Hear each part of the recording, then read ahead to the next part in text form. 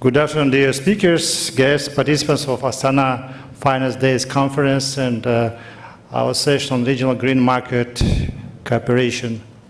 First of all, I would like to thank the sponsors of the conference, ENG, Chevron, Visa, Huawei, China Construction Bank. Now let me introduce our speakers, Mr. Marcel Horvat, Executive Directorate of International Relations, Magia Nemzeti Bank, and Maria Hadjieva, Vice Chairperson Agency of the Republic of Kazakhstan for Regulation and Development of Financial Market, and Mr. Anvar Abdraev, President Union of Bank of Kyrgyzstan, online. But before I turn to the speakers, I would like to give the floor to His Excellency Mr. Baghdad Amreev, Secretary General of the Organization of Turkic States. The Organization of Turkic States is an effective platform for interaction and attraction of investment in the region. Baghdad Kultash, the floor is yours.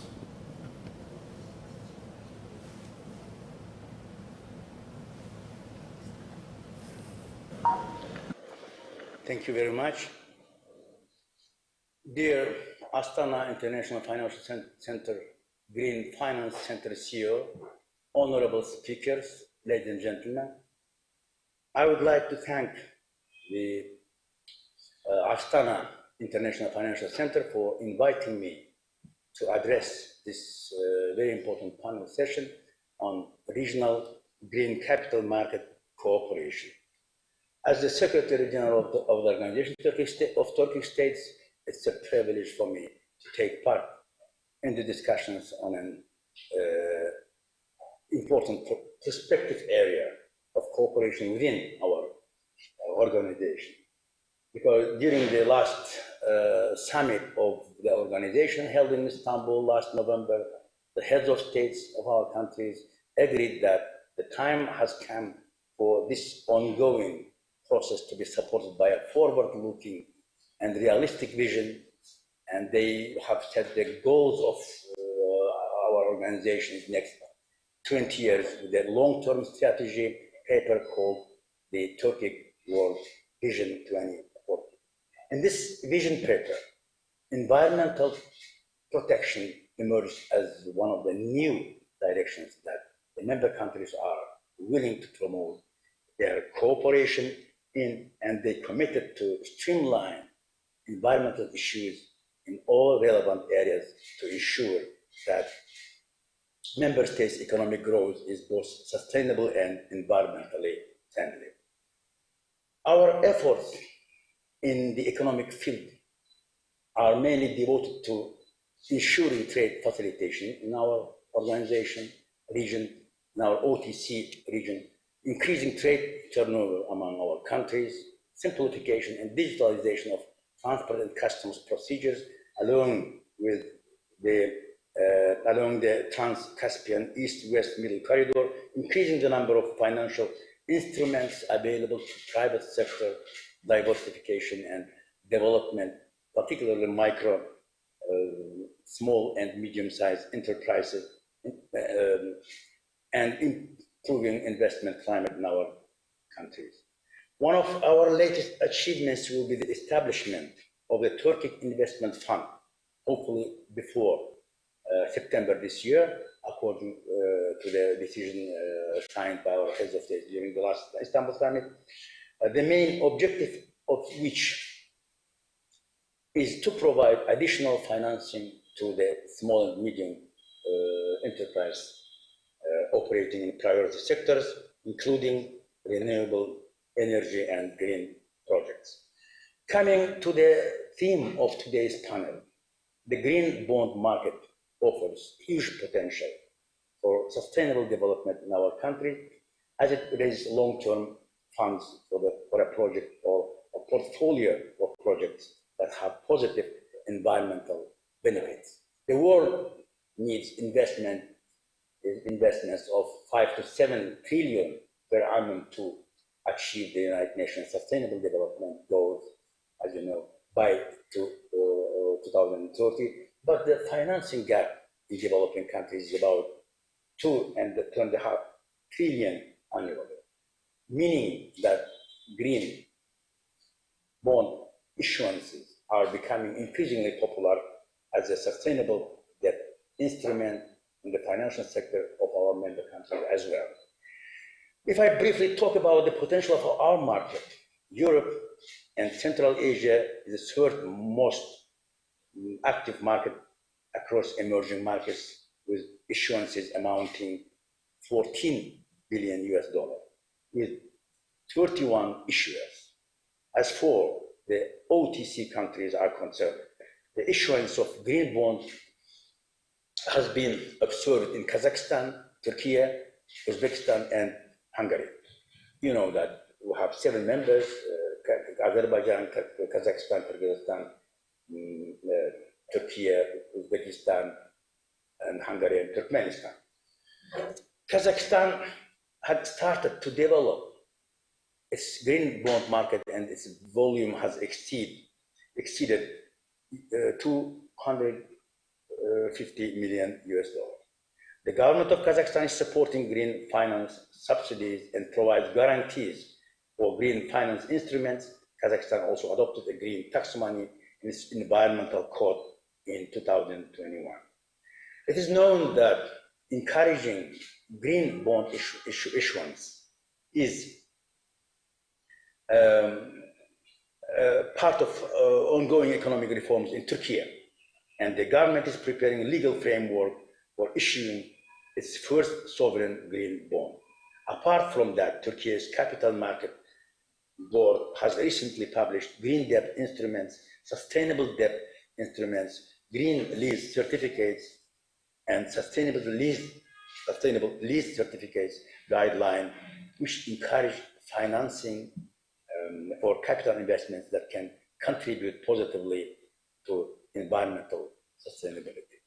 On October 4, 2019, the presidential decree approved in Uzbekistan the strategy for the transition of the Republic of Uzbekistan to a green economy for the period 2019-2030. In March 2021, UNDP and Ministry of Finance of Uzbekistan signed a memorandum of understanding to support accelerating SDG financing reforms in the country, integrate sustainability considerations in the public borrowing process. Hungary was in the top 3 issuers across emerging markets and a new entrant in 2020 in the green bond market, with sovereign issuance amounting €1.5 billion. As I mentioned, there are individual efforts of our countries towards the issuance of green social sustainability and sustainability-linked bonds, the creation of proper legal framework, as well as green taxonomy.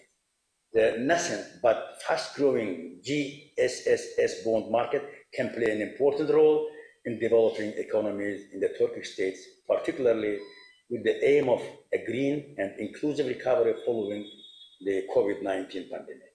At the same time, we believe that the OTC can play an important role to lay out the multilateral framework in this direction.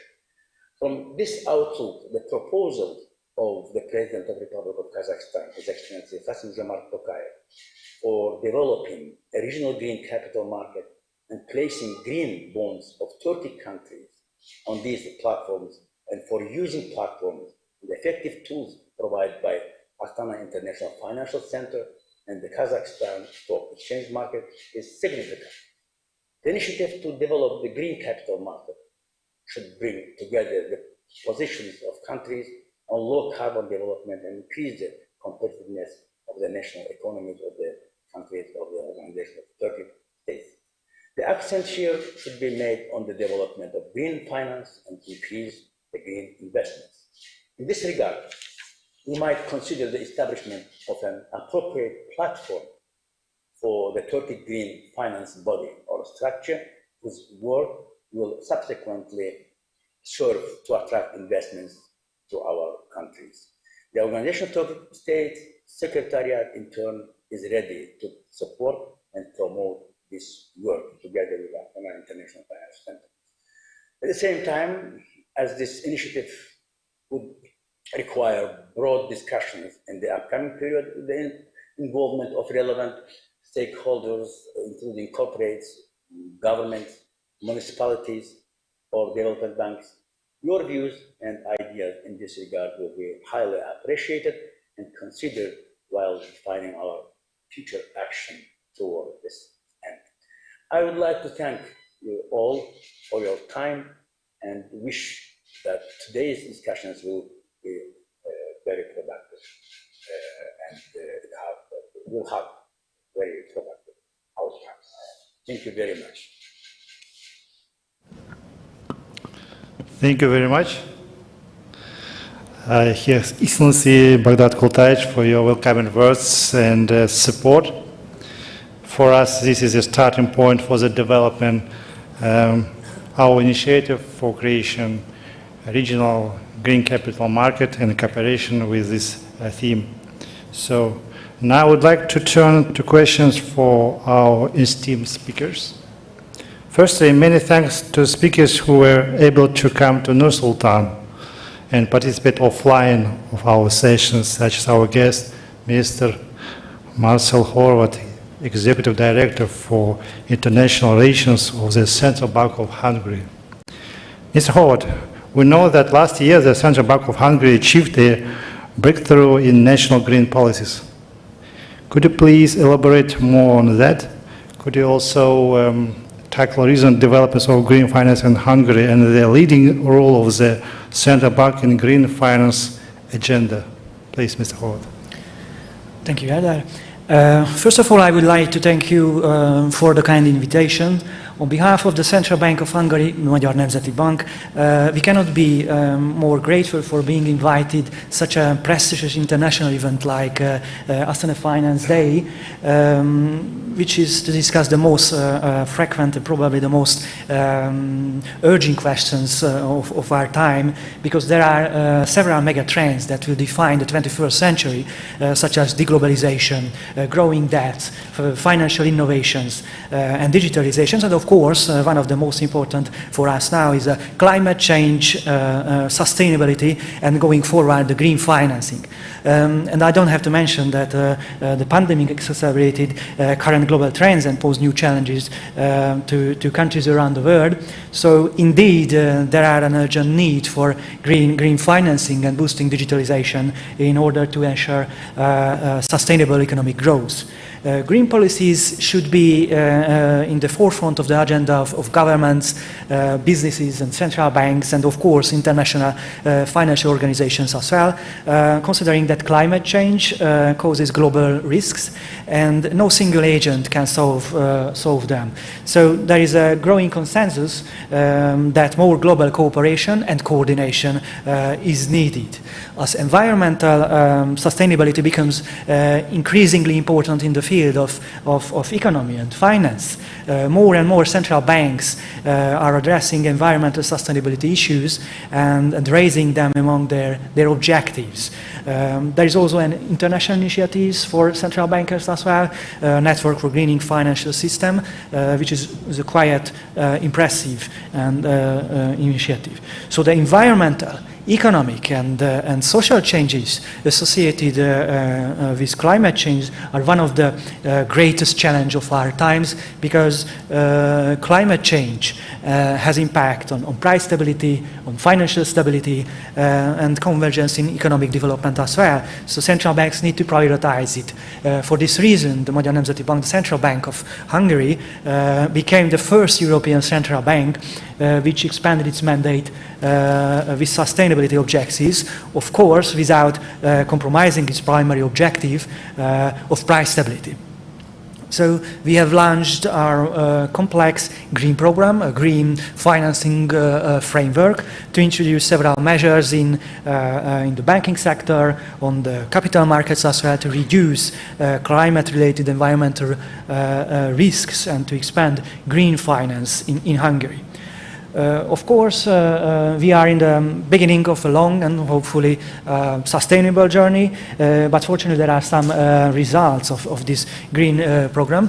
For example, we have launched our preferential capital requirement programs to help institutions to identify new climate risks and green banking balance sheets, encouraging financial institutions greener operation.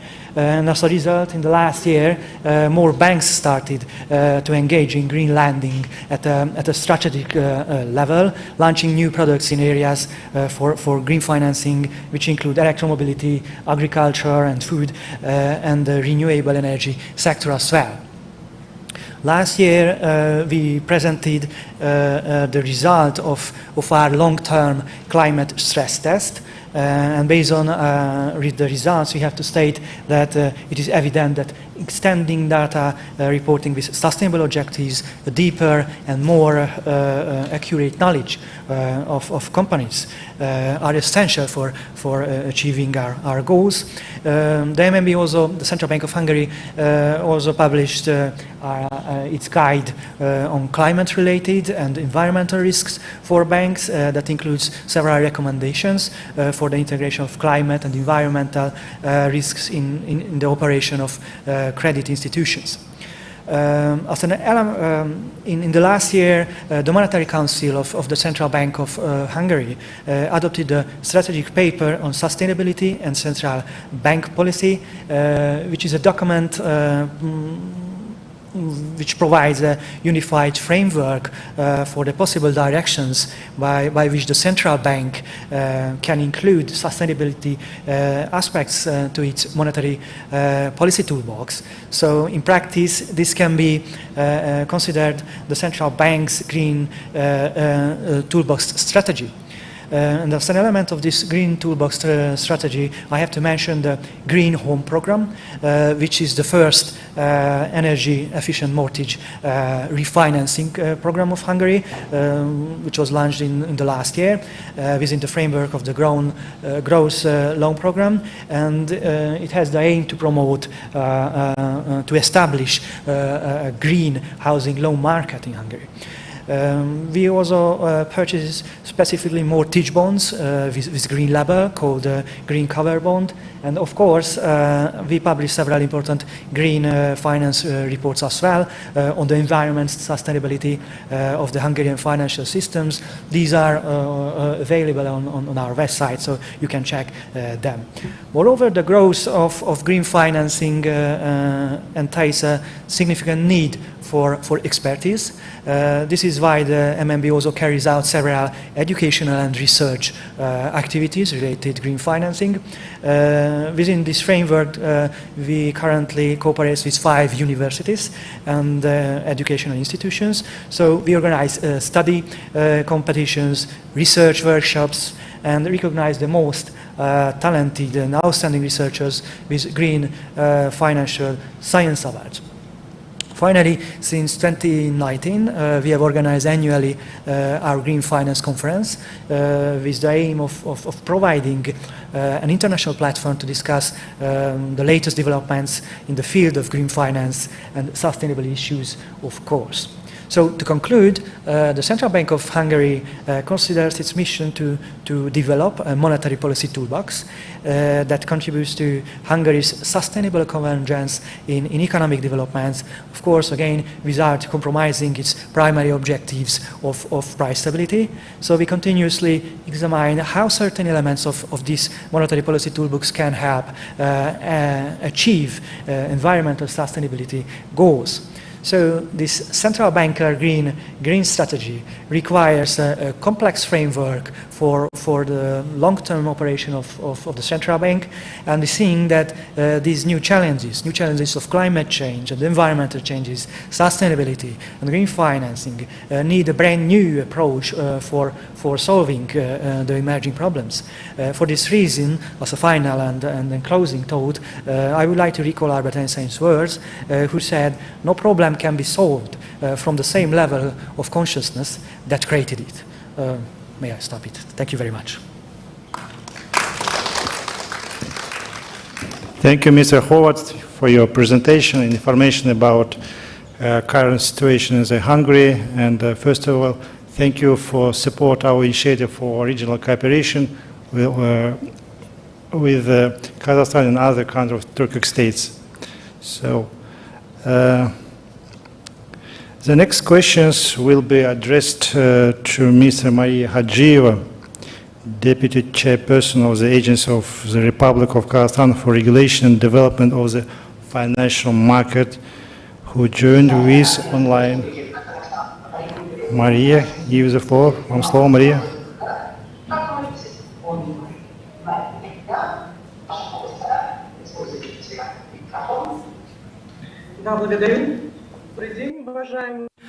Good afternoon. Let me welcome the participants of the conference on behalf of the Agency for Financial Regulation and express my appreciation to organizers for invitation to this Congress. For Kazakhstan, entering the low-carbon economy is just a demand and one of the most important government policies. According to the assignment of the president of our country, we developed strategy on reduction of the GHG emissions from 110 million tons to 60 million tons by 2060. What we need to achieve this goal? Since 2022 to 2060, we presume 400 million USD for implementation of this strategy, and key role on redistribution of the financial resources and green finance would be needed. If we talk in general, markets of green capital in 2021, the global volume exceeded 500 billion USD. And our market for sustainable financing just is growing more and more. And the market of green bonds related to sustainable development comes already to 250 million USD. We as a regulator play our role and carry out the main task to develop the regulations, legislation, and to redirect the financial resources to development of tools and instruments of sustainable development. In Kazakhstan in 2021, we adopted environmental code and introduced the domestic green taxonomy. At that time, for the first time, we heard the notions of green credits, green financial instruments. And the agency, in its turn, in order to implement this code, adopted a number of bylaws that ensures issuing of financial instruments related to green financing, social development, and not long ago, 2 weeks ago, the parliament adopted a law on regulation of the insurance and securities. And Kazakhstan, within the framework of these bylaws and the law, starts to issue the green bonds, which is in compliance with the international market. And this is now our key goal for providing such kind of instruments to the market. Kazakhstani companies are provided with the opportunity to use as benchmark the domestic green taxonomy as well as the global standards for sustainable environmental development. And Kazakhstan, in order to attract different sponsors, have quite flexible tools. And in order to use these funds for the goals and to offer the green bonds, we establish the need to do assessment or appraisal stage by stage. And in the first stage, as you know, we verify the project to be in compliance with the green taxonomy and in compliance with the international standards. In the second stage, any green project should be verified. With the lack of the organizations that could provide the external appraisal, the agency would establish the relative list of bylaws that would include the list of verifiers or verifying organizations. And today, we use CASE for that, and we need to note about the active role of the Green Finance Center that now becomes the main priority in Kazakhstani market, and one of the first provided this external appraisal to green projects. Also important task of the financial regulator is ensuring the long-term sustainability of the financial organizations. For that, we were the first in the region who started management of financial risks for financial organizations, including domestic risks. In this part, we very proactively cooperate with AFD and with the European Bank for Reconstruction and Development, and we finish development of roadmap for financing the green projects. Within the framework of the roadmap, we envisage a number of key steps, and this would be approval of the business models for financial organizations and the management system, as well as corporate governance. In order to supervise all this work, we ensure monitoring of ESG, as well as the operations related to higher risk also will be monitored. And within the framework of supervision, there will be also stress tests to be done, and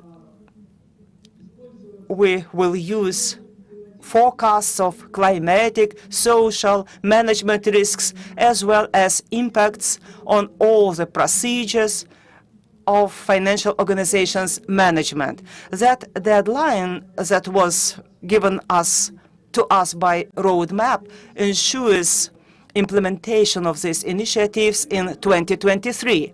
The second step will be development of recommendations for financial organizations on information disclosure for all the risks-related activities, and disclosure principle for international organizations will be done by the task force that works in the G20 framework, global initiative on reporting, as well as recommendations of the Council for the standards of financial reporting and statements. Such recommendation will ensure information disclosure, whether these are in compliance with ESG, and information will be both financial, environmental, and in the first stages, such kind of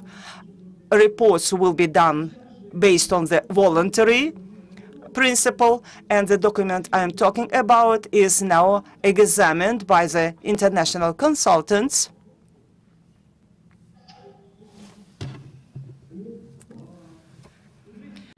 And now we are guided by the international standards, and 140 companies of Kazakhstan are publicly reporting about their sustainable development. Among them, there are 5 banks of the second tier, including Narodный Bank, Sberbank, Bank of Development of Kazakhstan, and 2 others. In the second stage, related to financial statements disclosure and compliance with the principles and requirements of the legislation on system risks management, we think that all financial organizations will do it in a mandatory form, and it is impossible without capacity building and acceleration among the representatives of the financial market. In this regard, the agency cooperates actively with the international financial organizations. We conduct activities on awareness increase with involvement of the financial organizations. In particular, not long ago, there was a number of activities conducted in Kazakhstani stock exchange. There were online conferences for Kazakhstani issuers, where more than 100 issuers of Kazakhstan participated, and international players like EBRD, ABD, as well as World Bank. And last week, we also had another event on issuing the sustainable social green bonds to finance the green projects in real sector of economy. This program is implemented by AIFC together with the Embassy of the Netherlands. In the training, about 35 companies from real sector of the economy of Kazakhstan participated, and it was funded by the fund. Additionally, the agency, in cooperation with the international organizations, will continue to conduct activities to increase the awareness among the financial organizations on ESG tools, how to use and implement them. Certainly, we keep track of the activities of our colleagues from the Turkish Council as far as the issues of sustainable development and impact of our on our economies from the climate change. I think that this requires the coordination of all our activities by regulator and other stakeholders. As for today's session, it is just devoted to be on the same page and to understand at what point we all are together and each of us individually. Let me express appreciation to the participants of today's panel session. Thanks a lot for listening to me. I have finished. Спасибо, Мария Жамаловна. Thank you very much, Maria Zhamalovna. We need to say that recently, maybe during the last year or more, the serious support to the green capital market was provided by the agency. And when we heard the presentations from Mr. Howard as well as Ms. Hajiva, we see that countries did a lot of progress in this regard. And the idea of Mr. Koltai was to provide the support to all sustainable support to organizations. The next floor is given to Mr. Anvar Abdrayev, the president of the Union of Banks of Kyrgyzstan. And we very closely cooperate with the Union of Banks of Kyrgyzstan, and recently we established the joint daughter company, CFC Bishkek, and Mr. Horvath and Ms. Hajiva already mentioned that we need to provide the support to our friends, to our colleagues from Kyrgyzstan, and that's why, Mr. Anvar, the floor is yours. Thank you very much for the provided floor. Thank you very much for speaking. Unfortunately, I wanted to speak offline and come to Astana, but some circumstances did not allow me to visit Astana. But I think that this is not the last event where we can talk together, and maybe all our countries will actively meet each other and promote the green bonds market, and we will see each other. And I liked very much all the information that we already heard, and I think that we have some certain aspects that we can share with the participants of the current panel session.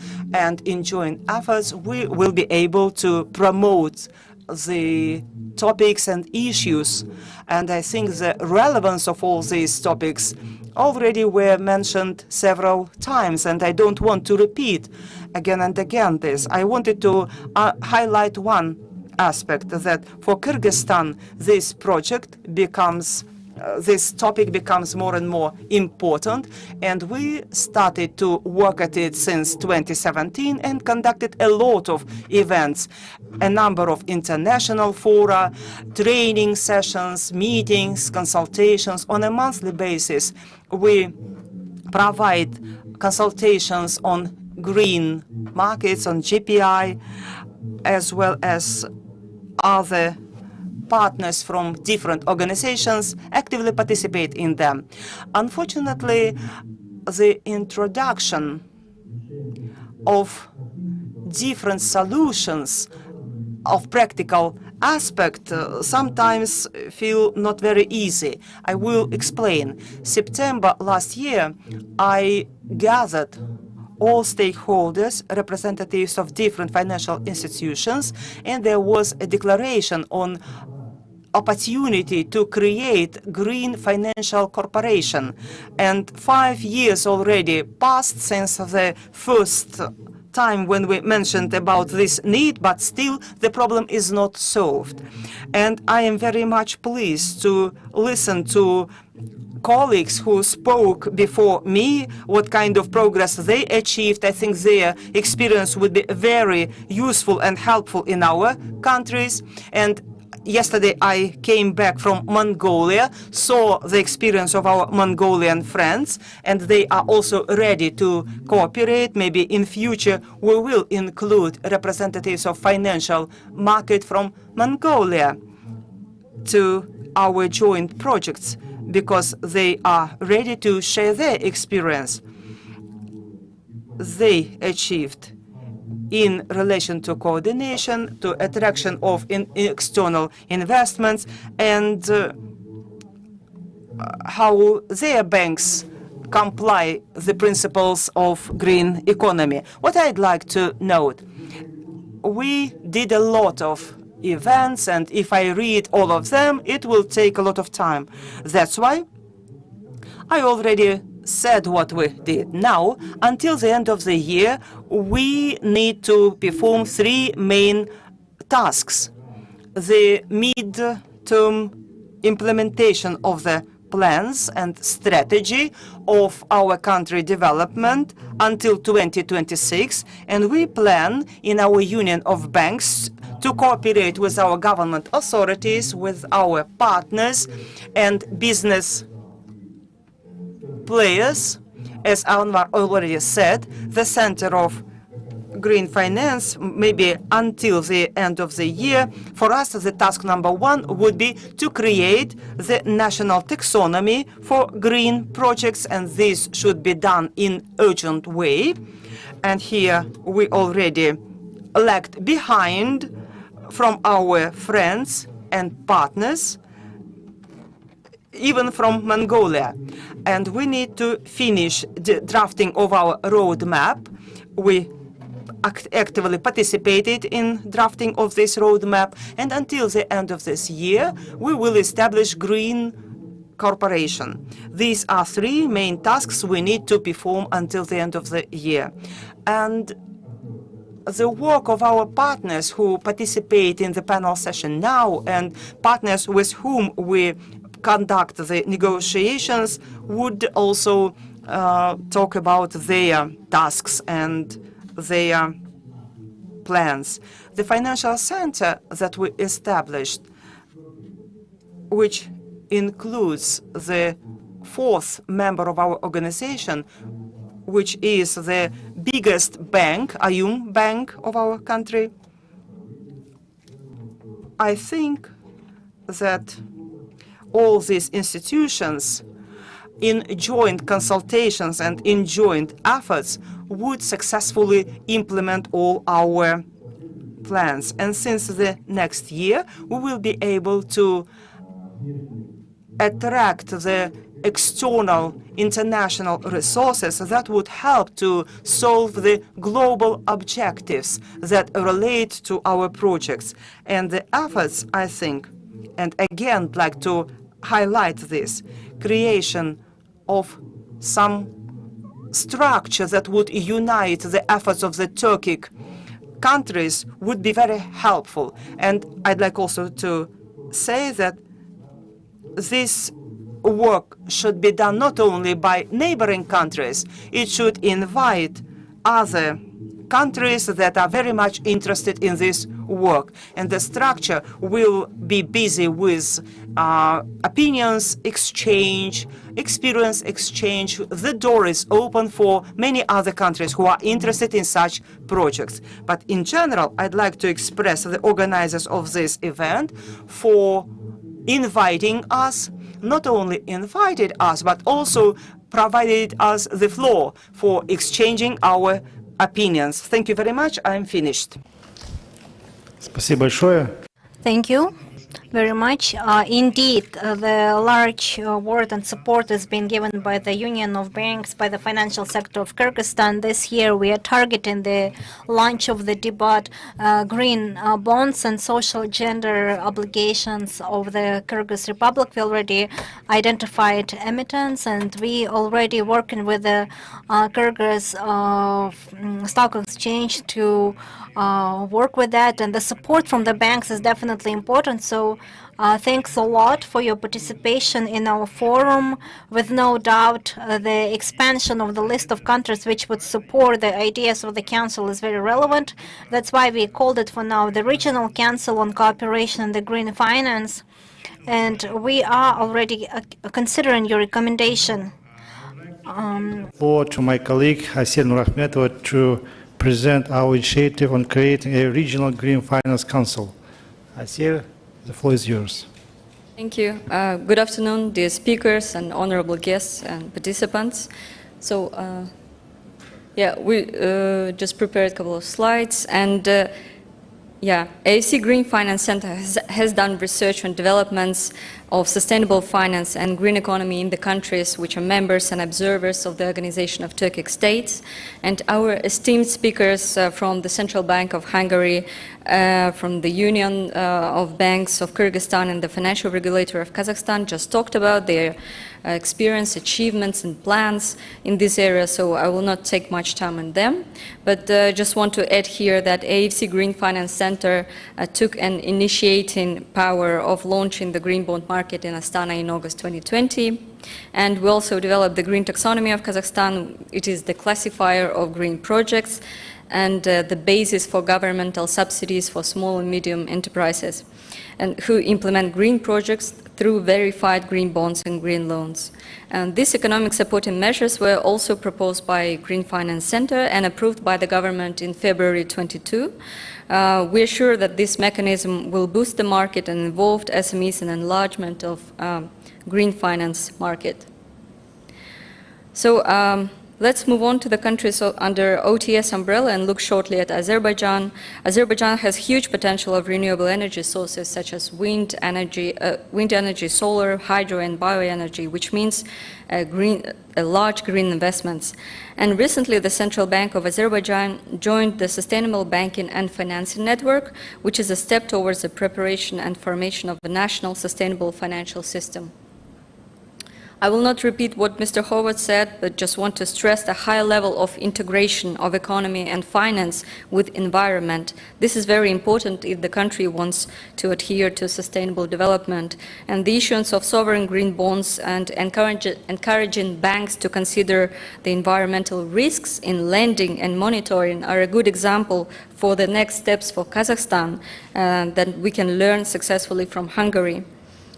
And Kyrgyzstan has a huge potential in hydro. Yeah, sorry, I skipped. Yeah. Kyrgyzstan has huge potential in hydro and solar energy generation. Considering a relatively low level of emissions, it has a perspective of achieving net zero and attracting green investments in a very nearest future. Turkey is considering a debut issuance of sovereign green bonds and has drafted the Banking Sustainability Guide and Guide on Green Debt Instruments. We'll see how it goes further and would like to work with Borsa Istanbul on opening the green bond segment, as it is the largest stock exchange within OTS countries. Turkmenistan works closely with international development institutions, UN agencies and Green Climate Fund, and the main goal is made on adaptation projects. Uzbekistan has become one of the first countries in the region to issue sovereign SDG bond. It is an important step forward in the country's commitment to achieve sustainable development goals and a major advance for sustainable finance development worldwide. We have common adaptation projects with Uzbekistan and Kyrgyzstan on ecotourism, water protection and the RLC. Based on what I've said, from the country's perspective, we see that we have common goals on achieving carbon neutrality, implementing Paris Agreement, green projects, attracting investments. So we came to an idea and was supported by the Organization of Turkic States of establishing a regional council on green finance with participation of institutions that you see on the screen, such as Financial Regulator of Kazakhstan, Central Bank of Azerbaijan, and additionally Ministry of Economy of Azerbaijan, Central Bank of Hungary, Union of Banks of Kyrgyzstan, Capital Markets Boards of Turkey, Ministry of Finance and Economy of Turkmenistan, and Ministry of Finance of Uzbekistan. We see the Council's goals as setting up the climate agenda, which means joint development of strategic or conceptual documents, standards or principles, and common ground taxonomies. The second goal is jointly working on promotion of sustainable finance for attracting investment. For this purpose, we propose to build a common projects portfolio and speak about our cooperation on a regional ESG forum. And the third goal is capacity building. It is always important to build an expertise and train new specialists if we want to succeed. To facilitate countries' activity, we propose to have a secretariat with the functions that would normally include arranging the annual meetings, do some preparatory work such as analysis of the current situation, identification of gaps, drafting work plans and other documents mentioned before, organizing a forum and building a portfolio projects, collecting successful cases and including them into annual report. For all these functions, we would like to propose AFC Green Finance Center for the initial period of time, because we are a platform to joint development and promotion of sustainable finance in the region, and we'll be happy to work with the Organization of Turkic States Secretariat, and I would like to thank His Excellency Baghdad Amreev for his support. And we can help with strategic and business consulting on sustainable finance, advising on creating a regulatory framework and introducing legislative norms in support of financial market, development of innovative solutions with partners for sustainable development, and providing full support for issuers of green and social bonds. We are also #1 in Global Green Finance Index in the region of Central Asia and Eastern Europe. As of today, the center is the only institution in Central Asia accredited by 2 major international organizations, the International Capital Market Association and Climate Bonds Initiative, that develop the principles and taxonomies of sustainable financing in the world. What we see as the next steps are defining the relevant institution in each country. I think that current participants will be the initial members of the Council, and they can propose other institutions, and as it was also proposed by the Union Banks of Kazakhstan. And during the summer and autumn, we'll draft the Council statute and declaration or another type of founding document and try to approve with all members. And in optimistic approach, we could target the end of this year for the establishment of the Council. So I will stop here with the hope for your support, dear speakers and honorable guests. Thank you. Thanks, Asil. It's only our draft, our vision project, so I would like to hear the opinion of all the speakers. Possible comments on our initiative for create a Green Finance Council. Maybe His Excellency Baghdad Kultavich start, share opinion. No? Mr. Howard? Please, your opinion.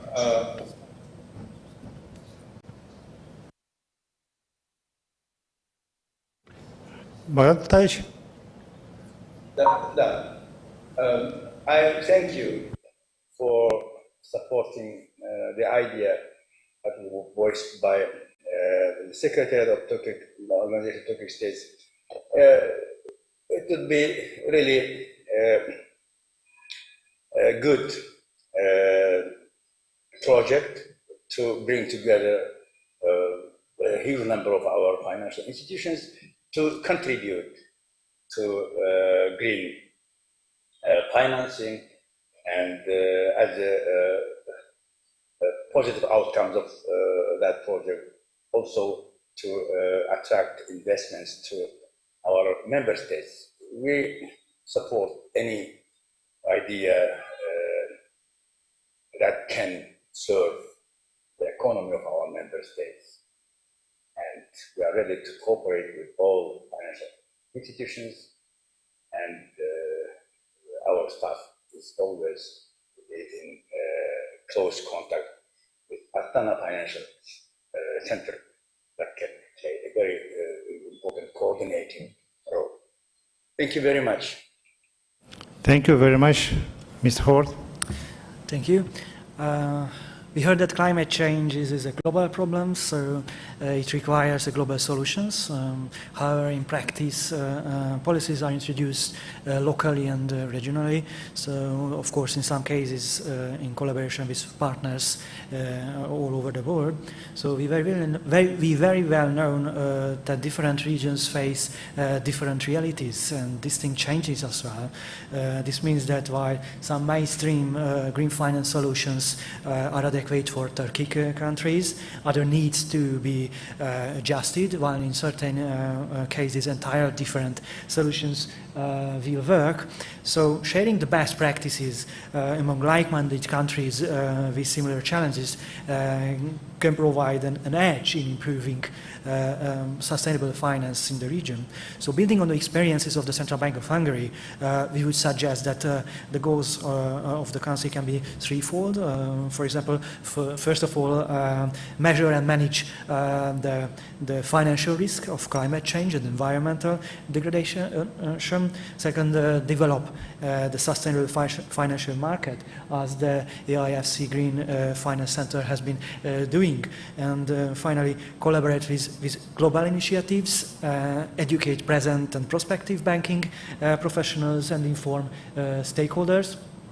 So finally, as I mentioned before, we have previously organized Central Eastern European Green Finance workshops for banking supervisors in the region, offering a platform where representatives of the region's central banks can come together and share their progress, share their best practices. And a similar initiative, I mean workshops for the Turkic countries, could be a productive way to implement knowledge transfer. And the MNB, the Central Bank of Hungary, of course, has open to provide capacity building this kind of workshops with together the Council of the members.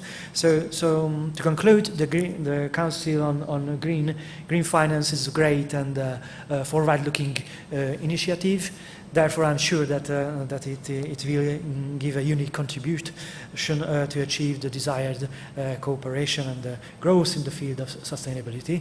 And so we are continuing to participate in, and we will check if whether other institutes from Hungary can join this initiative as well. Thank you very much.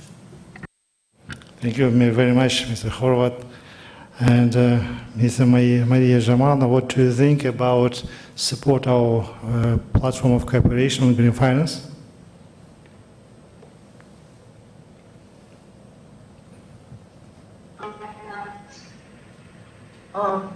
Потенциал этого рынка.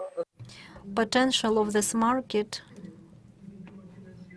of the green finance for sustainable development. In this case, the main important thing is to explain to our investors, to our emittents, how important it is to move in that direction, not just from the financial point of view, but also from the point of view of the resolution of the social objectives and further promotion of the sustainable financial principles. And most importantly, it is to concentrate on the current stage and identify clearly the principles and implement them in the internal legislation of our countries, and create some general framework, platform to implement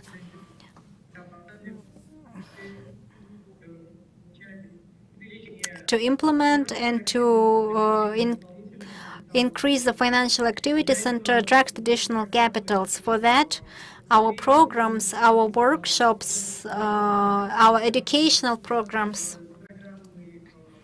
our programs of participation of the Turkey Council would be interesting to use to the large degree. And as part of those programs, on a regular basis, we could provide not just information about regulators, but also about current condition and about how these plans are being implemented, which were defined as part of the programs and other projects. I think it is necessary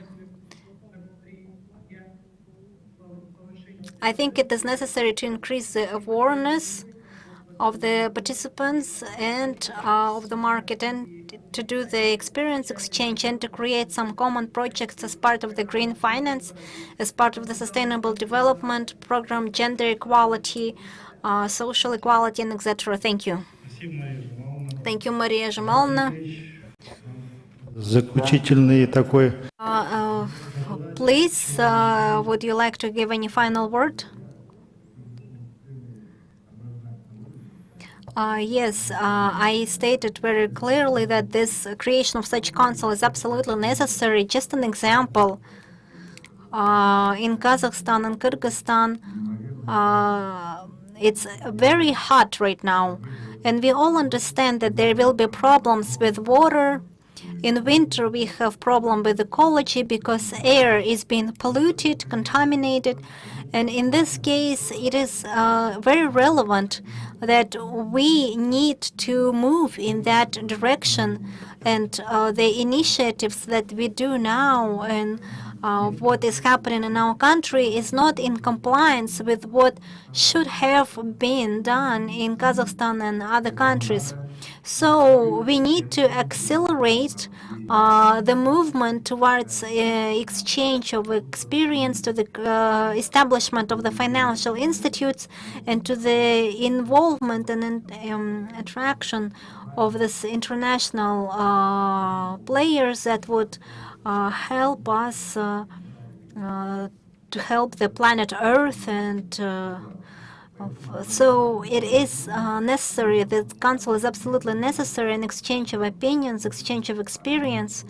It should be done with a close connection. What else? I also mentioned that the council should be open for everyone, because Mongolia has a great experience. Chinese Republic has enough financial resources, and they are the closest neighbors, and at this very moment they are with us. So we should definitely promote this.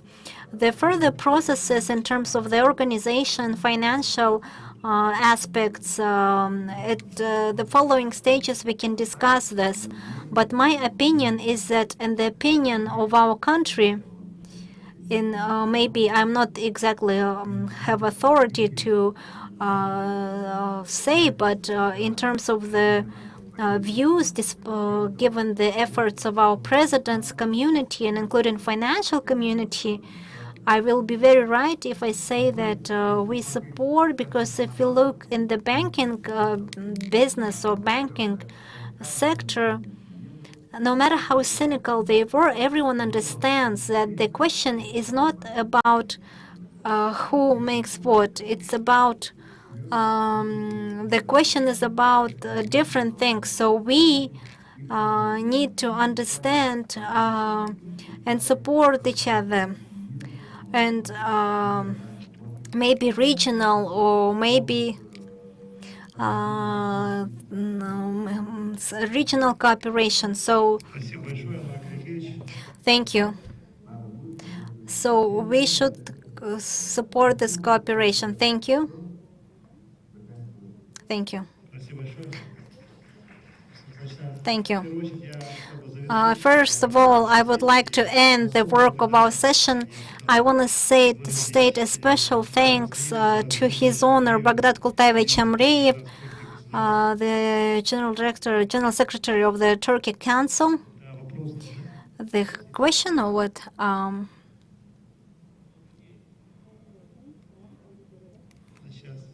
One second.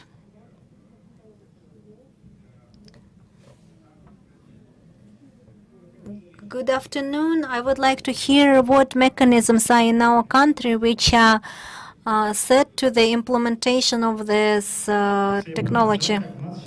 Okay, we have next session that will be dedicated to this topic, the section on creation of a national platform, where we will discuss the approaches of the largest big players in the financial technologies. So I will end today's session. Baghdad Kultayevich, thank you for having this initiative. All the speakers, thank you. Maria Jamalna, thank you. Good luck to all and have a good day. Thank you.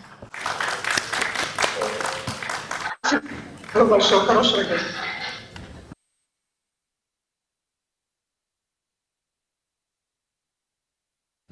Коллеги, через 10 минут начнется следующая сессия. In 10 minutes, the next session will start. ERG әлемді осындай ресурстармен қамтамасыз етеді. ERG кәсіпорындары әлемнің 15 елінде жұмыс істейді. Қуаты кәсіпорындардың дені Қазақстанда шоғырланған. Компанияның соңғы 5 жылда елдің жалпы ішкі өнімге қосқан үлесі 5 триллион теңге. Қазақстандағы жоғары маркалы бастапқы алюминий және глинозем өндіретін алғашқы және жалғыз кәсіпорын ERG құрамында. Электр энергиясының 17%-ын ERG-дің электр энергетикалық активтері өндіріп тұр. Шетелге өнім өткізудің негізгі нарықтары Европа елдері, Қытай, Ресей, Жапония. Осы жетістіктердің барлығы біздің қызметкерлеріміздің еңселі еңбегінің жемісі. Компанияның басты құндылығы адам. ERG жердің және адамзаттың әлеуетін ұқыпты пайдалана отырып, өзіне сенім артқандардың өркендеуін қамтамасыз етіп келеді. We know it's going to take many forms of energy to meet the world's needs while creating a cleaner future for all. At Chevron, we're lowering the carbon emissions intensity of our operations, investing in lower carbon technologies, and exploring renewable fuels of the future. We work hard to care for the homes we love, but it's only human to protect the one we share. We know it's going to take many forms of energy to meet the world's needs while creating a cleaner future for all. At Chevron, we're lowering the carbon emissions intensity of our operations, investing in lower carbon technologies, and exploring renewable fuels of the future. We work hard to care for the homes we love, but it's only human to protect the one we share. We know it's going to take many forms of energy to meet the world's needs while creating a cleaner future for all. At Chevron, we're lowering the carbon emissions intensity of our operations, investing in lower carbon technologies, and exploring renewable fuels of the future. We work hard to care for the homes we love, but it's only human to protect the one we share. Chevron, in cooperation with the Ministry of Energy, has established the Chevron Direct Investment Fund Limited. This is a private equity type vehicle with the intent of investing in Kazakhstan's economy through various industries. These industries include, but are not limited to, manufacturing, works and services in oil and gas, digital and information technologies, and environmental stewardship. We at Chevron have a fundamental belief that energy enables human progress. We see this globally every day through the delivery of affordable, reliable, and ever cleaner energy to millions of people worldwide. Locally, through the CDIF, we see opportunities to invest in profitable and sustainable enterprises that will empower people and improve environmental responsibility.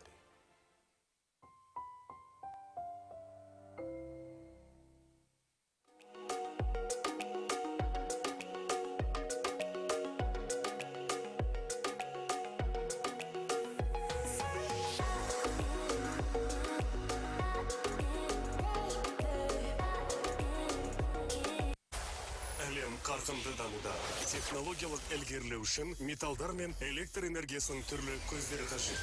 ERG әлемді осындай ресурстармен қамтамасыз етеді. ERG кәсіпорындары әлемнің 15 елінде жұмыс істейді. Қуаты кәсіпорындардың дені Қазақстанда шоғырланған. Компанияның соңғы 5 жылда елдің жалпы ішкі өнімге қосқан үлесі 5 триллион теңге. Қазақстандағы жоғары маркалы бастапқы алюминий және глинозем өндіретін алғашқы және жалғыз кәсіпорын ERG құрамында. Электр энергиясының 17%-ын ERG-дің электр энергетикалық активтері өндіріп тұр. Шетелге өнім өткізудің негізгі нарықтары Европа елдері, Қытай, Ресей, Жапония. Осы жетістіктердің барлығы біздің қызметкерлеріміздің еңселі еңбегінің жемісі. Компанияның басты құндылығы адам. ERG жердің және адамзаттың әлеуетін ұқыпты пайдалана отырып, өзіне сенім артқандардың өркендеуін қамтамасыз етіп келеді. We know it's going to take many forms of energy to meet the world's needs while creating a cleaner future for all. At Chevron, we're lowering the carbon emissions intensity of our operations, investing in lower carbon technologies, and exploring renewable fuels of the future. We work hard to care for the homes we love. Уважаемые коллеги, потихонечку. Distinguished colleagues, take your seats. And we have 2 panels in front of us, and that's why we need to be on a timely basis. Emissions intensity of our operations, investing in lower carbon technologies, and exploring renewable fuels of the future. We work hard to care for the homes we love, but it's only human to protect the one we share. We know it's going to take many forms of energy to meet the world's needs while creating a cleaner future for all. At Chevron, we're lowering the carbon emissions intensity of our operations, investing in lower carbon technologies.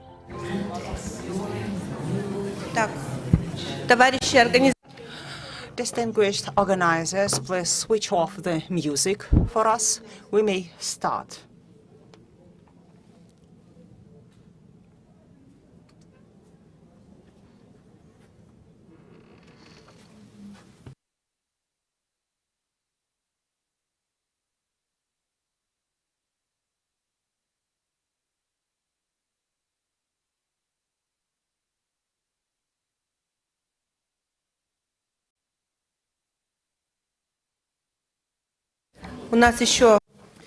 We have also online work, and don't think that we have few people in our room. We have a lot of participants in online, and regards to everybody.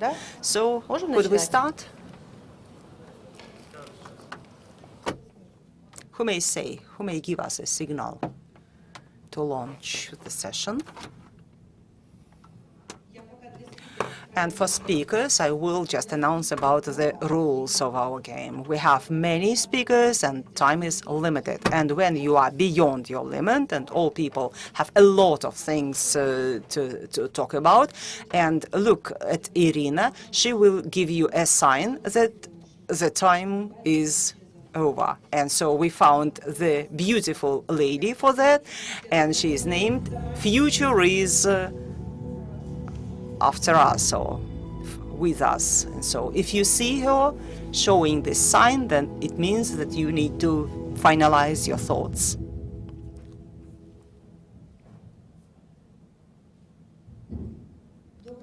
Good afternoon, distinguished ladies and gentlemen. Happy to greet you in our session devoted to creating of National ESG Club.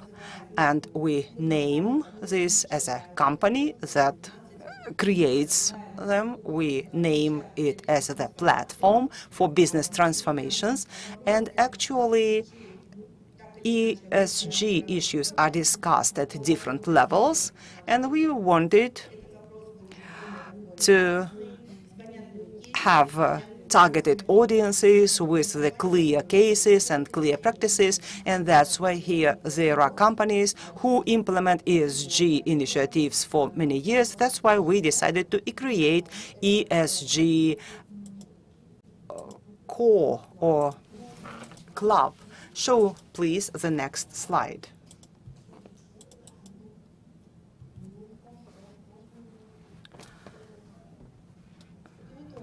This is not the slide I want to see. Cannot switch it. And can you see it?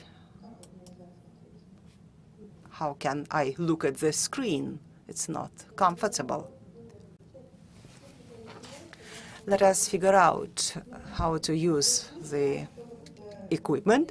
We think that ESG or sustainable development goals would be the goals for one company or for one state. These are key goals for each company, but each company would choose 5, 6, 7 goals that are closer to the company, and they would be striving to implement them. We'd like to connect here not only the companies but also the regions in order to have the practice for sustainable regions. And we invited the local government of Nur Sultan, the deputy Akim, Mr. Bekmurzaev. And if he didn't come yet, he would join us soon.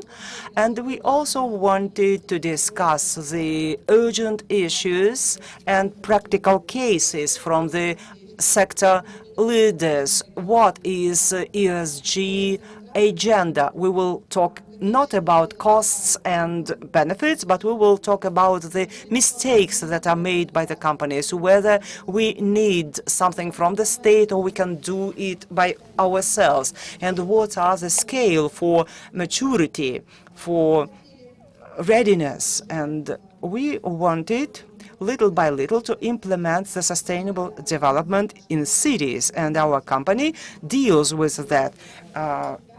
And best practices of New York, London say that the sustainable development policy should be implemented not only in the region, but also in the city, in the street, and this will directly impact on the health of citizens.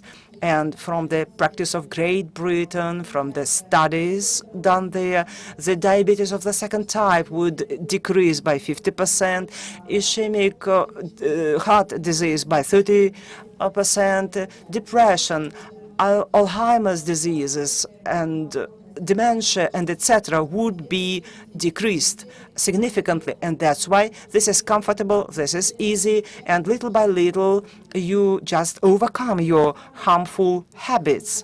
And also the best practices from USA shows that $1 invested in the infrastructure would save $3 of medical servicing. And we need to improve all these things, and this also should be included into the ESG agenda. This is future, and now we are in the second panel session, discuss the standards of green housing, whether we need them or will be enough to use the international standards. All companies that are named green offices, are they really green? And what are the support to financing? What are the cases launched? And what are the successful practices, impact projects? As far as we don't know this clearly. And little by little we will come to all these issues. And now I'd like to give the floor for the video welcoming the chairman of ASPIR, Mr. Irgaliyev. Please show us the video. Hello, distinguished participants of the forum. I am very happy to see all of you in our international event today. I wish success to all. And we think that at the level of the governments and states, the ESG strategies are developed in active way, and we evaluate all the risks that should be managed as well. Kazakhstan is the proactive participant of such kind of international activities, promoting the sustainable development goals and taking into consideration the requirements from the international capital markets. We in Kazakhstan implement ESG principles and follow all the principles at different fora, and many companies listed in Kazakhstani stock exchange publish their financial information. Public organizations adopt their own agendas, and we are aimed at developing the additional incentives for ESG standards that would be aimed not only at environmental agenda, but also at discussion of the economy in general. I think that this initiative on creating the ESG Club is timely and should become a platform for opinion exchange for all the issues, including the green finance attraction and implementation of green projects. That's why I support the establishment of this ESG Club, which should help us to implement the sustainable development of our country. I wish you productive work in this platform. See you soon. We were promised any benefits. We like this. It's good. And now, in order to start our discussions, let us give the floor to Mr. Aidar Kultayevich, the General Director of AIFC. What is our ESG Club? Thank you. Thank you very much.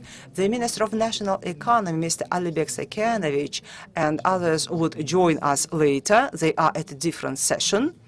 And let me see the presentation. Distinguished friends, thank you very much for joining us. And last year, we wanted, in October last year, to establish this club, and during 1 year, understanding of the market, understanding how it should be, changed dramatically, and the slides also were changed as far as we went away from creating a legal entity and creating ESG Club. We think that this is the club of the people who are at one page, who understand why we need transformation of businesses from the new perspectives. And now we are saying that the key values of the ESG Club would include platform for opinion exchange of the companies that participate in this club, and Kazakhstan should participate actively in the equal conditions in global initiatives. As you know, global companies adopt the reporting standards, reporting rules, and we also should adopt the same, but also should discuss them in the international arena. One of the main aspects would be front platforms for different projects that would help us to create new Kazakhstan, a new future. and this is not very comfortable to use the tribune. Motivation for the state. We think that it's time for the states to find a business or to make a business be members of the ESG Club. Kazakhstan is not only a country that is promoting to the carbon zero agenda, but also would like to invest in the ESG. And there should be a system of the human resources of new economy that could become the precondition for such kind of work, and reduction of the load on the government authorities. And we will be talking about the tasks that the president, the government should do their tasks, and businesses would solve their tasks by themselves without significant contribution from the government, from the president. And as I said, initiatives from the business and rules of game for ESG Club would be that business itself would say what comfortable conditions business needs, and we will try to help to create such kind of conditions. If we talk about the community, about the society, in some chats, people asked why in ESG Club there are no environmental experts. We say that this is social, corporate, and transparent responsibility. And we say that the club transforms not only the country, but also the mentality of the people that would decide everything related to the sustainable development. And we will be striving to help to create in the society a culture of ESG practice. And as of today, and the presentation is visible and seen by everybody, and many organizations sign memoranda without looking or without figuring out where they try to become members of. And all the members of the biggest countries have close understanding. Businesses are ready to get united in the tasks that help our country to find itself in the more comfortable market conditions. And here I again coming back, you see 19 companies, and there will be much more, and there will be a system of partnership and co-founders, and the companies that will sign today a memorandum on ESG Club establishment will take some part of the work with their personnel to cover this or that part of the ESG agenda. And this is certainly everything.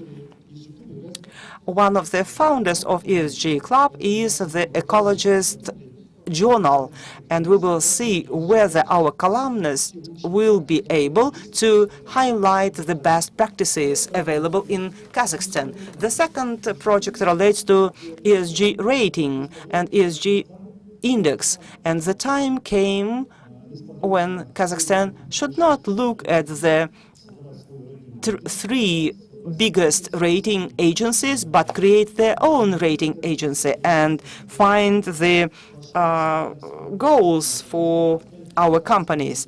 And this will be done by the members of the club. Club is open not only for co-founders, but for those who will share the work that should be done in joint efforts. Here there are very many items, and people offered the include urbanists, and Odbasi Bank can also create very beautiful project for themselves. And here there are many interesting aspects that would create the common picture, and we should not wait when the government finds us different games or game rules, but we may do this by ourselves. In general, we would like to say from the very beginning, what is ESG Club? This is a dialogue platform that creates mechanisms that could be launched. That's why in the nearest future, we will launch the same ESG regions. We know that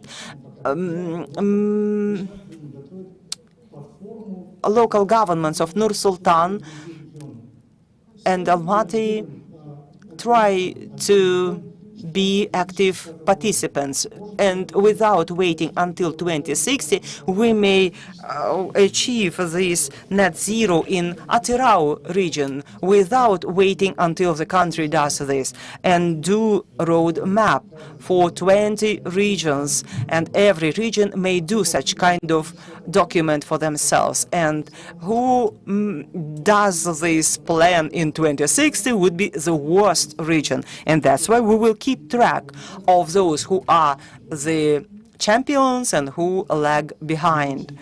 And we see ESG champions in the bottom of the slide. You may see a part to the projects which we can show. There is also ESG startup test. We need to give green light to the youth, to the creative startups who also offered their funds, their prizes for ESG startup young people. And in January 2023, we are planning to conduct ESG forum, and we need to form the position of Kazakhstan for announcing by him what we came, what progress we already have, and that's why Green Carbon Alliance is also being established, and together we may form the position of Kazakhstan for the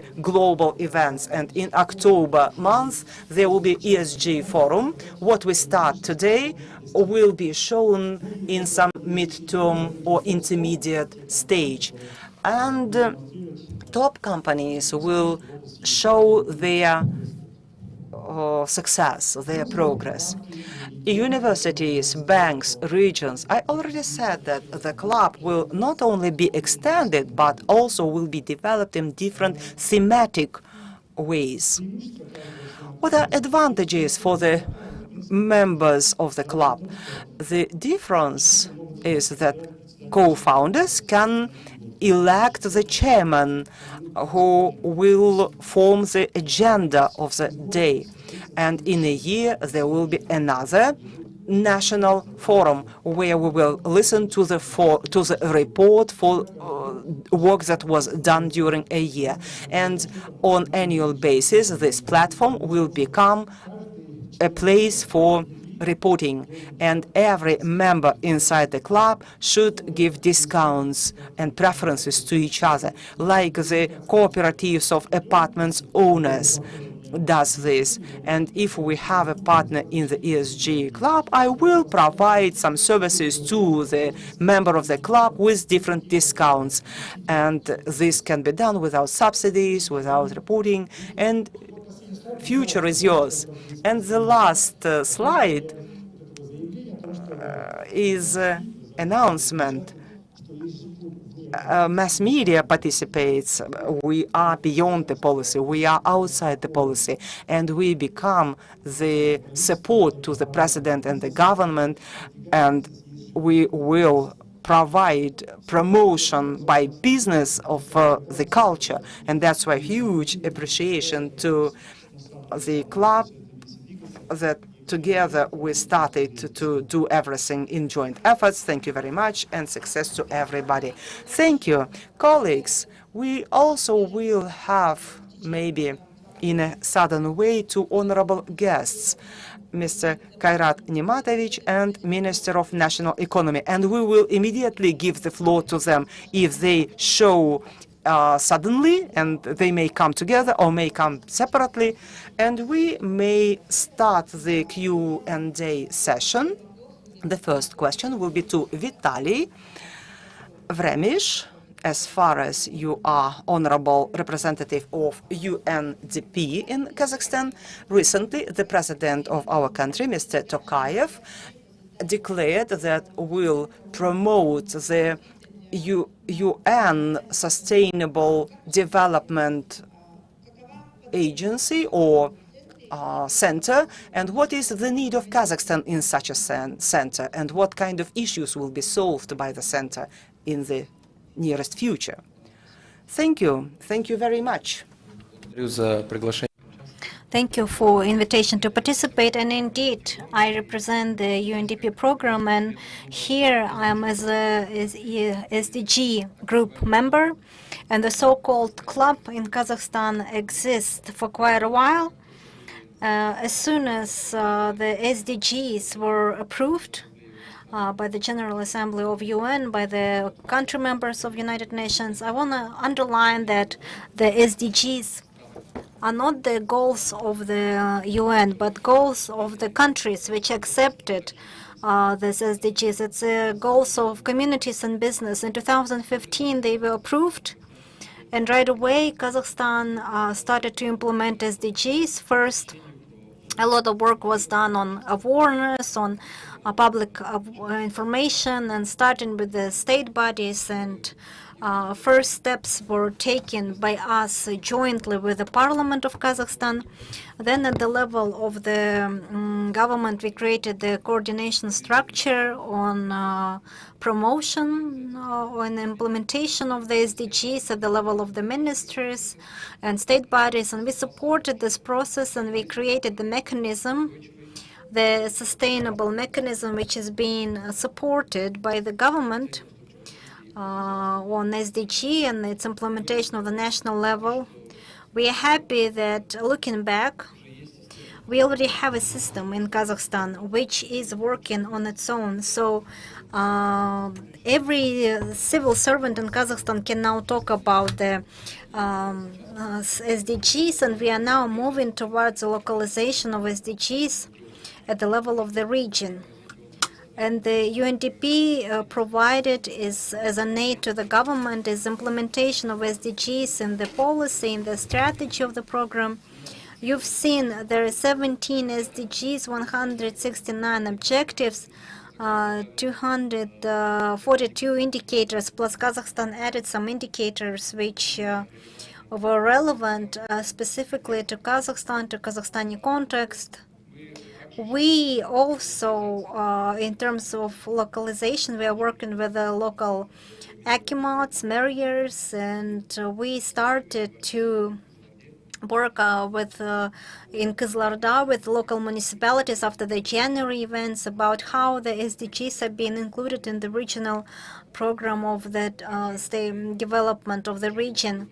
We also proposed consultation and to other regions. I also seen the presentation that there is a plan of the SDG Club to involve regions, involve local municipalities. That's why we are ready to provide our expertise with regards to the work of the business at the global business level. In the UNDP, there is a global hub in Istanbul, where there are specialists on the business about how to include SDGs to the business strategy, because there are some nuances there. In Kazakhstan, I'm coming to your question. I hope what we specifically did with regards to the business. And in the cities, we worked on the development of the strategy of the low carbon development. And I've seen that in your introduction, you also mentioned this as a very important item. First of all, we tested the tool of the innovative plan on how to involve investment to the private sector. Together with AFC and DAMU, we issued green bonds, which attracted the 500,000 USD to build a solar station. After that pilot, we had the placement of the EBRD and ADB. And together with partners, in the second session, there will be more detailed presentation with the partners such as DAMU Fund. We are promoting the investments in the energy effectiveness and the renewable energy, and it is an element of SDG or ESG. And right now, as of now, we have 37 SMG projects SMB projects amounted to 5.5 million tenge as part of those tools. And this year we relaunch this program to expand and diversify these tools. In 2020, together with the Ministry of Ecology and Big Furry, we had launched this project, and this is in terms of the biodiversity and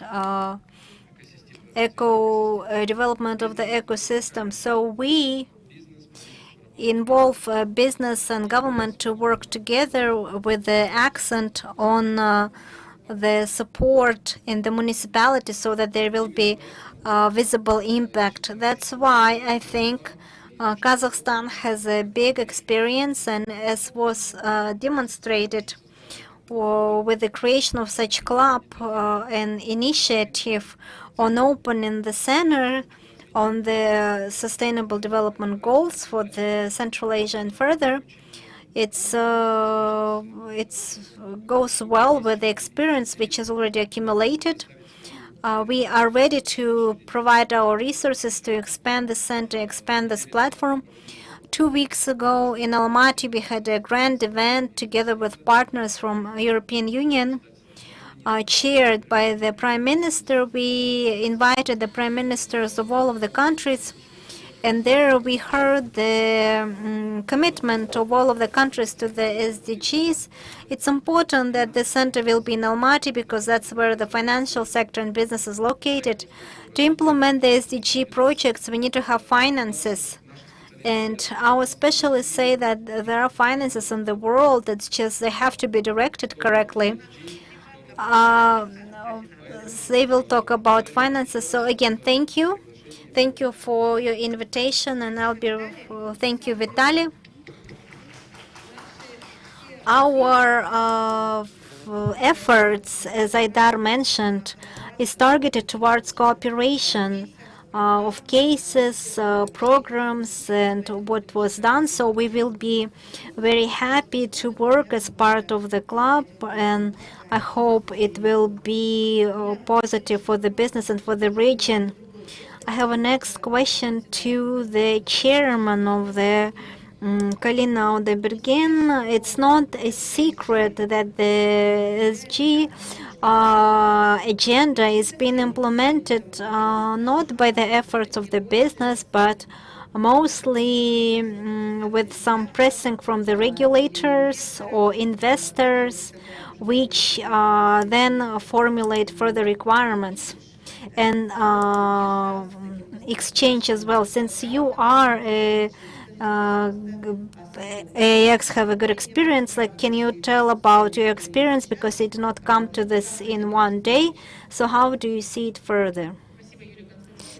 Thank you, Yulia Konstantinovna. Indeed, I wanted to say that with the approach that we propose, let's start our presentation. We show this tree. We want to say that in the June of 22 we have a tree, and we now need to construct the forest, and AX sets the tone and supports the business. As Vitaly had mentioned, the Kazakhstan had signed the SDGs, and we are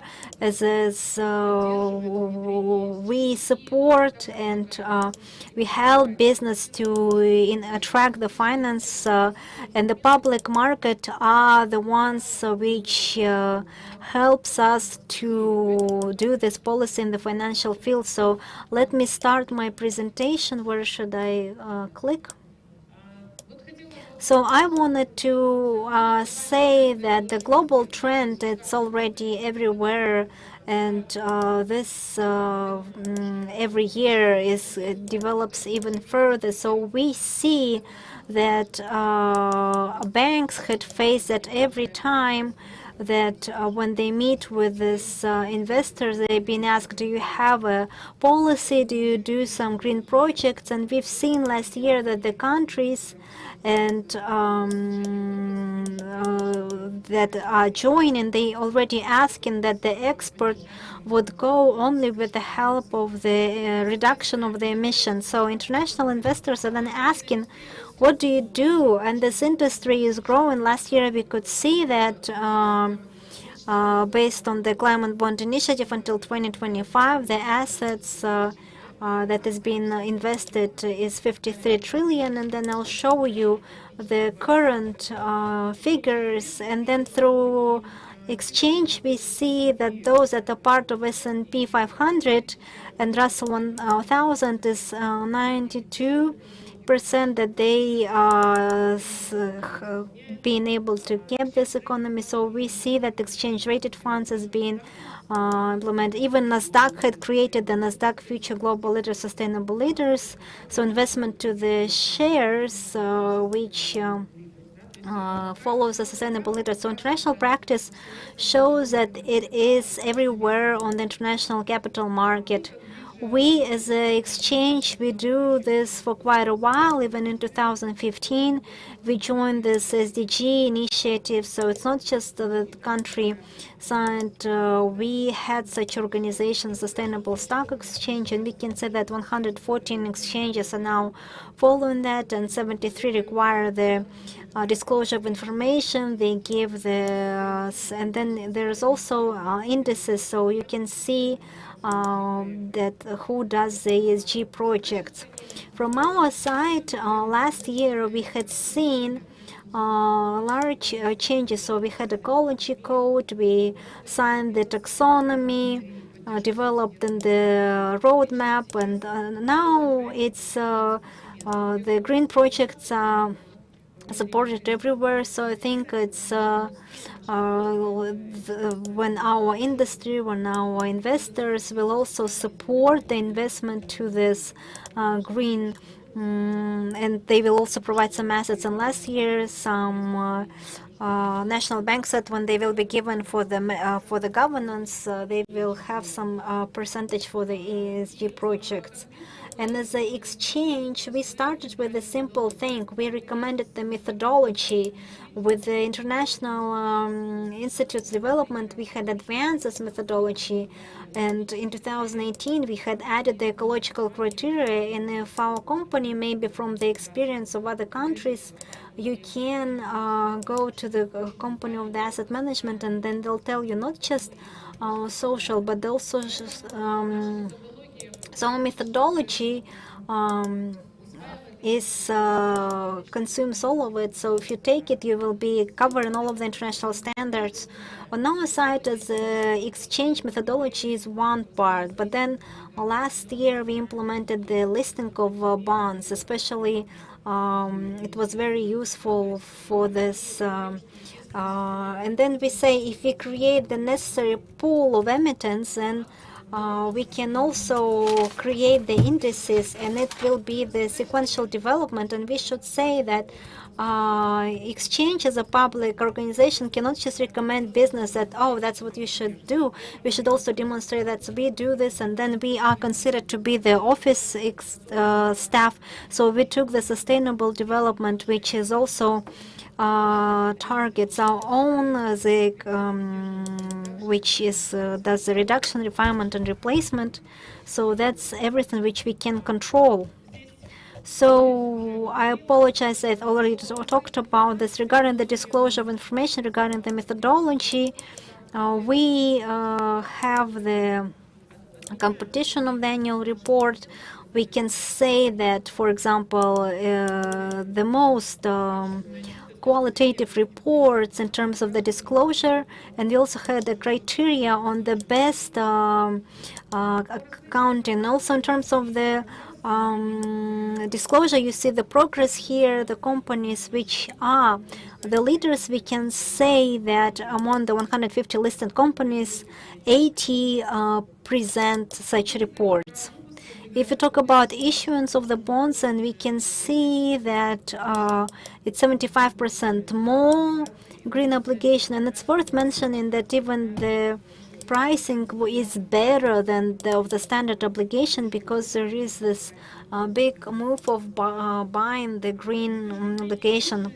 From this, the front runners here is, of course, the International Financial Organization, and you can see the Asian Development Bank had placed its obligations. So they finance a business that covers the support of the mortgage, support of the women entrepreneurs. Lizat will talk more in details.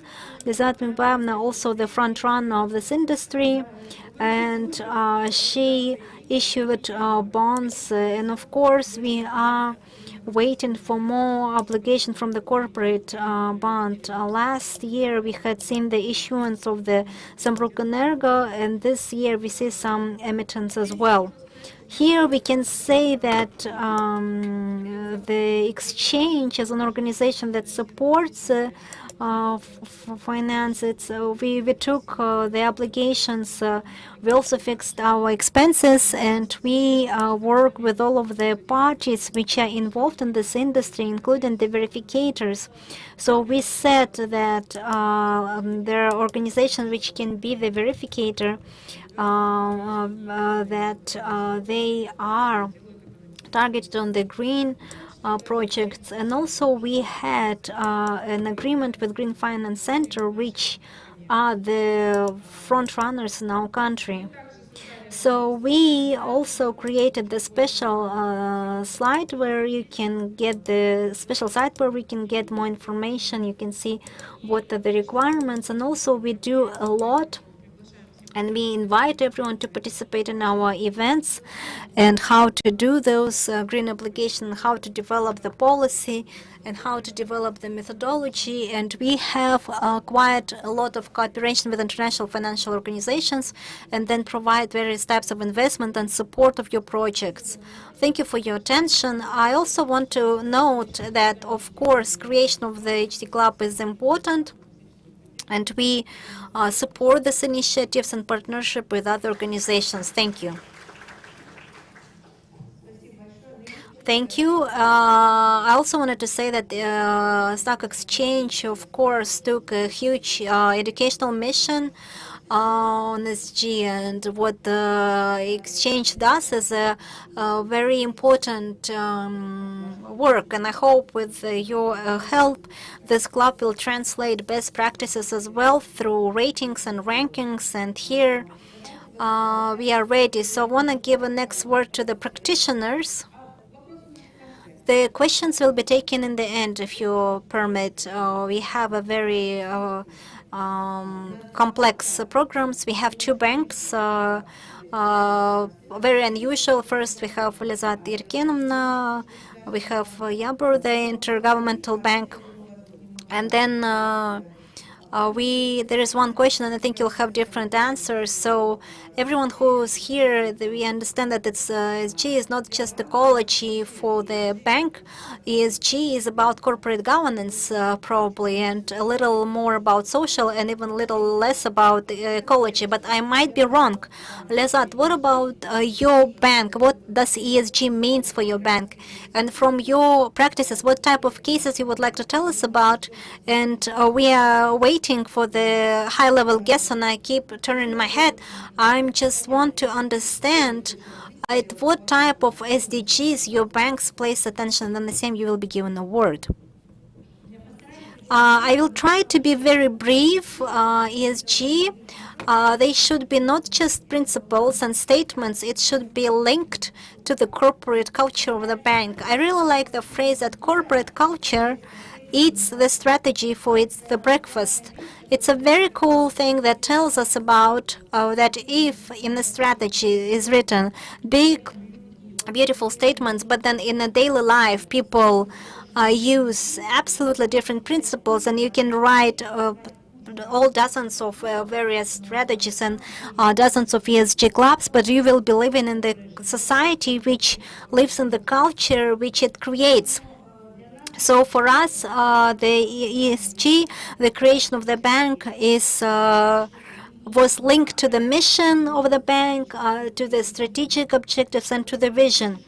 In 2016-2017, we had revised the mission of the bank, and we had done among our employees a discussion, and there were many things which are being offered in the quasi-governmental sector. It's usually mission of the bank is to provide the Kazakhstani families with the diversification of the economy and etc., and to create the economically active population among those that bring money to our bank and etc. So it's all of the standard for the state bank.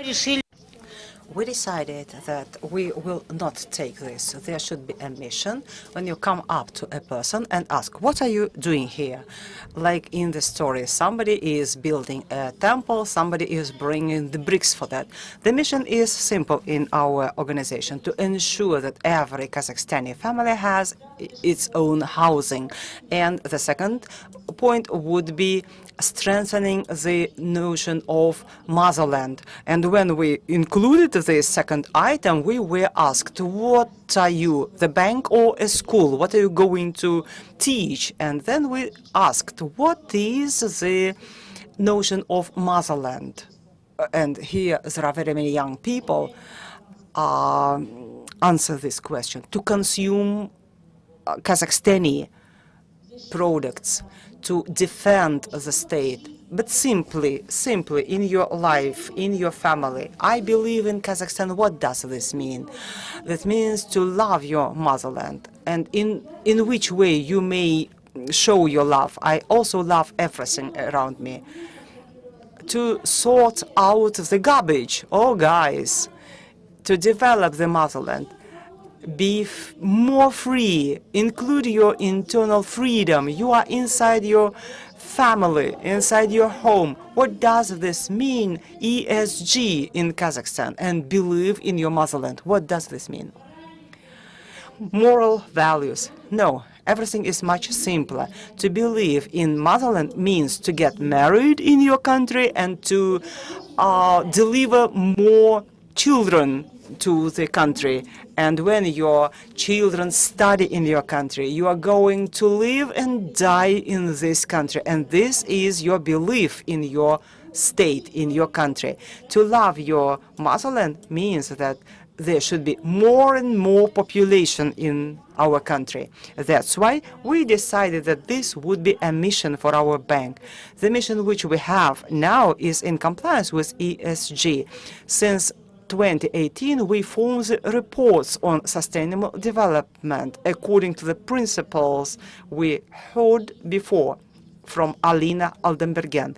And companies that publish their ESG information, we are in position 18. And again, there are disputes inside our bank. And I prove to our strategic staff that ESG is social area, which are activities that are aimed at caring the staff of the bank. I say to them that we should take care of the clients of the bank. What you do for the clients from ESG perspective will come back to you in the way of sustainable development of the bank. In July, the bank will celebrate 19 years. And this is the government related bank, which 5-6 years ago was in position 12 among commercial banks. And yesterday, Forbes.ru published reliability of banks, and Odbasi Bank was in position number 1 because we have the highest rating by international financial agencies. And with the similar rating, they looked at the size of assets and defined the higher banks, the banks that had more assets. And from the very beginning of our bank's creation, we worked with those citizens who were not attractive for other banks. And we offered mortgage program for women of Kazakhstan, which ADB also worked at.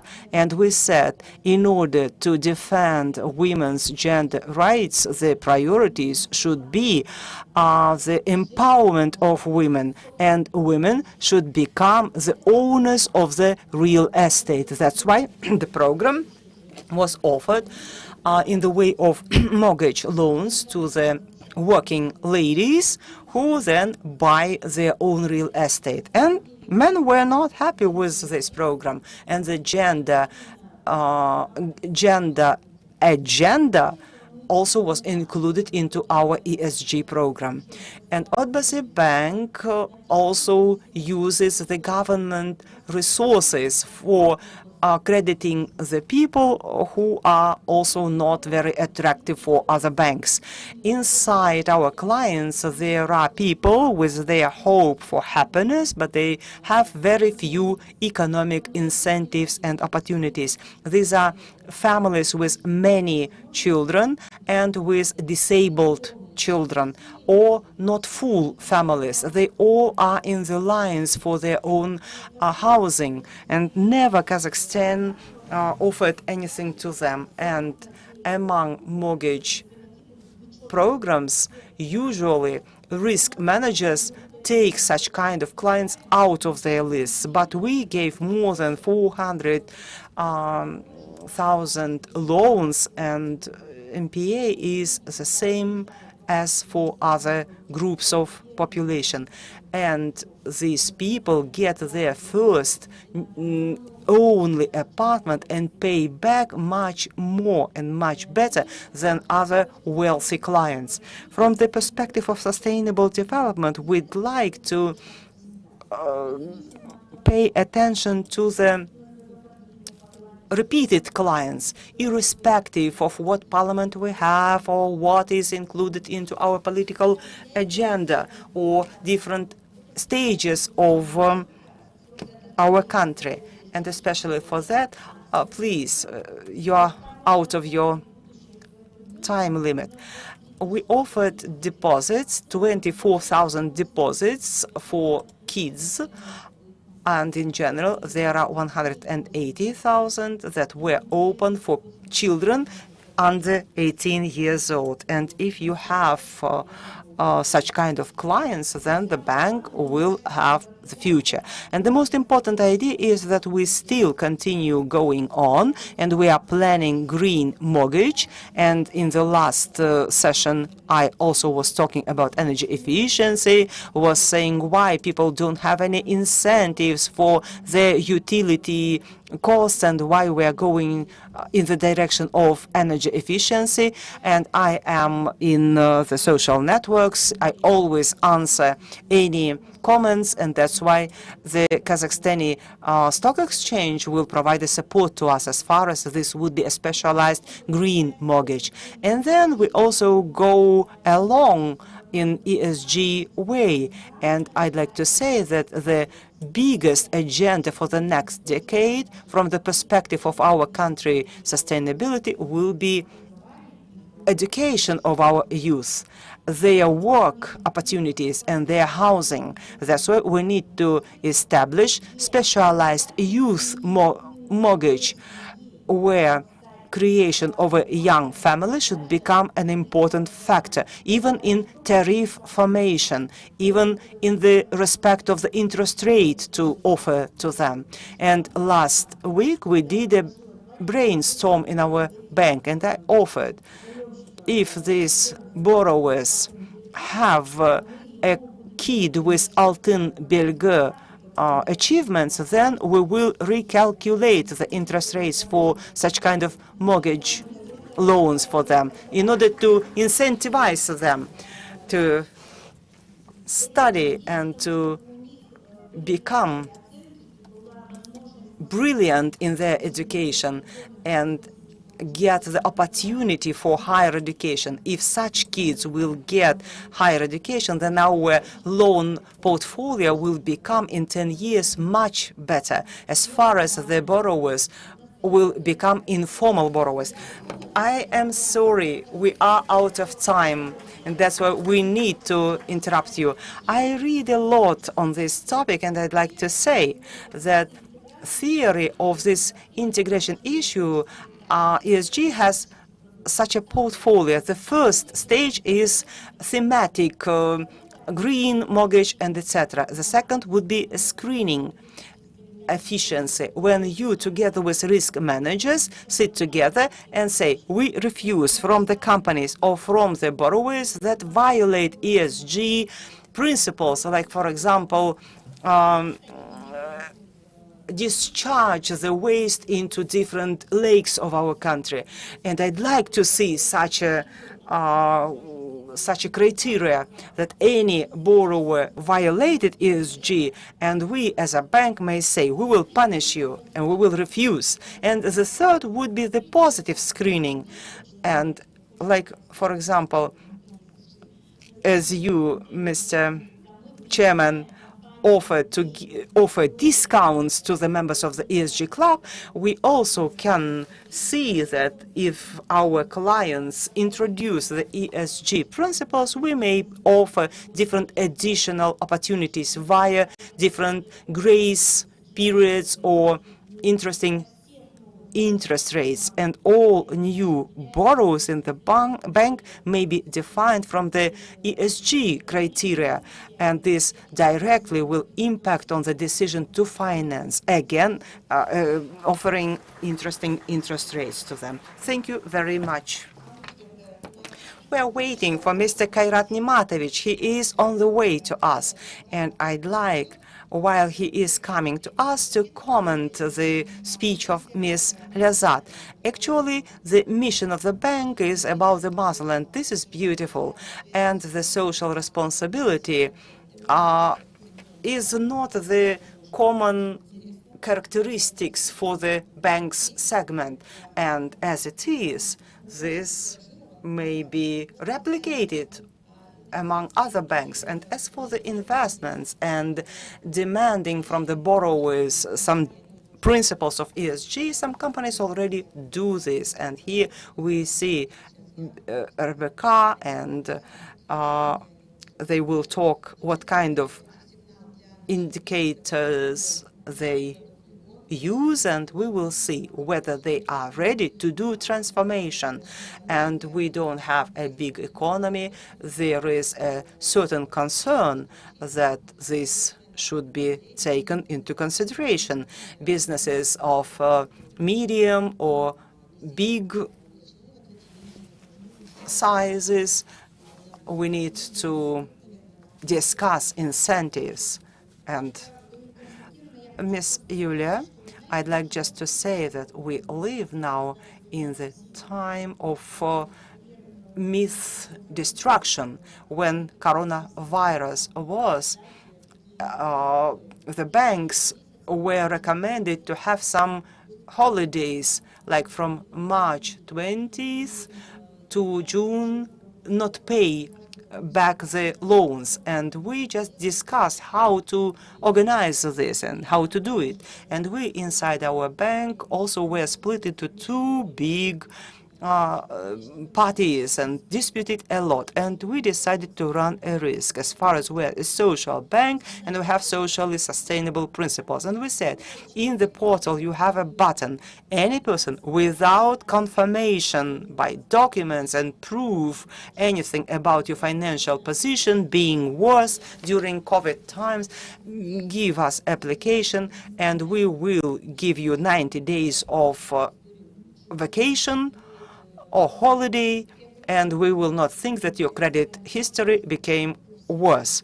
And we said that all our 40,000 borrowers would press this button. And I just forbid the staff of the bank to use this button. And 24% of the borrowers used this opportunity. And no client then requested extension of this holiday. They came back to their schedules, and sometimes we think about our clients worse than they are really, and we need to be ESG compliant, and they would respond to us in the same way. Now let us give the next floor to you, and we will see whether you are lucky and finish your presentation until Mr. Kairat joins us. Thank you very much. Today we have a wonderful event. ESG theme is not a myth. This is a reality. Last year we adopted a strategy until 2026. We need to make the portfolio green up to 26%, and all the projects of the bank go through environmental and social examination. Our policy is in compliance with the equator, and there is categorization of all the sectors.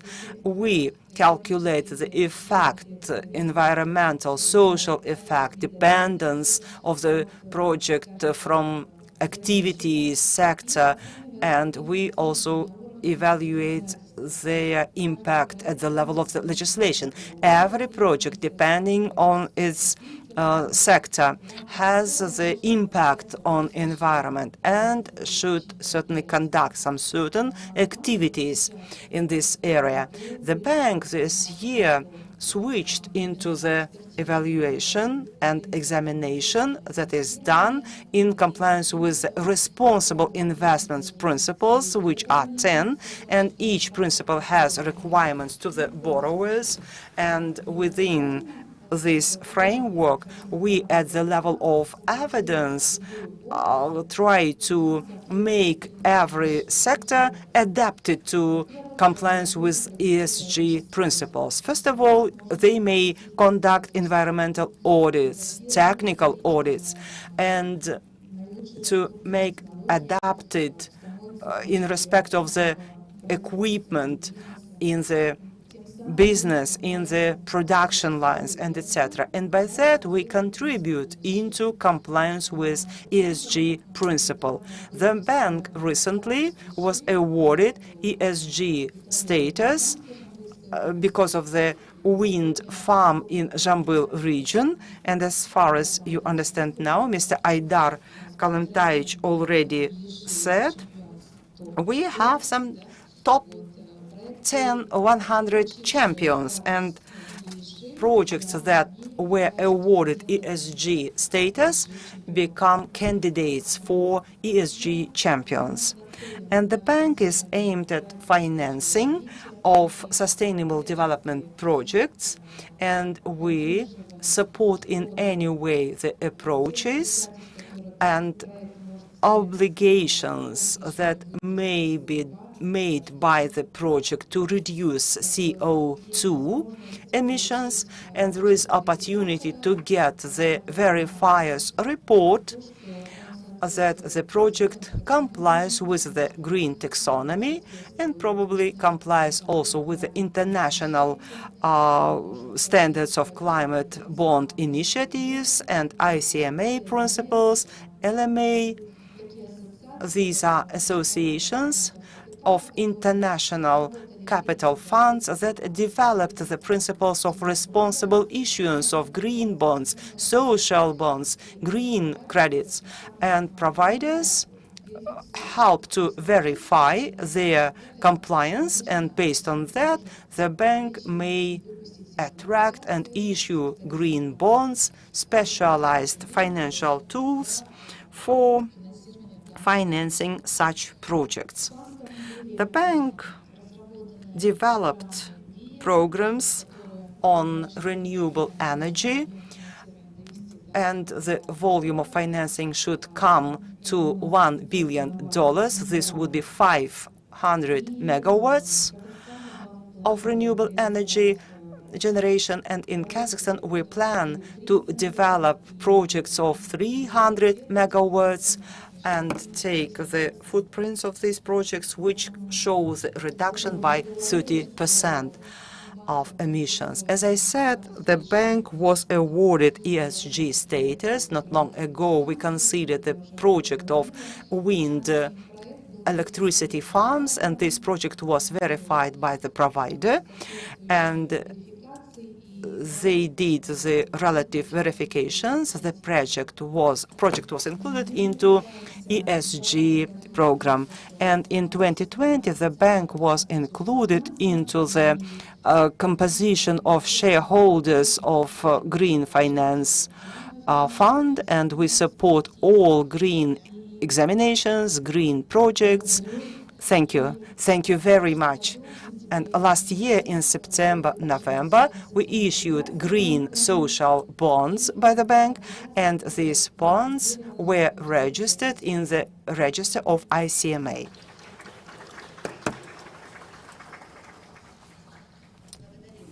Thank you. This was Eurasian Development Bank, and now we invite Mr. Kairat Nirembyatovich.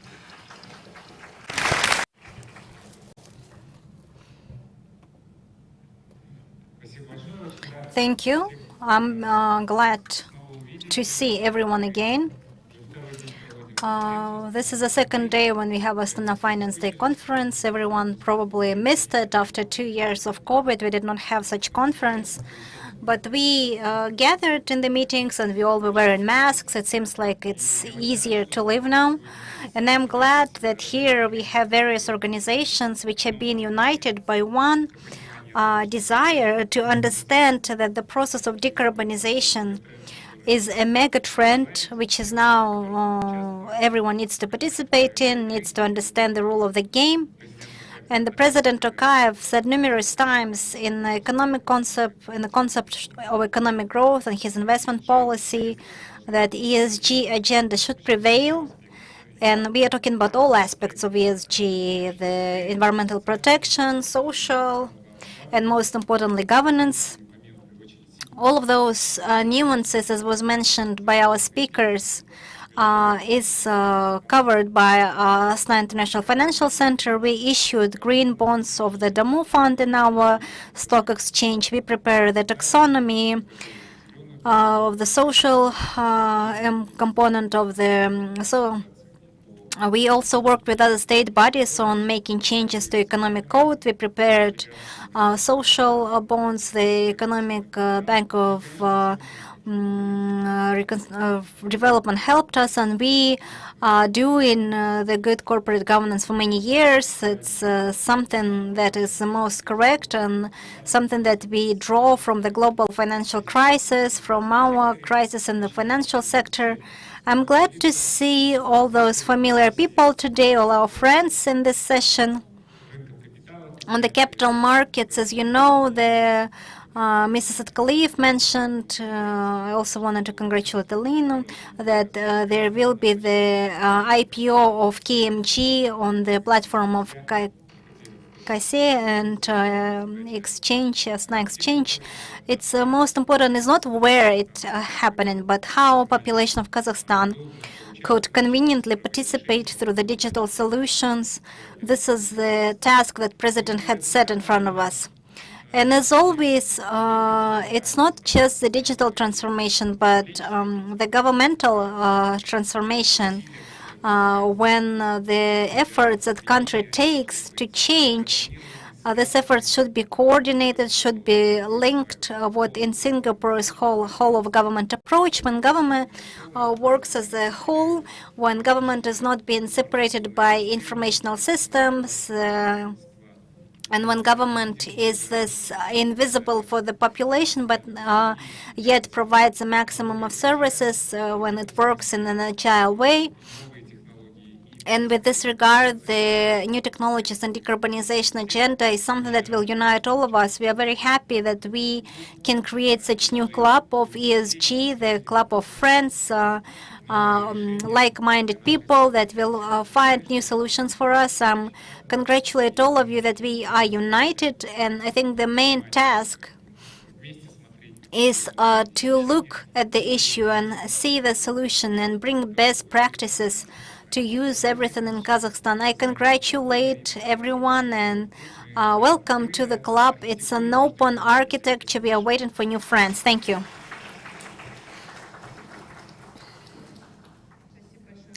Thank you, Kairat Nimatovich. Now we can just envy the speakers from ERG. It seems like they are number one because he was worried what shall he do. Now let's give a word to the representative of the Eurasian group, Timur Mashev. Question is, a large company has been there for a while. So how do you work as part of the energy transition, and what responsibility do you have in the region? What are the examples in your practice? What it is that you would like to share? Maybe you want to be appraised with some leaders in the sector that you are already in the top. Please, Timur. Yes, Alina Utimisovna showed us very good slide, where in one slide it is all of the trends being characterized in terms of the ESG and the capital market. And as an international company, we confirm that's how it is. We see the growing interest of the investment funds to the topic of ESG. We see that now the regulatory requirements are being issued actively to both financial institute and to business in order to stimulate and to achieve the SDGs. The leadership in ESG is one of the key components in the successful activity of the company and its investment attractiveness. And if you talk about concrete figures, going back to the slide, 1/3 of all of the assets is already targeted to ESG, and the financial coalition took the responsibility to fund 133 trillion USD to achieve net zero by 2050. And it's not a singular case. We see this, we feel it. And regarding Kazakhstan, our president, Mr. Tokayev, already mentioned that Kazakhstan needs a new economic policy which will provide for a new concept of the development, given that the requirement of ESG are being strengthening from all of the sides, and government now develops a low carbon development strategy, and we are participating in it. And we can say that government is very takes it very serious on the development of this document. Now, with regards to the ERG. For us, ESG is the basis of our strategy. It's integral part of the DNA of ERG for quite a while. We always were socially responsible company. In 27 years, we invested only in the social project in the region. We invested more than 1 billion of USD, and we continue doing this. And regardless, we are trying to follow the trends. We try to implement everything new effectively. In April of the last year, we organized the ESG committee. ESG committee analyzed the best practices, the requirements of the sectorial structures, requirements of the legislation in terms of what is being developed just now. And as part of it, we made the ESG transformation map, which includes all of the aspects of our business activities, and it is targeted towards advancement of our SDG practices and our partners' SDG practices. A part of that, ERG implemented and presented ecology program, and this has 40 projects. An amount of investment, we say, 900 million tenge, and one of the main goals of implementation of this ecology is to reduce the CO2 emission by 2 million tons, and this is quite significant. In company, we developed, and in the nearest future, we will publish the goals of ESG 2030, which will include our voluntary obligations to reduce the greenhouse gases and all other indicators. It will be done, I think, in the nearest months, because we already identified goals. We just need to publish those. Last year, we finalized the audit based on the London Stock Exchange of the metals regarding the supply chain. Last year, Kazchrom did the independent assessment and was awarded with the silver rating of EcoLadis. Also, we identified the responsible, we were nominated for the responsible company from the ICD. This regarding our concrete measurable results in terms of the ESG. In terms of the financing, and here we have banks and we have exchanges, we see that in Europe, indeed, the cost of the green finance and regular finance is different. And we see that the strengths is apparent. The green finance becomes cheaper. And what do we face in Kazakhstan? We see two objectives. First, makes us very happy is an increased interest of all financial institutes to ESG, and not just that, but also the stock exchange. 4 or 5 years ago, we published a report on the sustainable development, and we can see how our partners, how our creditors are interested in that. And we can see that in past few years, the quality of the interest had grown. We have been asked to do the presentation based on our report. We have been asked to share the practices, and this process, we like it quite a lot. But also we see the second part of the issue, which is the cost. If we consider the green finance in Kazakhstan, the green finance is different from the regular finances. That green finance has more documents, more reporting, and more obligations. But in terms of the cost, we don't see that difference. We see the support from the Green Finance Center. We see the support from the stock exchange. There are some preferences there. We see how Damu supports small and medium businesses. But for now, the investors probably are going towards using this. So I want to say that ERG implements ESG strategy for quite a while. We already have results which we can be proud of. We are very happy by the goals that we want to have, and we know how we will achieve those goals.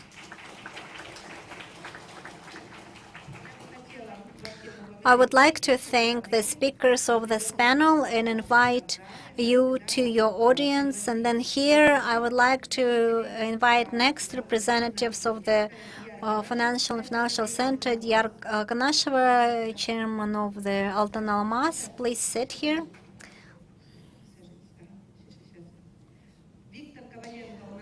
Viktor Kovalenko will join us online. Yerlana Spanov, the General Director of the Verno Capital, please. Olga Buras, the Deputy CEO of Halyk Bank. Timurish Muratov, the Deputy of CEO of BTSK. And I hope that we will also have the Damu joining us. And I hope he will come.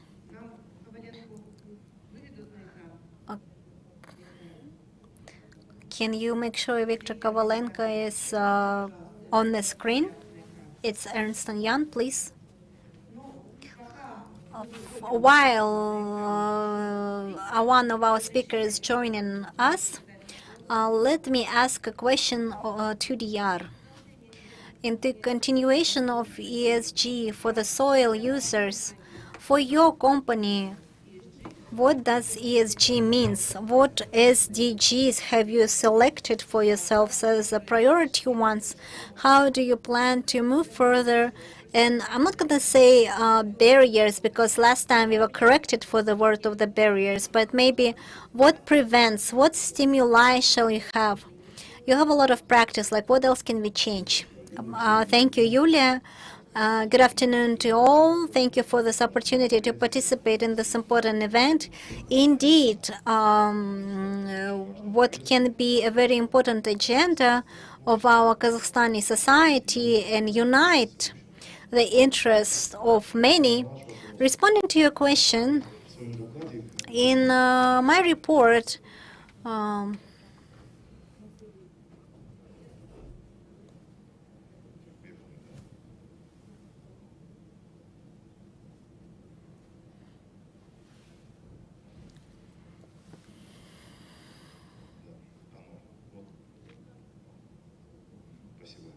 thank you. So here I wanted to demonstrate what the ESG agenda consists of. In the pre-analysis and the goal definition and priorities for our pathway on ESG, we had made the decomposition of what methods is ESG ratings agencies use. And it is translated that these three blocks in ESG are then broken down into more than 70 sub-blocks. And those sub-blocks are then break down into more number of blocks. And from one part, it's creates certain confusion that there is like too many subtitles, but regardless of that, using this methodology, you start to understand that you can build your work more precisely if you decided to follow this approach. And this system of coordinates is not just for the company that decided to follow this route, it's also the system of which allows us to understand what main players want in our case. Given the platform, we're talking about capital market players which want to stimulate certain behavior from the participants of this big movement. And it can be seen here, for example, one of the examples of a large international participants, a Norwegian National Fund, which has more than $1 trillion of assets. It suddenly just said that they no longer will invest in what, in their opinion, is directly impact the global warming, which is oil and gas, coal assets. So they reduce that, and you can see that by 2020, by 14 billion of USD, they reduce the exposure to those assets. This is one of those examples that big players can also stimulate what they believe in, and how they see the implementation of the ESG agenda. Here we should probably pay attention to how it works and from what blocks it works from the emittent perspective. And I try to narrow it down and say that emittents and the capital markets can meet in terms of the ESG agenda. Moreover, I want to accentuate how emittents or those that attract the funds for the positions of those agenda, how they can work with the Kazakhstani capital market. In international market, if we are able to enter those, we will enter those anyways. But here, most importantly, is to remember that in all of those presence of the various blocks, what is the most important for Kazakhstan emittent? So here we can see that the volume of issuance of ESG bonds is more than trillions USD, but more than 50% of those are targeted towards agenda which is related to ecology. And it's not a secret for many that from one side it is important, and I'm not trying to say that we should not do this now. We are not living next to the sea. The sea level is not bothering us. Even if all of this, everything is melted, it's okay. It's not like that. Regardless, there are some questions which are related in terms of the development point for us as a country. And I think the questions from the social bloc and the corporate governance, the G bloc, the digitalization, I think it's the same. It increases the transparency, increases the manageability of the business, and this is the issues to which we should pay more attention. And here I see this bridge which Kazakhstani emittents can build with the capital markets from Kazakhstan, because there are funds in the system. They just need to be targeted correctly in terms of the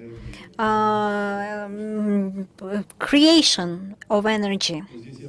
And here I want to give an example. One of the companies of our sector, Newmont, fresh emission, 1 billion of USD, and they had demonstrated what is now what is now needed for the capital market. So they have the target, so you can take the funds and spend it only there, the green finance, but what is its ROI? It's just not really, nobody cares. And then there are tools which have KPIs, and the company Newmont, the issuance of the Newmont has an agenda which is related to global warming, an agenda related to the social part. So they took the target to increase the share of the representative women by 50% by the end of this 10 years. And I think there are companies in Kazakhstan this year, the composition of the management board was expanded, and we have our colleagues, and we in our management board we have woman, and she is a chief people officer. The executive director in the work with the staff. Moreover, composition of the managing board also was done because we decided to institutionalize this area, and we have a specially designated person who does such kind of tasks, and we understood that we cannot do everything at the same time, and that's why the high-level person moves and promotes all these issues. And now I start to talk what is available for Kazakhstani companies. If we either go to the international markets of capital, and my colleagues already said these are long money, not expensive, and if we adhere to the agenda, decarbonization, global climate improvements, this all is clear. But what interest, what energy could be used in areas which are closer to us? What we see? We see that interbankable rate shows that the money is expensive, and there is growth of costs related to the ESG agenda. We have a project where there is a need to build 240 kilometers of highway, and this is not a mining project, this is an infrastructure one. And second, after we extract everything from our mines, we will not destroy the road, and that's why such kind of positions we see more and more, and we don't know how to apply them.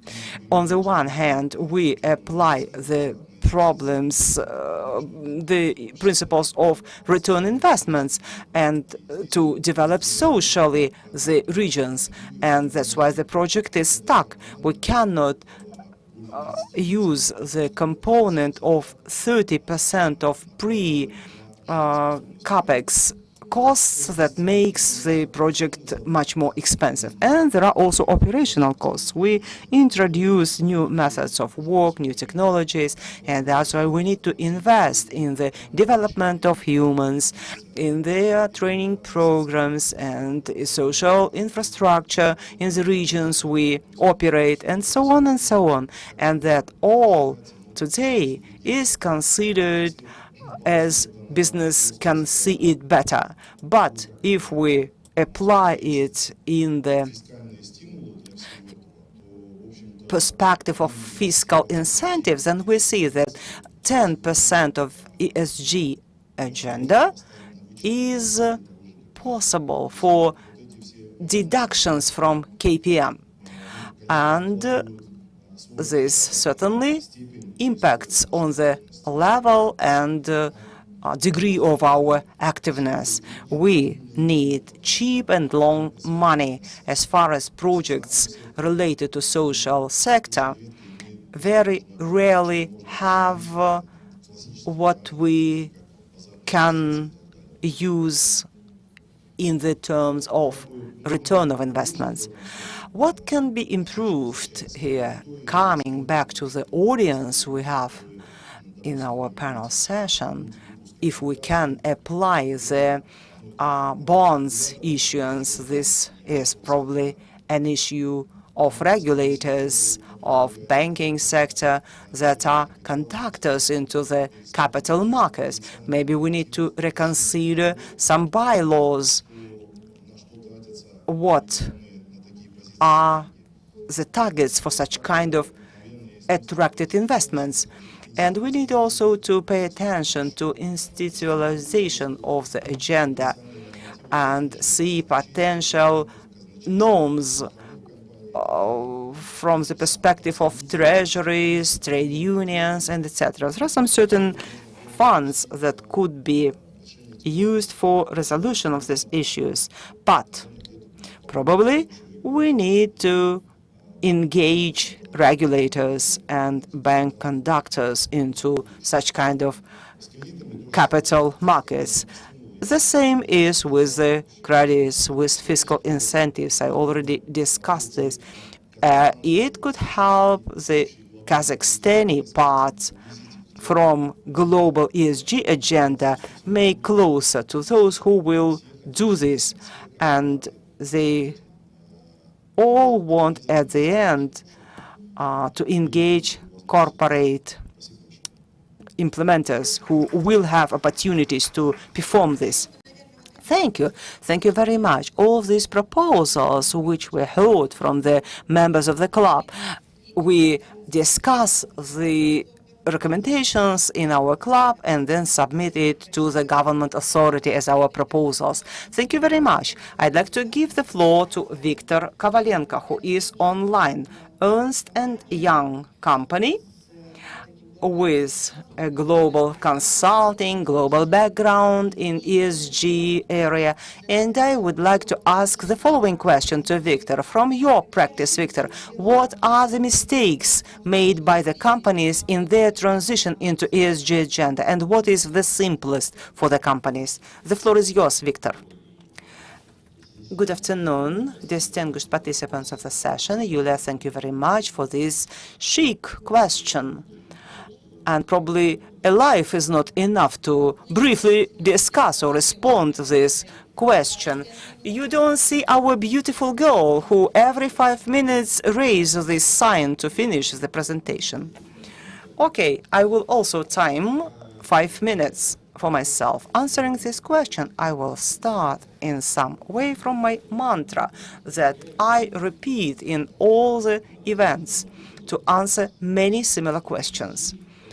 That ESG is not something that suddenly flew from Europe, and they have only one agenda: to be white, beautiful, and attractive. And our agenda is to save all the hedgehogs in our country. And certainly the clients we work with certainly bring risks to us. Yes, this could be a slogan about hedgehogs for us. Yeah, and to add also everything about the money and whiskey. Why this is mantra for me? ESG for us is a prism for us through which the capital markets and stakeholders, investors perceive how risky it is to work with this company, how risky it is to invest the money in the companies. Why this is risky? This is risky because of the problems and issues that could happen in non-financial area and bring to some certain clearly understood problems. In the case of investors, this is either lack of opportunity to get back their investments, or to get them later, or to get them less than investments were. And that's why such kind of risks are occupational safety, work with the personnel, external social activities, corporate governance and quality of that corporate governance, areas that are considered non-financial. And that's why we need to start from this. When companies like to do something, we should not go along the paradigm everybody does this, I will do this. Everybody run in that direction, I will also run in the same direction. And we need to think in a logical way. Why? Why I need to do anything in this area? And answering this question, why, there will be another question, what? And many companies will figure out that a lot of things that could be related to ESG already is being done by them. And I thought about the mining companies, that practically any mining company that extracts something will in this or that way have some certain obligations and costs in social area, and whether it wants or doesn't want, it has to do such kind of activities that will be ESG. And if we do this only because somebody made us do this, or everybody does this, then this will be one agenda, and this will relate to such obsolete notions like social responsibility or charity. If we look at this from the perspective of our business and to link it to ESG, we should start from the perspective of risks. Okay, if we do nothing for the village that is located close to our mine, and I will pay no attention to this village, what can happen? There could be some social unrest or concerns, and this will be specific problems and specific losses. If we look from this perspective, then we may start thinking what is really important and what is not, and what is worthy of doing and what is worthy of investments. And if the village residents wants to take our money out because we are a big company, then this will be also another approach. And I have a very beautiful case from energy company that we help to develop the social program in generation of energy. And we organized a round table with the community, the company that never saw the village, and residents that reside in this village. And from the Soviet times, this company or enterprise that worked there built the fountains and reconstructed the parks, and people see this and they like it. But there was one big but. When in some next meeting the representative of the company reported, the monitor of the village stood up and said, please restore our water well for us to drink the water, and then we will name you as the best employer of the country. And the representative of the company just was amazed. For the first time he heard about such a problem. And the monitor of the village said, don't solve our issues without our participation. Please solve such issues that we really need. And stakeholders should hear the residents of the villages. And that's why, coming back to your question, what could be a mistake? Mistakes that we more often see would be an attempt to do ESG as far as this is a fashionable topic, that every person discusses now ESG, instead of weighing out and thinking what is worthy of our attention, what is worthy of our resources, investments, time of the CEOs of the companies, or what could be considered as charity. Charity is not a bad activity, but this is a different area. This is what the company does in a voluntary way. This is my attempt to answer your question. Thank you. Thank you very much, Victor. And I'd like to support your idea that we need to keep connections with stakeholders. And ESG is about collaboration, about doing something not for PR.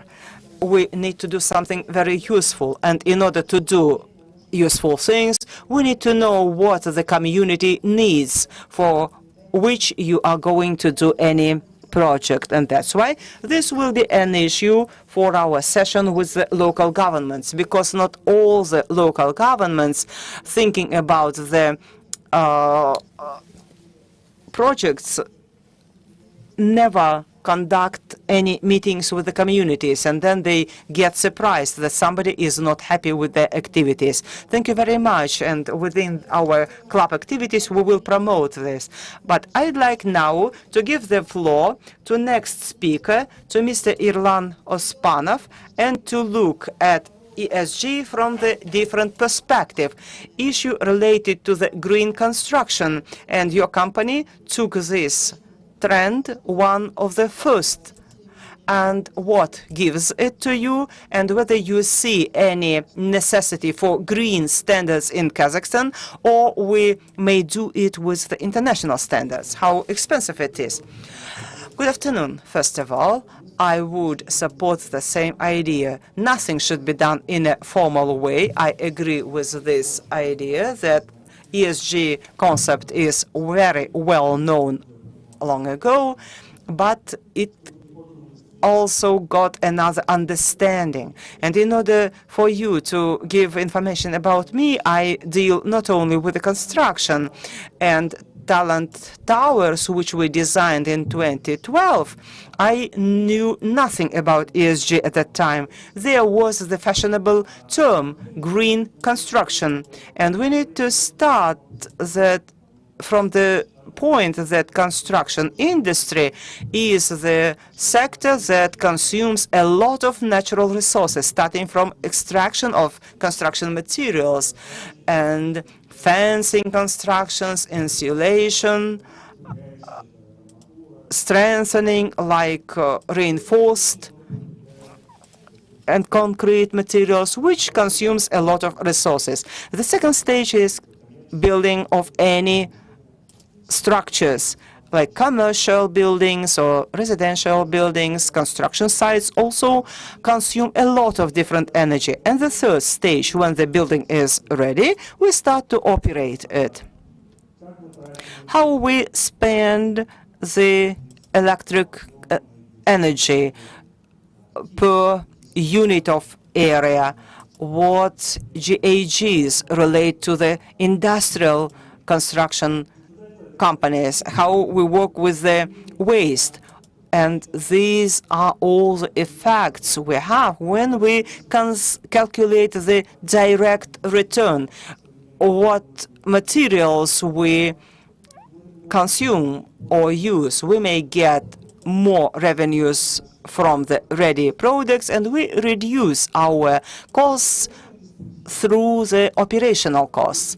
In the short-term perspective, it is much more beneficial to spend less and to return the money in a quicker way. But in the long-term perspective, this is vice versa, to invest a lot and to get more revenues. And this relates not to big companies only. This relates to the companies that think in a longer-term perspective.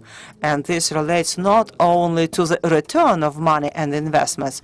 Imagine, please, that you move your company into a beautiful, modern, comfortable office where there is the modern conditioning system, filters, lighting also is better, and your employees have fewer diseases, illnesses, communicate in a different way.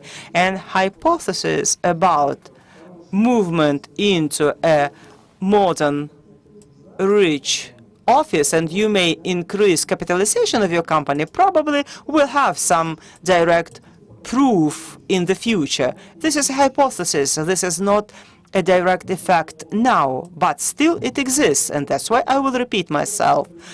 And using the example of our university, where we did recovery or refurnishment of our campus, which was done maybe in a more expensive way than some other companies could do. But students like this campus. They bring their documents, they sign the contracts, and they take examinations. They'd like to study in this campus. What does this mean? That we get a different student with better quality. With better quality, the different faculty comes to work for this university. With this different faculty, we increase the quality of education. And there are ratings. Given the infrastructure status, the level of emissions of GHG, the rating increases with the new campus. And this is, again, better for the students. This is like a spiral that brings us up. And without loud words of ESG and green construction, we try to be reasonable. We use our common sense, and we'd like to achieve better effects. Thank you. Thank you very much. This was about National Economy University. I am a graduate of this university. And actually, if we use the figures, then 11% of emissions come from the operations of buildings. And that's why this contribution is very important. And emissions from construction companies come to 30%, and that's why construction is much more dangerous than industrial companies. This is an important aspect, and I'd like to switch to a different perspective, to come to Olga Voros, the member of the management board and deputy chairperson of the management board of Halyk Bank. My questions will be how you apply standards of green growth and what are your steps in formation of the reports. We spoke very little about such a topic, and you were the first bank that did non-financial report on GRI, and whether you switch to TST or you wait. Good afternoon. Thank you for this opportunity to participate in this forum and to be part of the ESG Club that we plan today sign. I am the curator of the corporate blog, so for me this is very useful to participate in this blog because I heard the demands of our corporate clients, their needs for the development of the ESG agenda. Coming back to the question about implementing the system, the ESG principles in Halyk Bank, indeed from 2020 we are the first bank among Kazakhstani banks that had implemented the publication of annual ESG reporting. We consider this a success that MSCI companies increase the ESG rating of Halyk from low to the BB average, and the bank's efforts to disclosure of corporate information to the human resource management and to the data confidentiality was recognized. As part of the Halyk Group, we support the projects of our clients which are related to the green economy. And in November 21st, we gave first green loan, and it was confirmed by Astana Green Finance Center. So it met all of the criteria of the green loan, and it has independent confirmation. In 2021, the subsidiary of Halyk Finance was a manager and book runner of the debut issuance of the green bonds of Samruk Energy, and we also participated in the issuance of the social bonds from Damu. As was mentioned before, there are 17 SDGs, and in Halyk, for ourselves, we identified 11 relevant SDGs, and gradually we moved towards implementation of SDG agenda.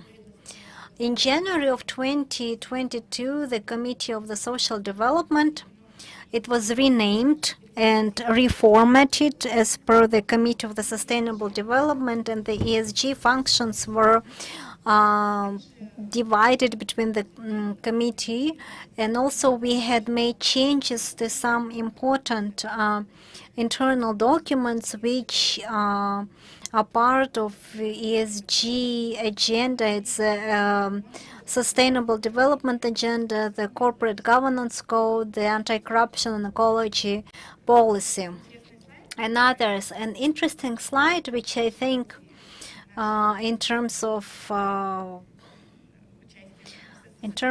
participation in the social agenda, the staff of the bank is more than 14,000 people. Among there's 73% of women.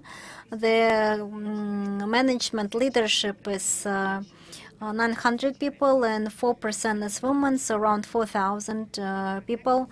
We also track and observe the dynamics on reducing the scope effect. Scope 1 was reduced by 6%. It's the actual impact that is made by the bank. Scope 2 was reduced by 2%. We reduced the consumption of the water in 2021 by 2%. Maybe the figure looks small, but given that in 2020 it was a pandemic year when everyone was sitting working remotely, when bank returned in office in 2021, those implemented measures still allow us to do some reduce of water consumption. We also reduce the consumption of plastic, consumption of paper by the means of digitalization and internal solutions. So we are going to implement the green office measures, and also in the bank office we implemented the points for the collection and utilization of the accumulators. We also do the sorting of the trash, and we gradually and actively implement the green office principles. I think most important is our plans and in terms of our plans on calculating of the scope 3, it's an effect of our credit portfolio. There's a large amount of work which should be assessed, which is taxonometry, drive the methodology. So for this, we involve international consultants actively. We follow the requirements of the regulators, and we also plan in the nearest future to develop the methodology and implement it in our portfolio. We always with pleasure support all of the clients' projects which are related with ESG topic, and we are happy to participate and have a good impact, good influence on ESG principles governance. Thank you. Thank you, Olga. And we are in ESG format. This is the timer that remaining speaker have. Share your time. Timur BCK, the Deputy Chairman, Timur Ishmuratov. I have a question. You are one of the banks which actively credit the technologies, the green ones, and you are also talking about green office and the bank which stimulates that. So, good afternoon, colleagues. I would like to thank for the possibility to work in this session. We actively develop ESG practices, but first of all, given that we are the financial institute, we pay a lot of attention for the crediting of the green economy. And because of our partners, we had concluded this year and last year in a couple of days a loan agreement with the EBRD, the second tranche for 20 million of USD, which will be targeted towards support of the green economy and loans of the green projects.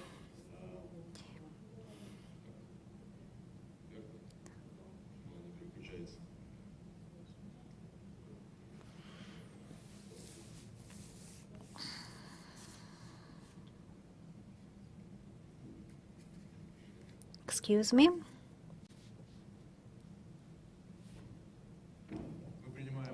We actively participate in We actively participate in funding of the loans, the program of 7-20-25, the state program that you all know about.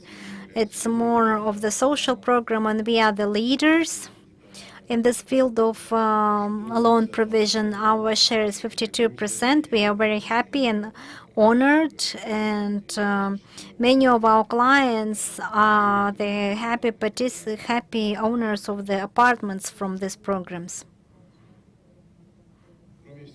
A part of everything we develop as part of the Green Office, we develop certain initiatives targeted towards ecological issues. We implemented and made several free charging devices for electric cars to have a chance to be charged in our office. We organized in the territory of the bank free parking for the bicycles, and we had moved all our staff to Yandex taxi cars, and we said no to the personal cars, and we a large share of our attention is given to transfer our document to paper, less to the electronic document management system, to waste less paper. And because of these initiatives, we think that this will help us a lot in developing of this, not just in the Central Credit Bank, but also I think our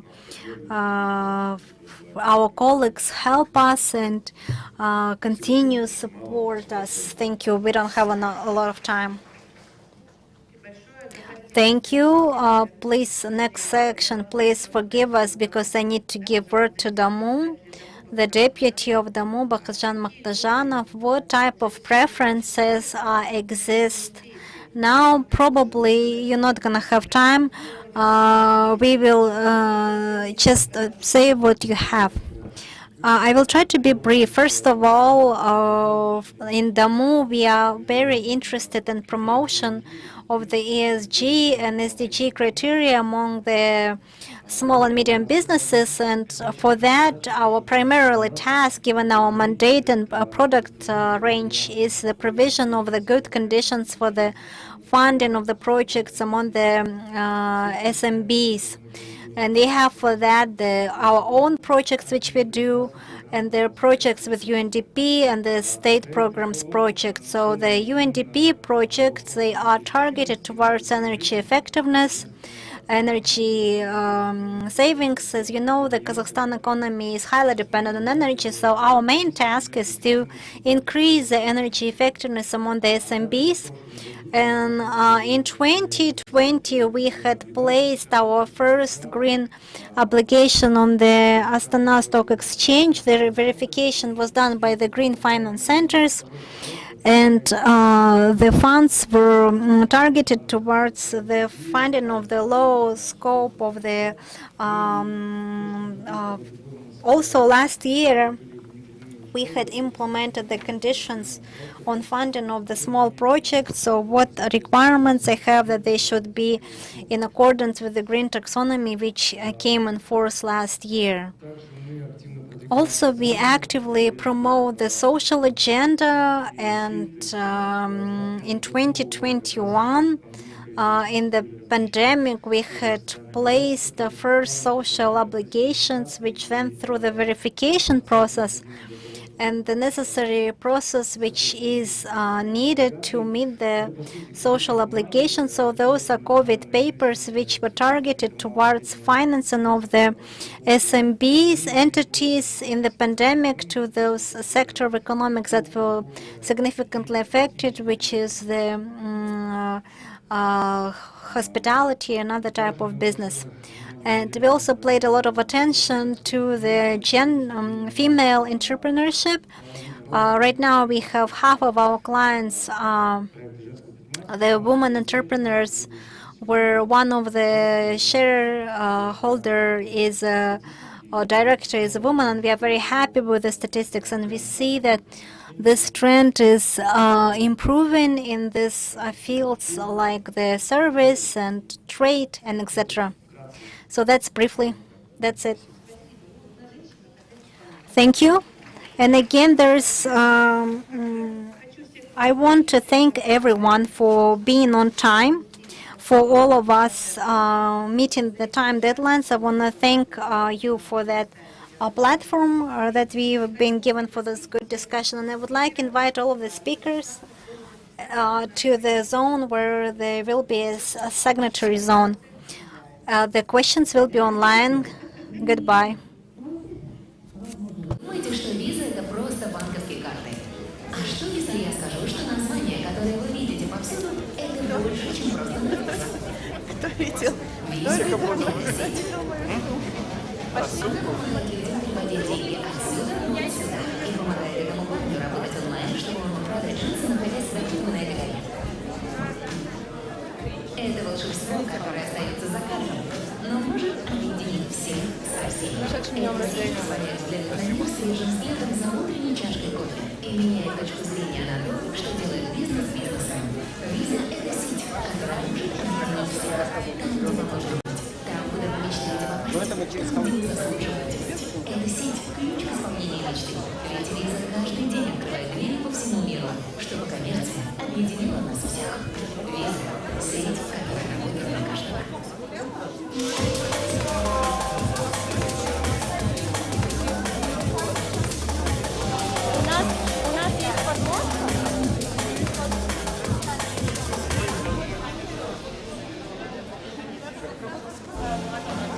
Your Untitled executive hub serviced offices in the business and administrative center of the capital. They're part of an elite business complex rated international class A.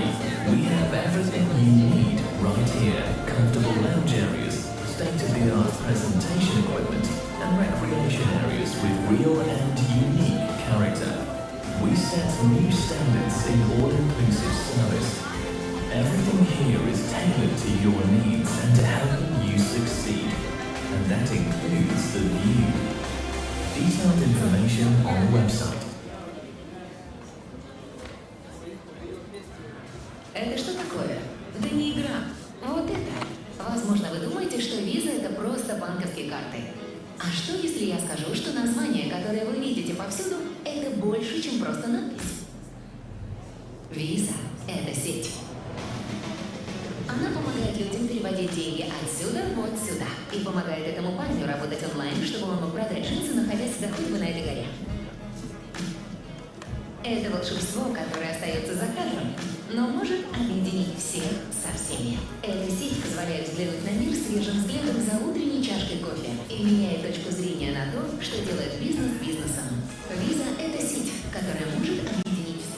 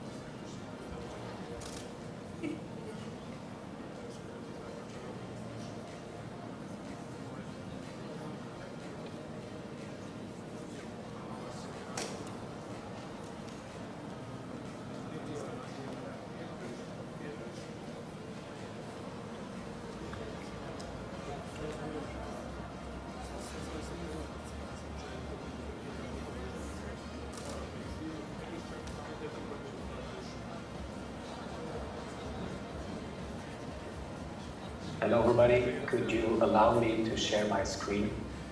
Thank you.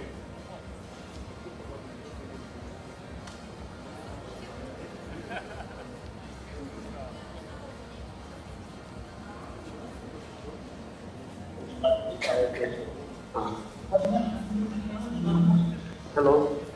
Do you hear me? Yes. Hi, Renewable. Hi, Michael. Hi, Robertus. I see you. I'm waiting for the host to allow me to share my screen. Okay. Then we will get started. Thank you. Okay. So do you think I will be the first speaker or? Well, I shared several questions, and we will go through the various questions together.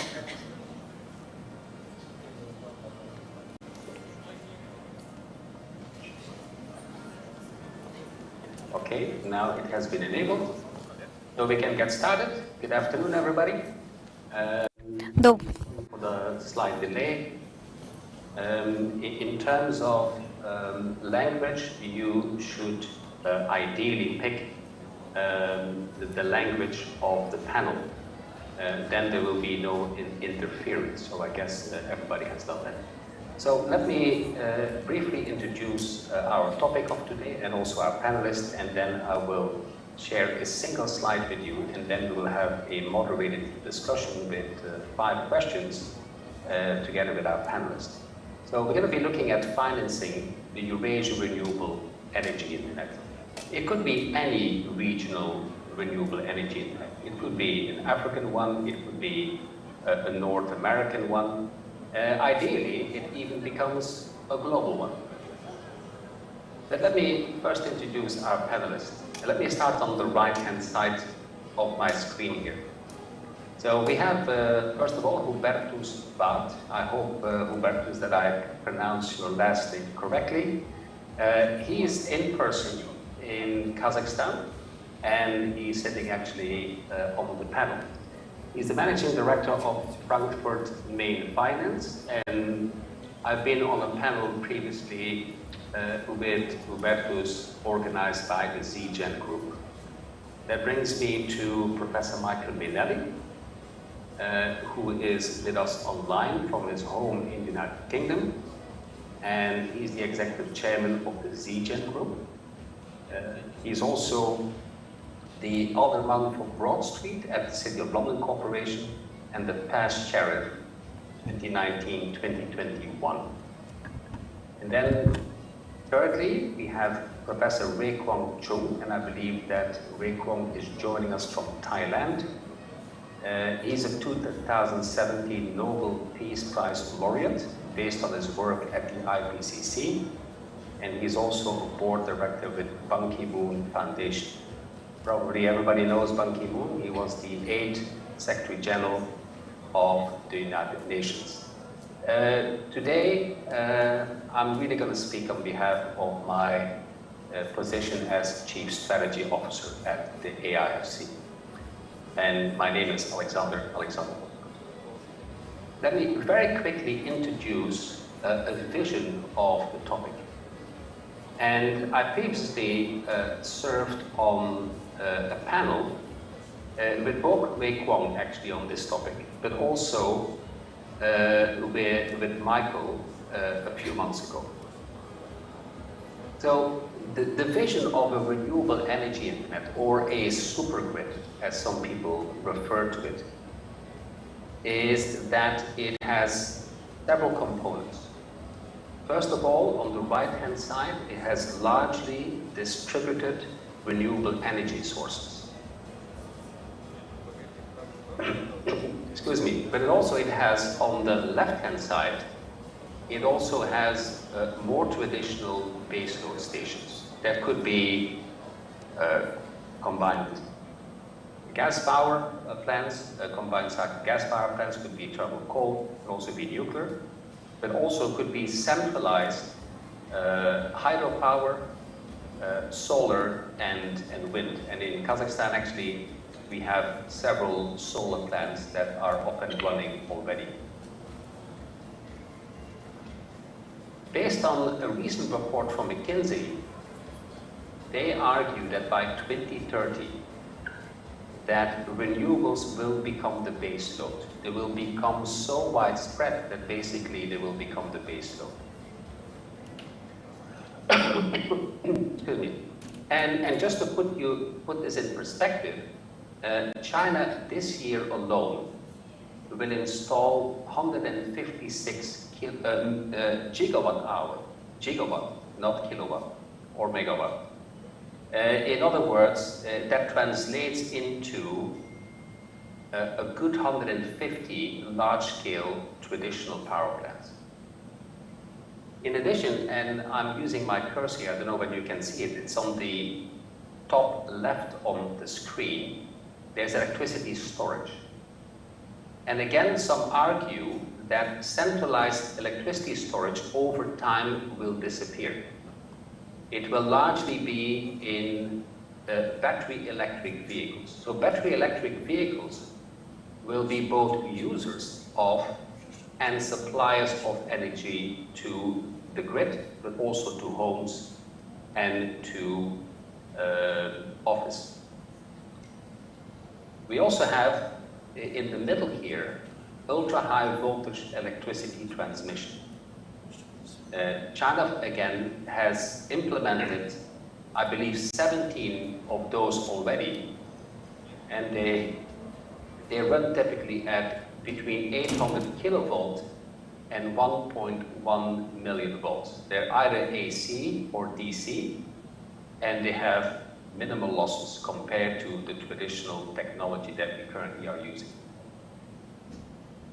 Energy, of course, has to be available at the local level, and it will need to be downgraded and to 110 or 220/230 volts, and distributed locally, but also it goes in both directions. The critical component to it is not just the physical part, but it's also the digital part. And that's what we have here, the virtual power plant. Many companies are already looking at and have implemented some of these technologies. And it's the virtual power plant that actually makes this a smart grid. In other words, in this kind of renewable energy internet, everybody will become a consumer and producer of energy. In some situations that may take time, for example, in, let's say, in Seoul, Korea, where most people live in apartment buildings, or in places like Singapore. But then Singapore is currently implementing an ultra-high voltage electricity transmission subsea cable connecting Australia to Singapore. Morocco is doing exactly the same with United Kingdom. So it's going to be not only terrestrial, but it's also going to be subsoil cables that we're going to be seeing increasingly as part of this renewable energy internet. Let me stop here, and let me now start having a discussion with our panelists. So the first question, and I would like to start with Ray Kwong and then Hubertus, is about our current energy system, which, as we all know, it's unidirectional. It's also not very sustainable. But what we have also noticed, especially more recently, that COVID-19 illustrated that it's not resilient. So how could investment in climate resilient infrastructure, such as the Eurasia Renewable Energy Internet, improve the overall resiliency of our energy system? Ray Kwong, you first, and then Hubertus, please. Okay, thank you. Good afternoon. Do you hear me? Very well, thank you. Okay, yeah, thank you for inviting me. The subject of energy internet, actually some people call it super grid. In fact, it's I think the somewhat very similar ideas. And I have been believing from a long time ago, without improving the electricity grid infrastructure at the global level, we will never be able to meet the target of carbon neutrality or net zero individually by country. I think it's impossible. Korea, Singapore will never be able to meet this carbon neutrality target without resorting to some kind of a global infrastructure that can share the renewable energy at the global level. So initially, I proposed the idea of a Silk Road supergrid, exporting solar and wind power from Kazakhstan with a huge land spaces, and then exporting it to Japan and Korea, even China, like the eastern coast of China, where the most of the consumption, the big load is coming from those areas. While this country, this region is lacking the capacity for renewable energy production. So there's a mismatch between the capacity and the consumption. So the energy interconnection, internet, or supergrid is the ideal infrastructure that is absolutely necessary to enable the carbon neutrality and net zero become a reality.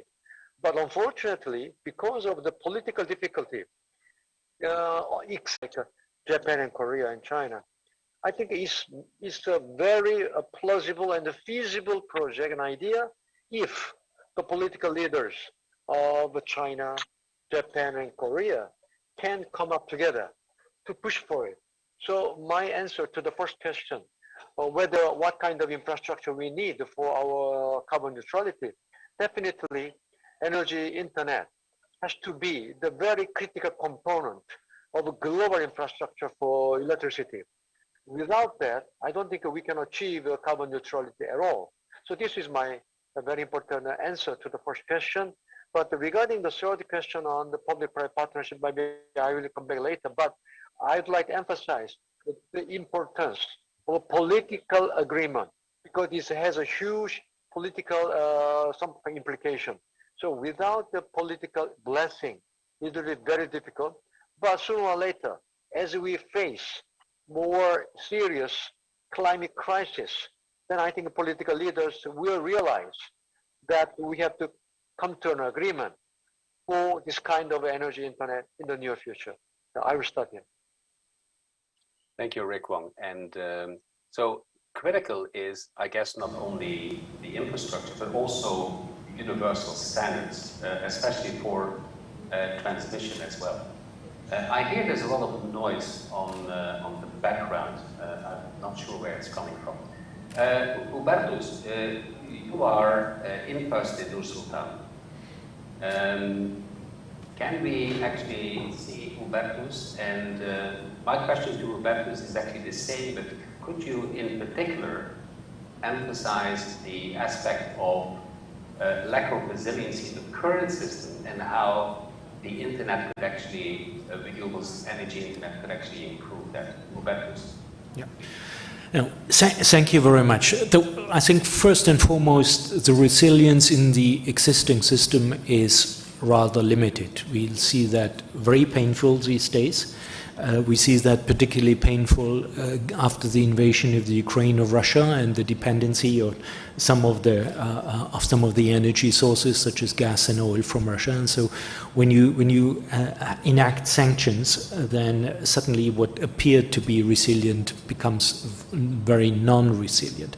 And when you look at the whole transformation into renewable energy, and the question of a smart grid is widely discussed, it's quite an undertaking, and it's a challenging undertaking. And if you allow me, I would take a somewhat different position, even though I find it very compelling to say you need global standards, you need cross-border cooperation on that, and all that. Intellectually, it's absolutely correct. But I would like to remind, we had in Germany a project that was called Desert Tech, which basically had the idea to have from the Saharan desert solar energy imported into Europe. particularly in Germany. The project more or less died down calmly because of various technological, political, and other challenges. And as you said, Alexander, you gave an example of Singapore, and I happen to know the city-state very well.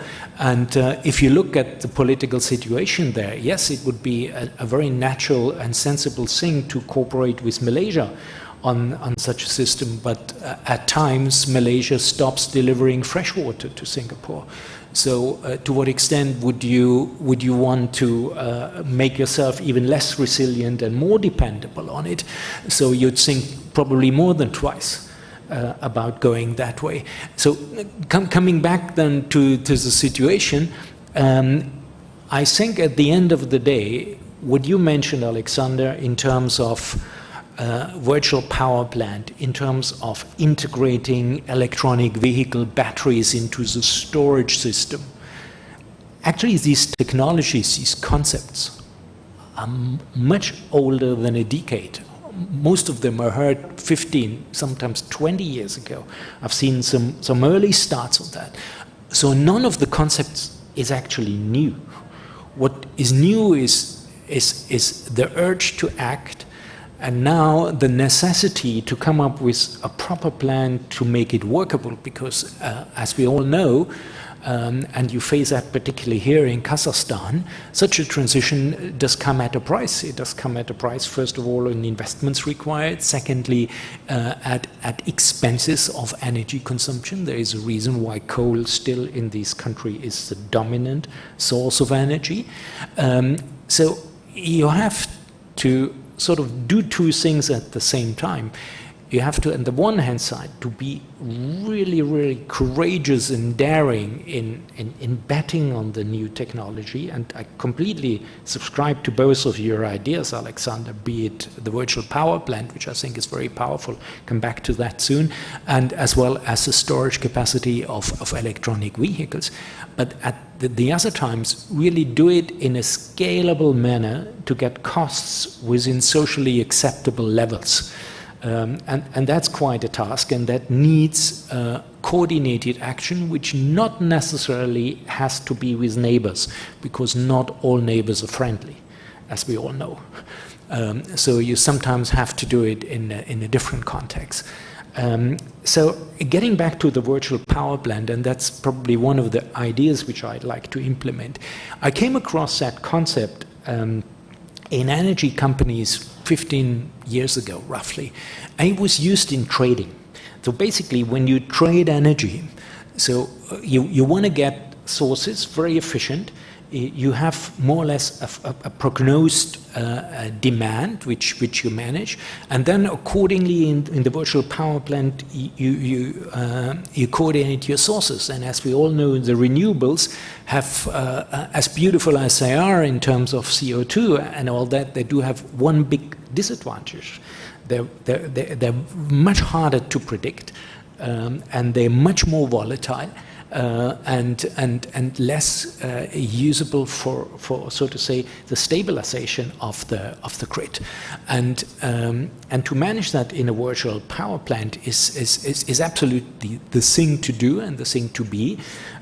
I would urge to start doing it in a connection with trading, because that trains you, that gives you valuable information about the quality of your prognosis, about your ability to tap various sources within the virtual power plant, depending on the fluctuations of energy production through the renewable sources.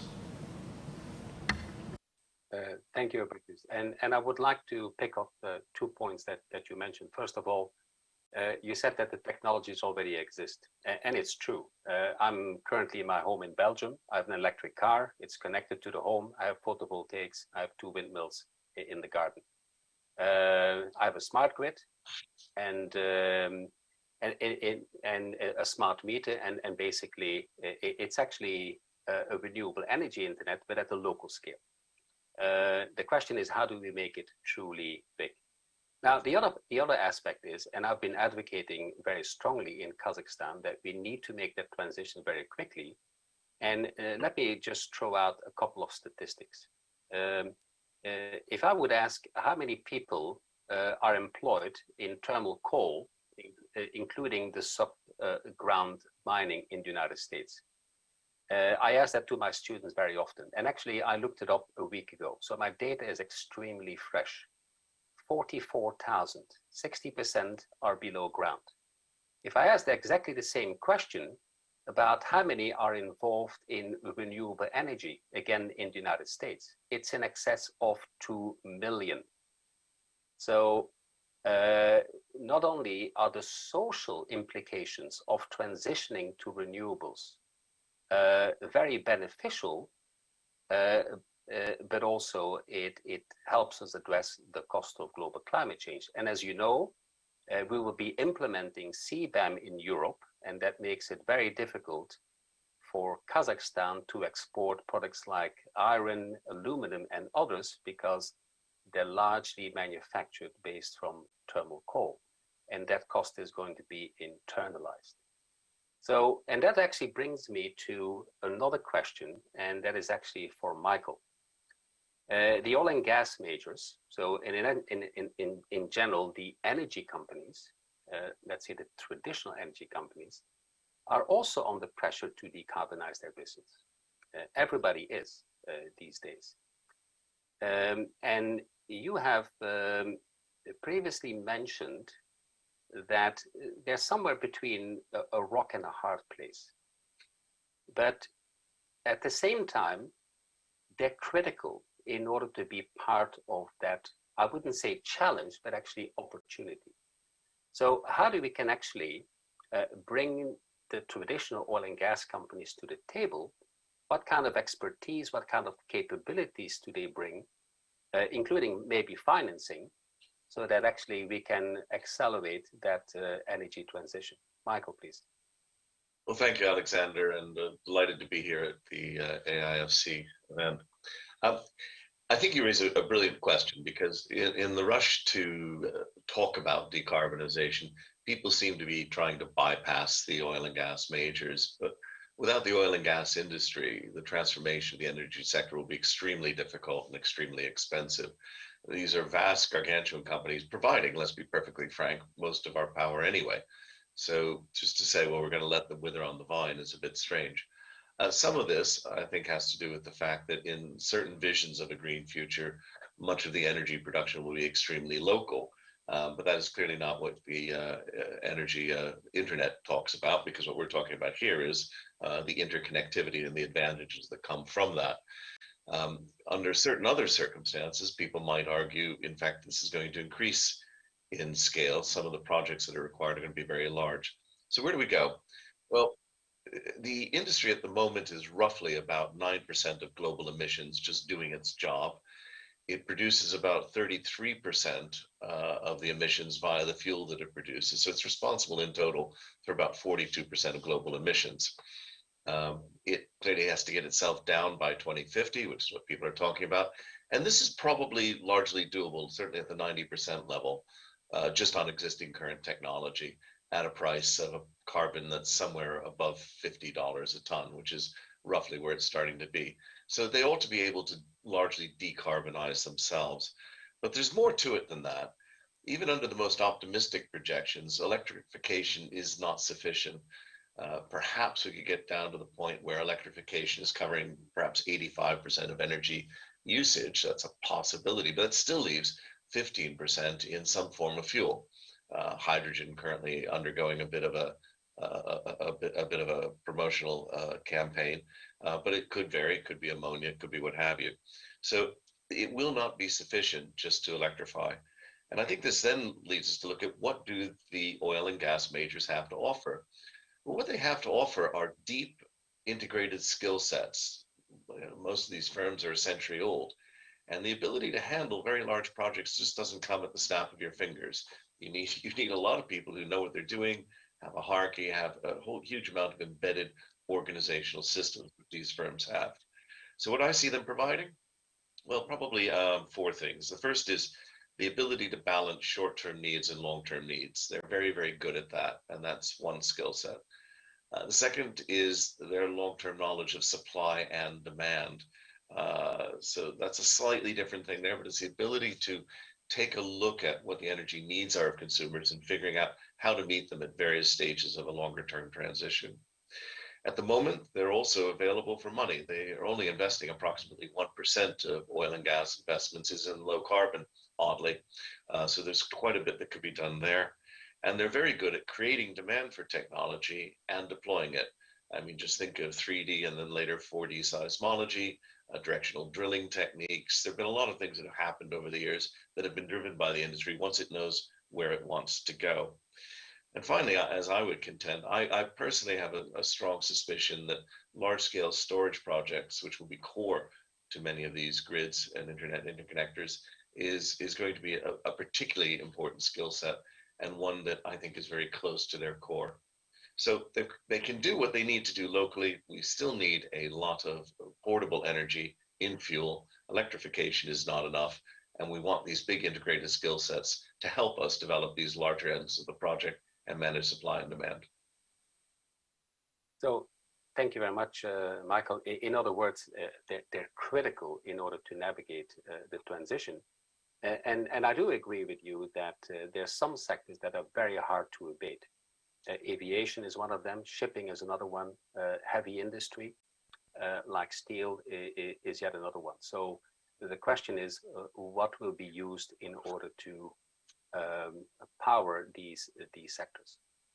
Let me then go back to Ray Kwong and also to Michael on this particular question. This has to do with PPPs, public-private partnerships.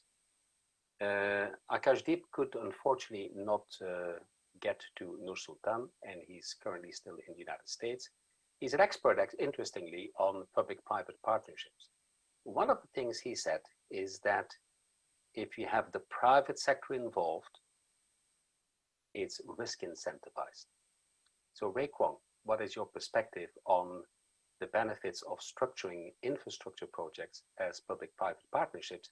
And as you may know, we actually at the AIFC can actually structure projects as SPVs and as public-private partnerships. Ray Kwong, please.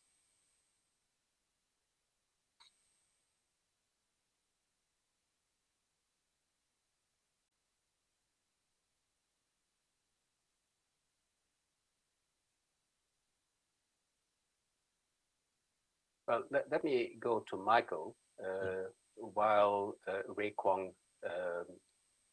connects back to us. Michael, the same question to you, please. Yes, well, I've had a lot of experience with public-private partnerships, or before that, as it was called, PFI, Private Finance Initiative. It was very popular here in the United Kingdom and arguably rose from it. The very early origins in the 80s were much more about contracting than about capital, and somehow capital seemed to roll it over. What we were particularly looking for here in the United Kingdom was the bundling that came into a service area and appropriate risk transfer, so that the private sector was bearing risk transfer where it could. A very simple example was in the early 90s. I was doing a very large build in the Ministry of Defense, and we put upon the contractor who was providing us with an enormous amount of facilities the obligation to maintain them for 5 years, and that was bundled into the contract price. That had very little to do with capital structure. Over the years, the banks have gotten involved, and it seems to be capital, and that's there. But I would summarize it as very much, for a government, it's risk transfer, bundling, and capital. For a business, it's somewhat different. For business, it's obviously an opportunity to make money and profit, and we have all sorts of operations, build, operate, transfer, and variations on that. But what I think is most important for the private sector is when the government is involved intimately in the project, it means that the risk of government changes in direction are lessened. And that is one of the biggest risks is government policy risk. Now, there are other ways to do that. For example, development banks have traditionally been used for that. If I have a development bank working with me, the development bank is a stream of projects in country or in region. And if in some way the private sector is disadvantaged, the development bank goes with the private sector and says, this specific project may present some short-term opportunity for you, but you'll ruin your longer-term capital flows and capital stream. Another interesting example most recently was in March, when the government of Chile issued a policy performance bond or a sovereign sustainability linked bond. And this basically said, we, the government of Chile, are absolutely committed to meeting our 2030 targets on climate change. We've issued a bond that will pay more interest if we fail to do that. And so again, people getting involved in Chile in projects that have a proportion of government interest have an ability to hedge using that. But that's a hedge in the sustainability linked bonds. There's a hedge in the development bank, but there's a really large hedge when you get into bed with the government and operate something directly with them.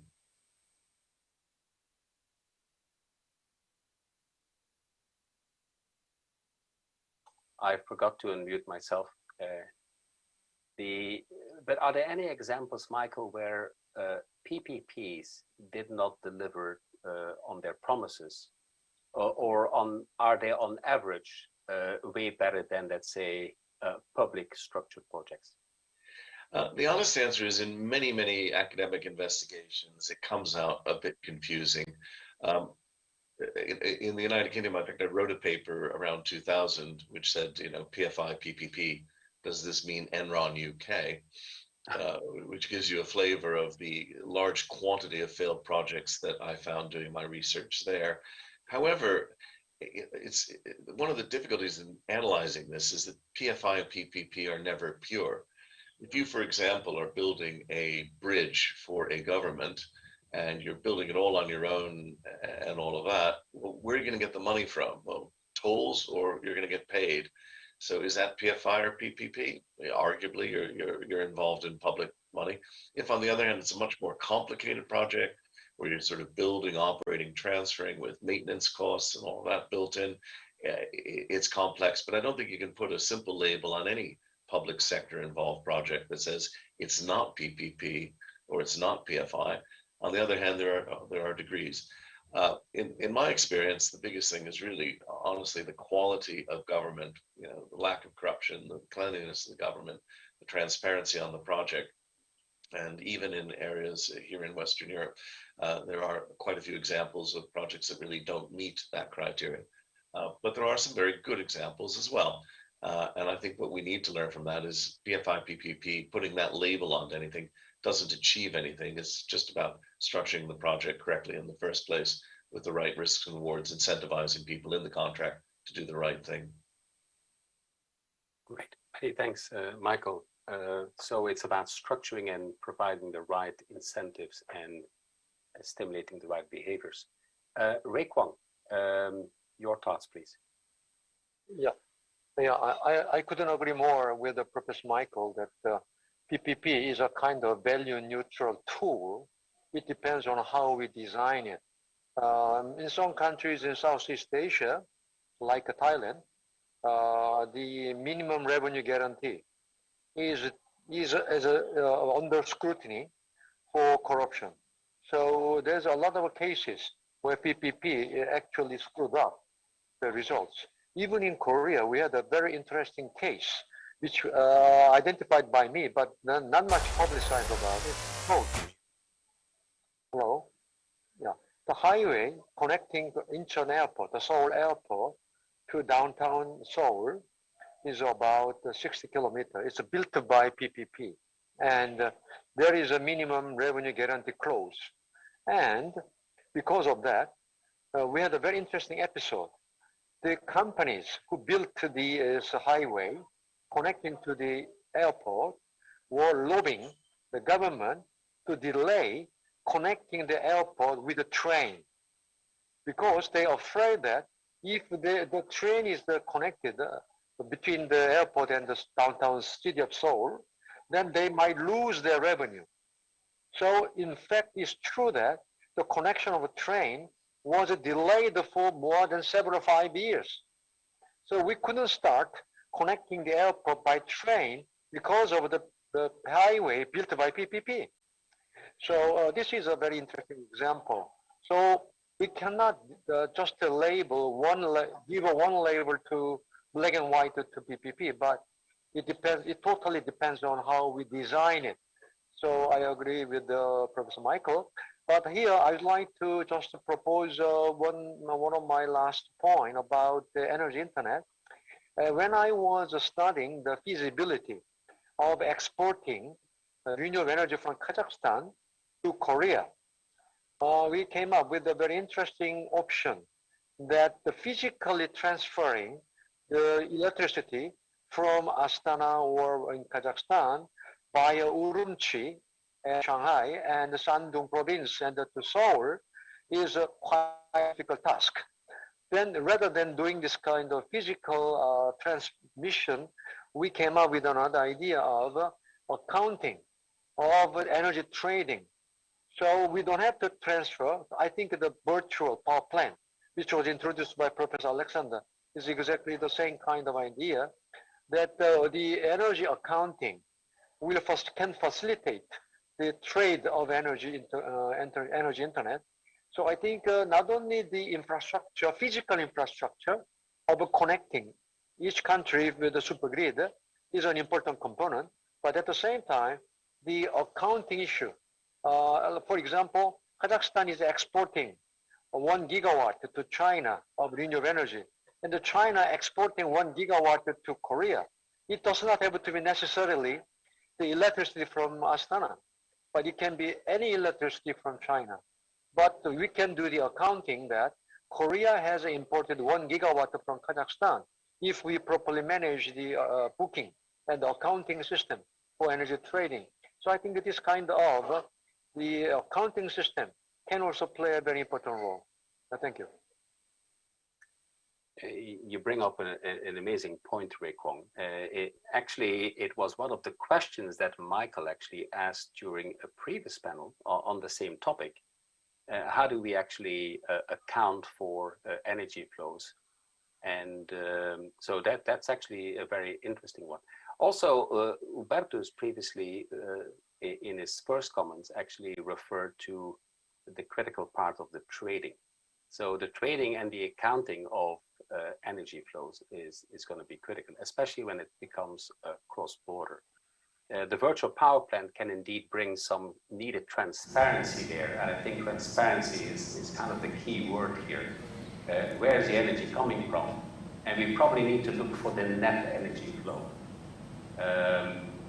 And in essence, this is also what's happening in my home here in Belgium. It's about the net energy flow, because sometimes I supply, sometimes I consume, but I pay for the net energy that I basically consume or actually put back on the grid. Alexander, if you allow me, I'd like to add to that point. You know, PPP is not a magic bullet. The key question from my point of view is you have to ask yourself, what's your very objective why you apply a P to PPP? It may be because you lack capital as a government, then you need to access private capital on that route. The other objective may be you want to kickstart a new technology which is just not yet viable, but you strongly believe it's important, and you sort of add backstops from the government side to make the breakthrough. And there are other objectives, for example, to use public money to allocate them properly through principal banks. I'd like to share in that respect some of the experience which we had in Germany, and we very often believe in a system that basically has 4 pillars in the PPP structure. One, of course, is the government that gives some sort of guarantees, be there price guarantees, be there backstops on losses and all that. And then you usually have the development bank in between, which is in our case a KfW, very well known, one of the biggest development banks in the world. And they basically go to the public market, they do the financing off balance sheet for the government, and at the same time they do know the principal banks, and they have very good working relationships with the principal banks. The principal banks, however, they do the assessment in terms of risk management on the allocation of the funds, which is also very important because they are in the market. They do have additional information which obviously government or even a development bank would not have. So what I would advise is to not look at PPP as a magic bullet for a save-it-all strategy, but to clearly understand what your objectives are and structure it accordingly to what you'd like to do. Love you. Thank you, Hubertus. And actually, that brings me to, and I'm going to stay with you, if that would be okay, to the next question, because this is about the financing. The estimate is that it will require about $60 trillion by 2050. In other words, we're talking about in the range of $2 trillion a year, a little bit more. To put this in perspective, actually, this is very small compared to what we have put into our traditional energy system. The estimates there are in the range of 120 to 150 trillion. So it's actually much less than our traditional energy system. Now, my question is, what is the role of regional financial centers? You're the head of one in Frankfurt, but also the AIFC. But let's not limit ourselves to the financial centers, but also maybe, and you referred to them already before, what's the role of multilateral banks? What's the role of stock exchanges and so on in order to help transition to make the range of energy internet a reality? Hubertus first, and then I want to ask the same question to Michael. Yeah. Yes, thank you, Alexander. And that clearly is a big elephant in the room for financial centers these days. Even though you sort of said, relatively speaking, it's smaller than what you have in terms of existing grids. You have to look at the time as well. I mean, the existing infrastructure has been built over so many decades.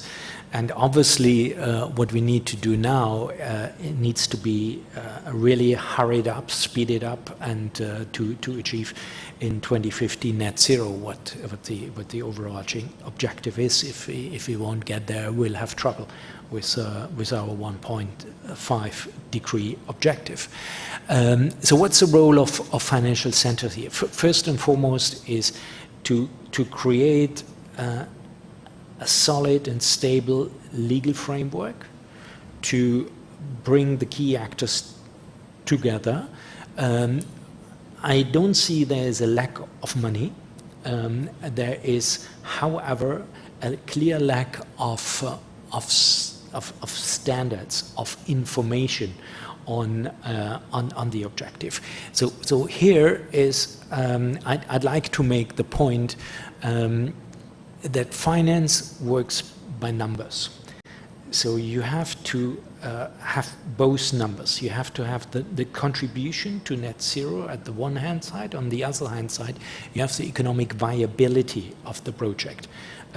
One way or the other, backed up, supported, but at the end of the day, it has to be viable, because otherwise markets would not put their money there.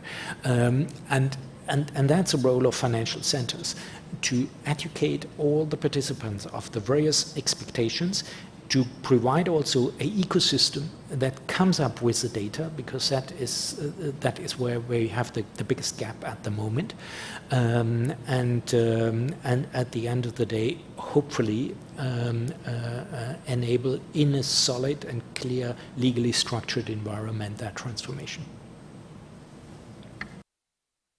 It has to be bankable projects. That's clear, right? If no bankable project, and as you mentioned, I believe that statistic is in excess of $200 trillion of capital is available. So there's no shortage of capital. But the question is, how do we find the bankable projects? Michael, please.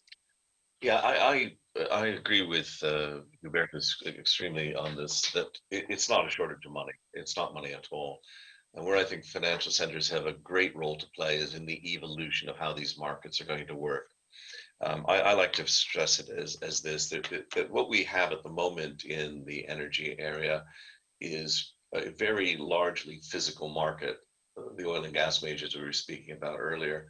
And anybody who's ever been involved in an energy deal will realize huge amounts of paperwork and problems as you're shipping this over. There's no agreed standards in this space, as Hubertus was emphasizing.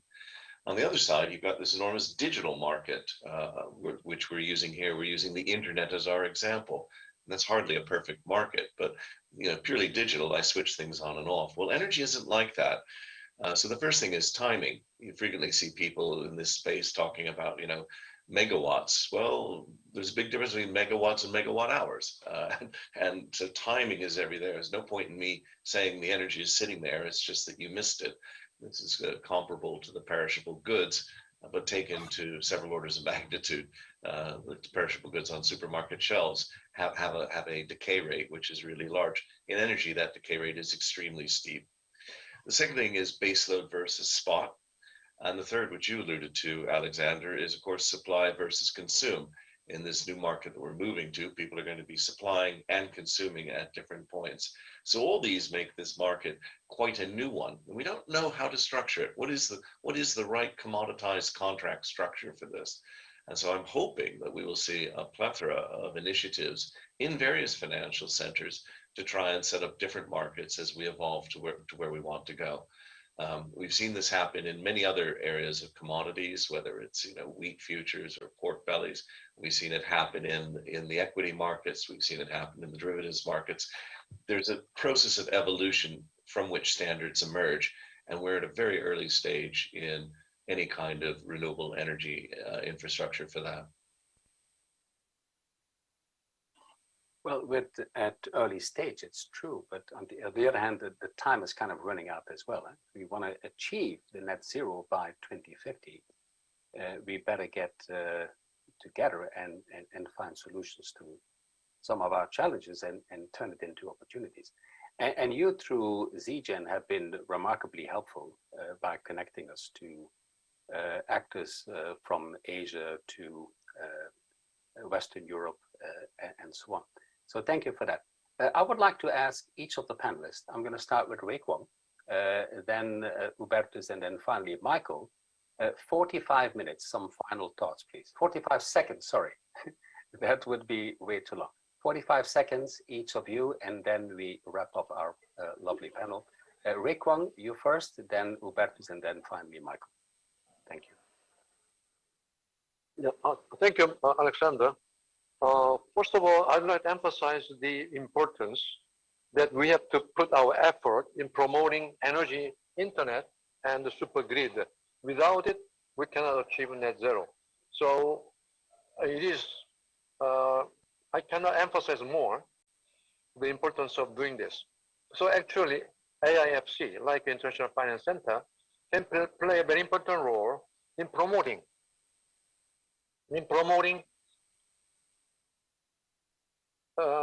this kind of study, feasibility study, and the political agreement. I think AIFC can not just sitting and waiting until political agreement reaches, but AIFC can play an important role in pushing the political consensus building process. I think that is one of the roles the AIFC can play. Thank you. Thank you. We'll do our best, but we can't do it alone, but we'll do our best. Hubertus, your 45 seconds. Yeah, I would say is think global, like you did, Alexander, and act local. It has to a certain level of self-sustainedness if you go that way, and the virtual power plant certainly is an absolutely key element to the smart grid. Use market-induced information, particularly when it comes to using the virtual power plant in trading, in energy trading, and then also be open to various technologies. My main concern is that we're too focused on specific technologies, and we have to be open, and we also have to entice markets to embrace various technologies to find the solution. It rarely has been a central decision that pick the right technology. Fully agree. Michael, closing comments? Thank you. Well, I think this conversation has been really helpful in getting my thinking moving ahead just a fraction. Related to the slide that you showed with your virtual power plant, somewhere on top of it or beneath it is a payment system. And those payments are for various types of contracts. And when I was talking earlier about the evolution of standards for trading, we saw in the energy sector the evolution of Brent crude in West Texas, and they serve different purposes, and people trade around those. When in 1997 at COP3, a number of us here following that in the City of London in 1998-99, created a shadow trading market that led to the EU emissions trading scheme in 2005 when it was launched that April. My suggestion to you might be to sit down with some of the oil majors and some of the folks there and start now on a modeling how would this marketplace work and doing some shadow trading today so that you can start to organize it. When we did the shadow trading on the ETS, we learned a lot of things about how the contracts were structured incorrectly in places, and it was an evolutionary process. And that's something you could do today as a paper exercise, and it would be of immense help to say, these were two different types of markets that we saw, they would be appropriate for this circumstance or that. Thank you very much, Michael. We have arrived at the end of our discussion. I learned a lot as well today, so I do thank our panelists. I also thank our audience. And I would also like to thank the sponsors of the Astana Finance Days. They include ERG, Chevron, Visa, Huawei, and China Construction Bank. So thank you to our sponsors, thank you to our panelists, and thank you to our audience. We will be sharing with you the transcript of the discussion later on. So thanks again and have a great afternoon. And in the case of Ray Kwong, have a great evening. Cheers. Bye-bye.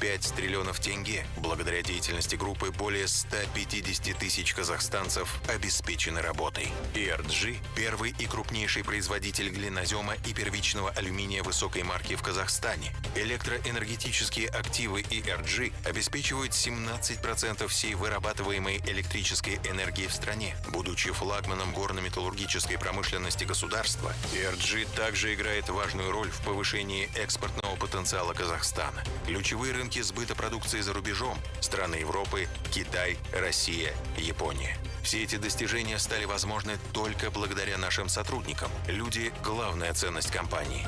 ERG – это прежде всего одна большая команда. Дружная, сплоченная и профессиональная.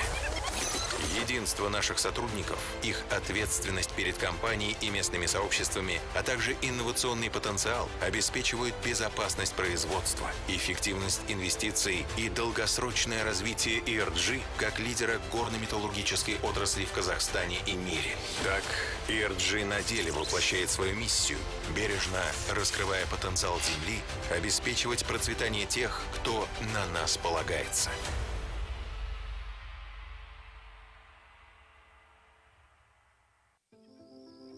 We know it's going to take many forms of energy to meet the world's needs while creating a cleaner future for all.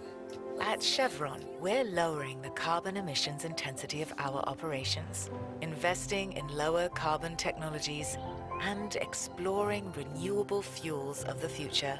We work hard to care for the homes we love, but it's only human to protect the one we share.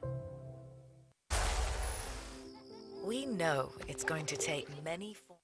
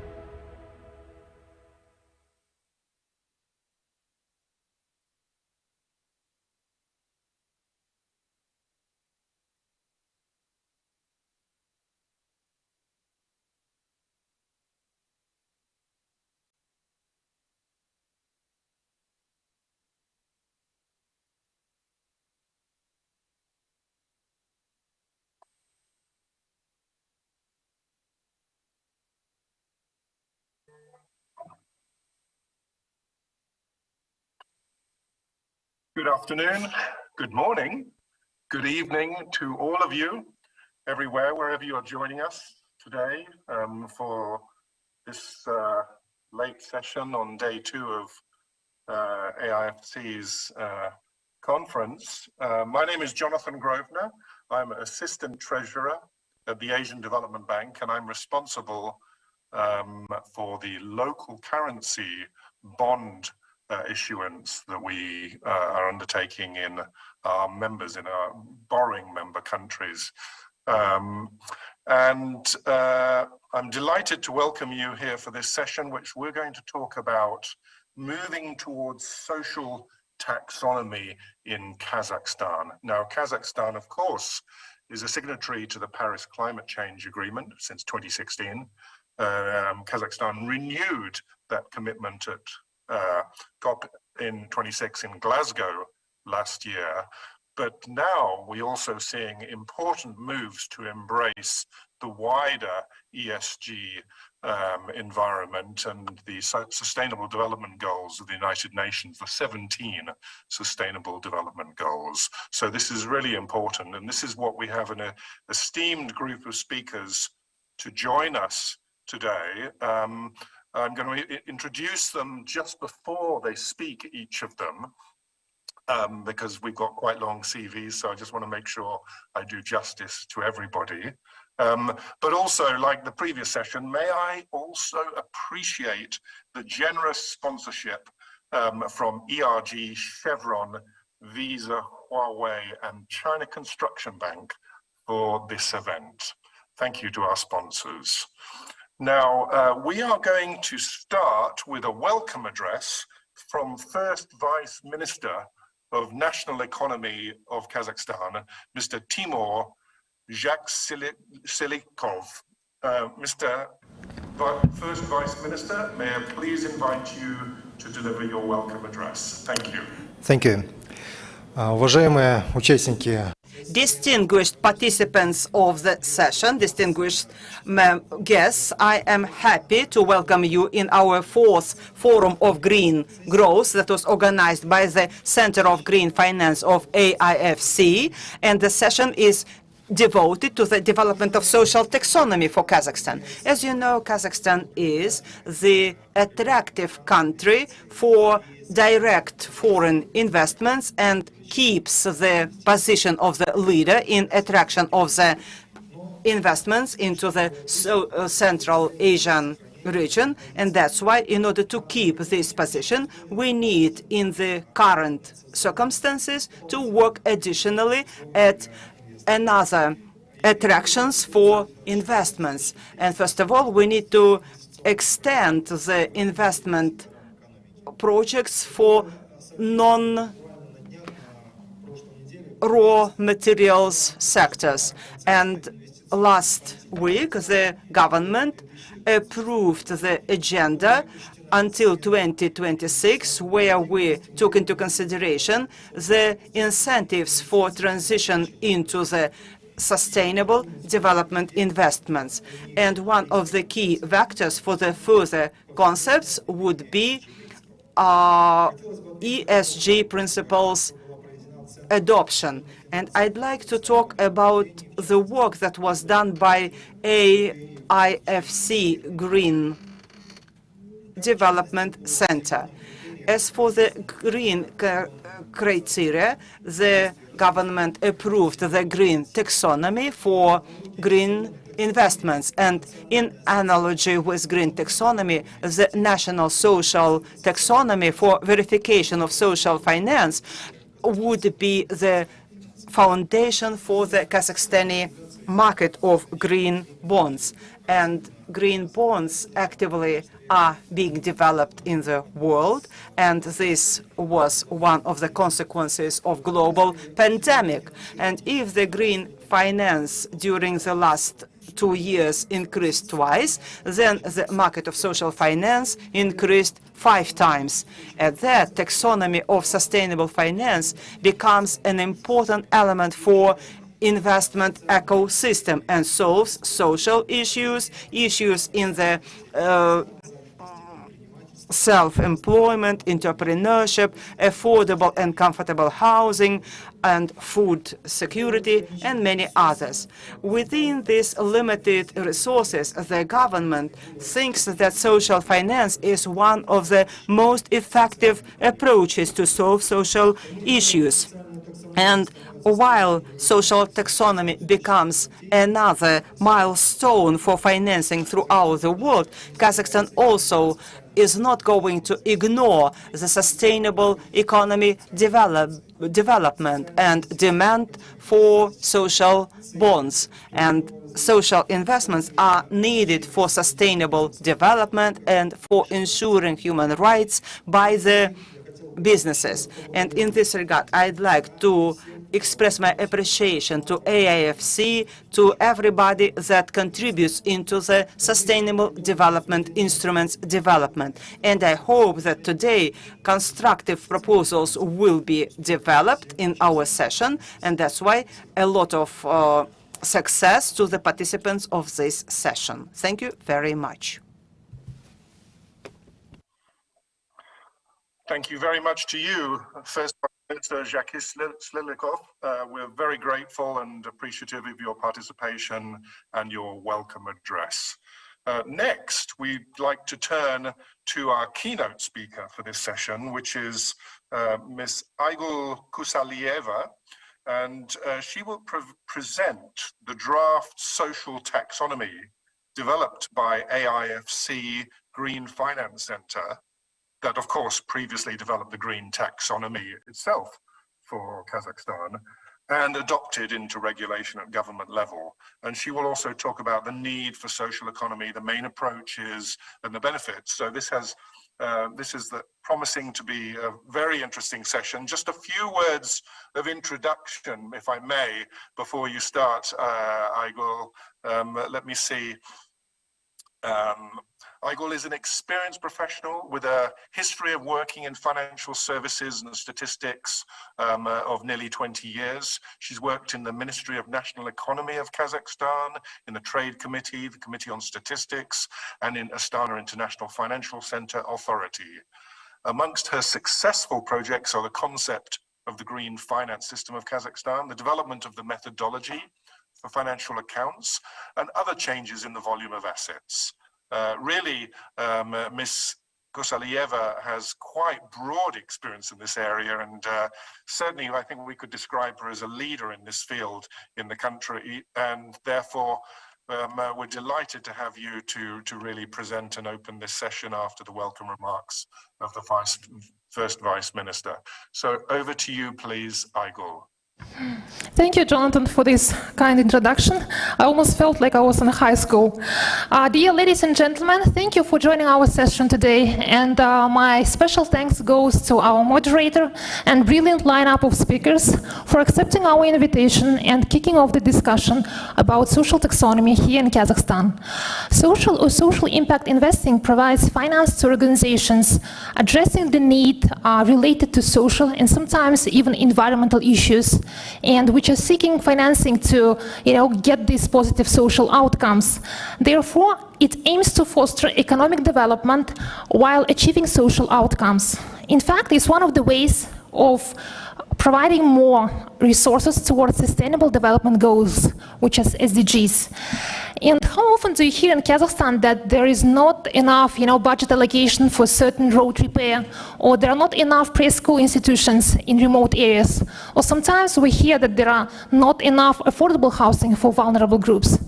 In fact, there are certain government programs aiming to address these social issues or mitigate them. But as usual, the state budget cannot cover all expenses. And just give you an example, the total fertility rate in Kazakhstan has reached 3.32, meaning that there are on average more than 3 children per woman now in Kazakhstan. At the same time, 28% of total newborn last year were born in large families in Kazakhstan. So this is meaning that there is a growth of population which will translate in more social spending for the government budget.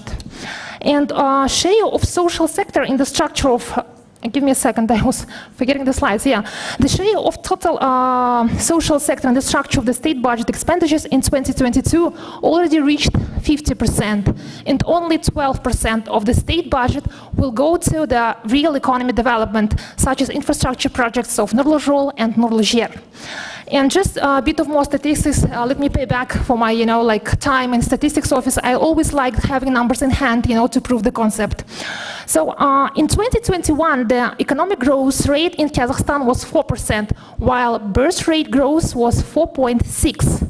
So with the birth rate outpacing the economic growth, we can see that GDP per capita will decline, and this further will lead to increase in social spending for the state budget.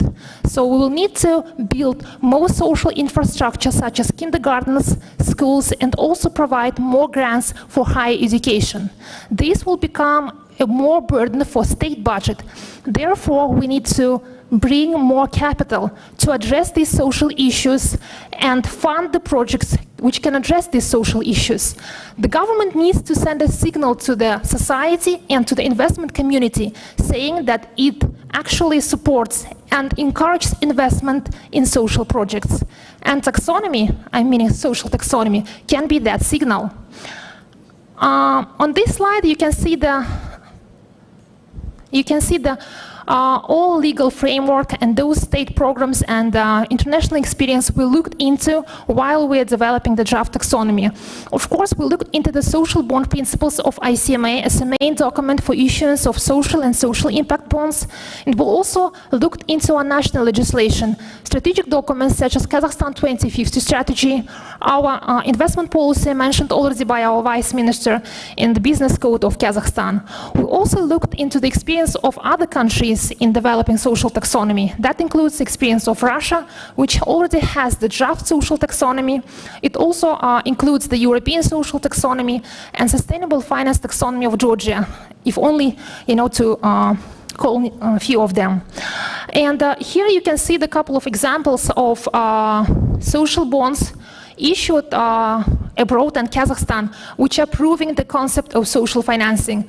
So here you can see the $1 billion issuance of Morgan Stanley in the US, which was targeting certain social groups, including seniors, including homeless, people with disabilities, and victims of domestic violence across the country. And another issuance here is from Kazakhstan. Asian Development Bank issued a bond for lending operations of our Otbasi Bank. Otbasi Bank is implementing the system of housing construction savings with further lending for population. This particular issuance actually financed affordable residential mortgage loans for women borrowers in Kazakhstan. And maybe there are even ladies in this room who were able to use this opportunity to improve their housing conditions. And I'm sure that Jonathan can tell us more about this issuance later. And on this slide, you can see the total social bond issuance in Kazakhstan, which is more than 40 billion tenge. And important detail to mention here that only few financial institutions and development agencies and supranational organizations issue in Kazakhstan. Of course, it's quite difficult to analyze the data, which is only 1 year and only few issuances, but important to mention that share of agencies among the issuers of social bonds in Kazakhstan is quite little, while in the worldwide breakdown, agencies take up to 40% of issuances of social bonds. I believe that adoption of social taxonomy will help us to bring more potential issues in this underfinanced sector, just like with the green taxonomy. Green taxonomy of Kazakhstan actually was adopted in December last year. And although there were not issuances according to taxonomy yet, due to various reasons, including the geopolitical ones, we see increased interest among potential issuers of green loans and green bonds. And we see that potential project holders, they already know better about green criteria applied for their projects. And this will eventually bring more investment, like the much needed investment, I would say, even for our green transition. On this slide, you can see the draft social taxonomy we prepared with our team. And it consists of 6 main categories derived from ICMA social bond principles. We found it very important to have our local guides to be in line with the international ones to address it for sake of investors. We did that with our AIX green bond rules, and we also did with our green taxonomy I mentioned earlier. Structure of the taxonomy is quite much like our green one, and is similar with the taxonomy of China and Georgia. On this slide, you can see the snapshot of the sector related to affordable housing, since we're having examples of affordable housing earlier. And you can see that it's considering certain thresholds, to meet the needs of target groups. Therefore, we'd like to, suggest adding the notion of social taxonomy in the business code of Kazakhstan, and we also propose to expand the list of target groups to have them in line with the international standards, and also to make sure that we're covering those who are really in need. On this slide, you can see the target groups which are included according to our business code on the left side, and on the right side of the slide, you can see those groups we propose to add to the legislation. Obviously, possible benefits of a well-designed and precise taxonomy include certain benefits for government, such as recoding social policy into a language understandable for investment community, more opportunities for municipal authorities to issue social or social impact bonds for funding the projects in the regions. It also brings gains for regulator and businesses, improved market clarity, encouragement of reorienting and scaling up capital for green, sustainable and low-carbon investments to achieve the Paris Agreement goals and the SDGs.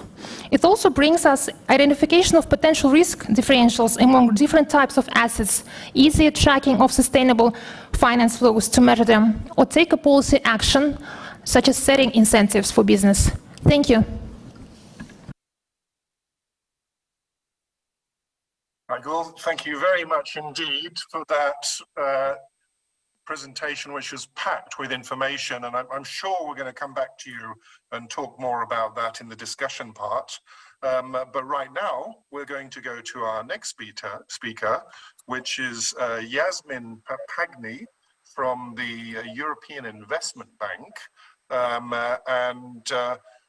She is the head of the Social Policy Unit, and has been directly involved in the EU social taxonomy development, which is, I'm just back home from Europe, spending a month in Europe, and it's so much talked about in European financial markets now.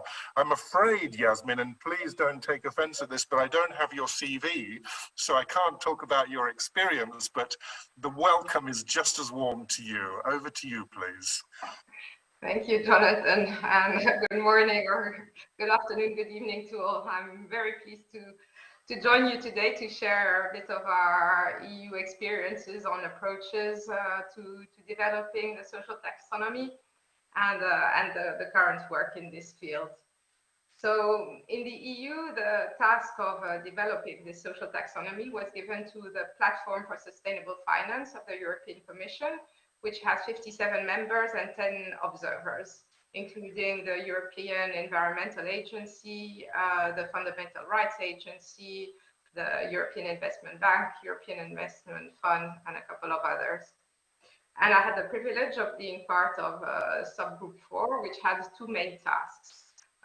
First, it was to advise the Commission on extending the EU taxonomy to cover social objectives, and if so, what that new social taxonomy may look like.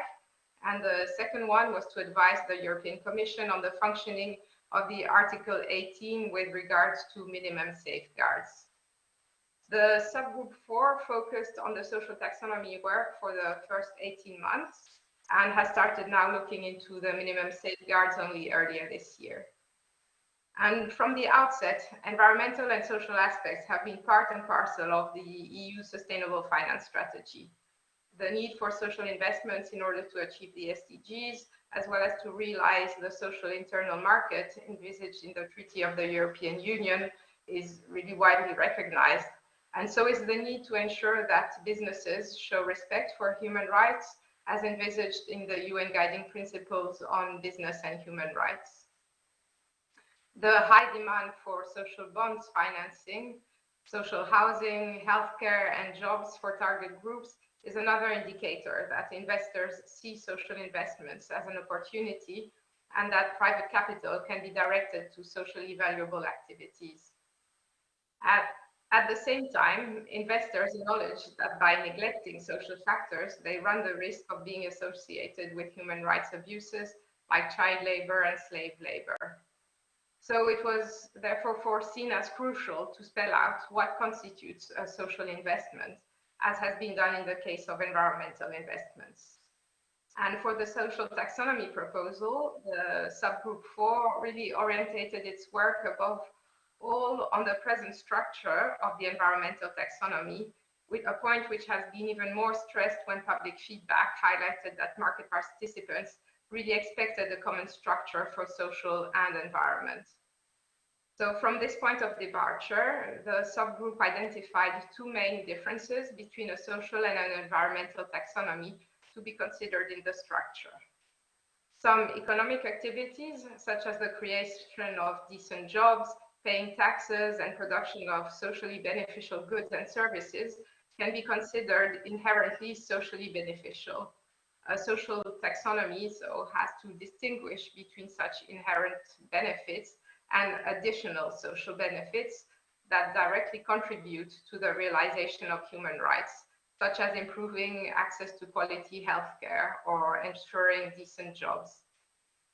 And while environmental objectives and criteria can be based on science, a social taxonomy has to be based on international authoritative standards of topical relevance, such as the International Bill of Human Rights. So the expert proposal articulates the objectives by the type of stakeholders that economic activities can affect. And these include an entity's own workforce, including value chain workers, end users or consumers, and then affected communities, directly or through the value chain.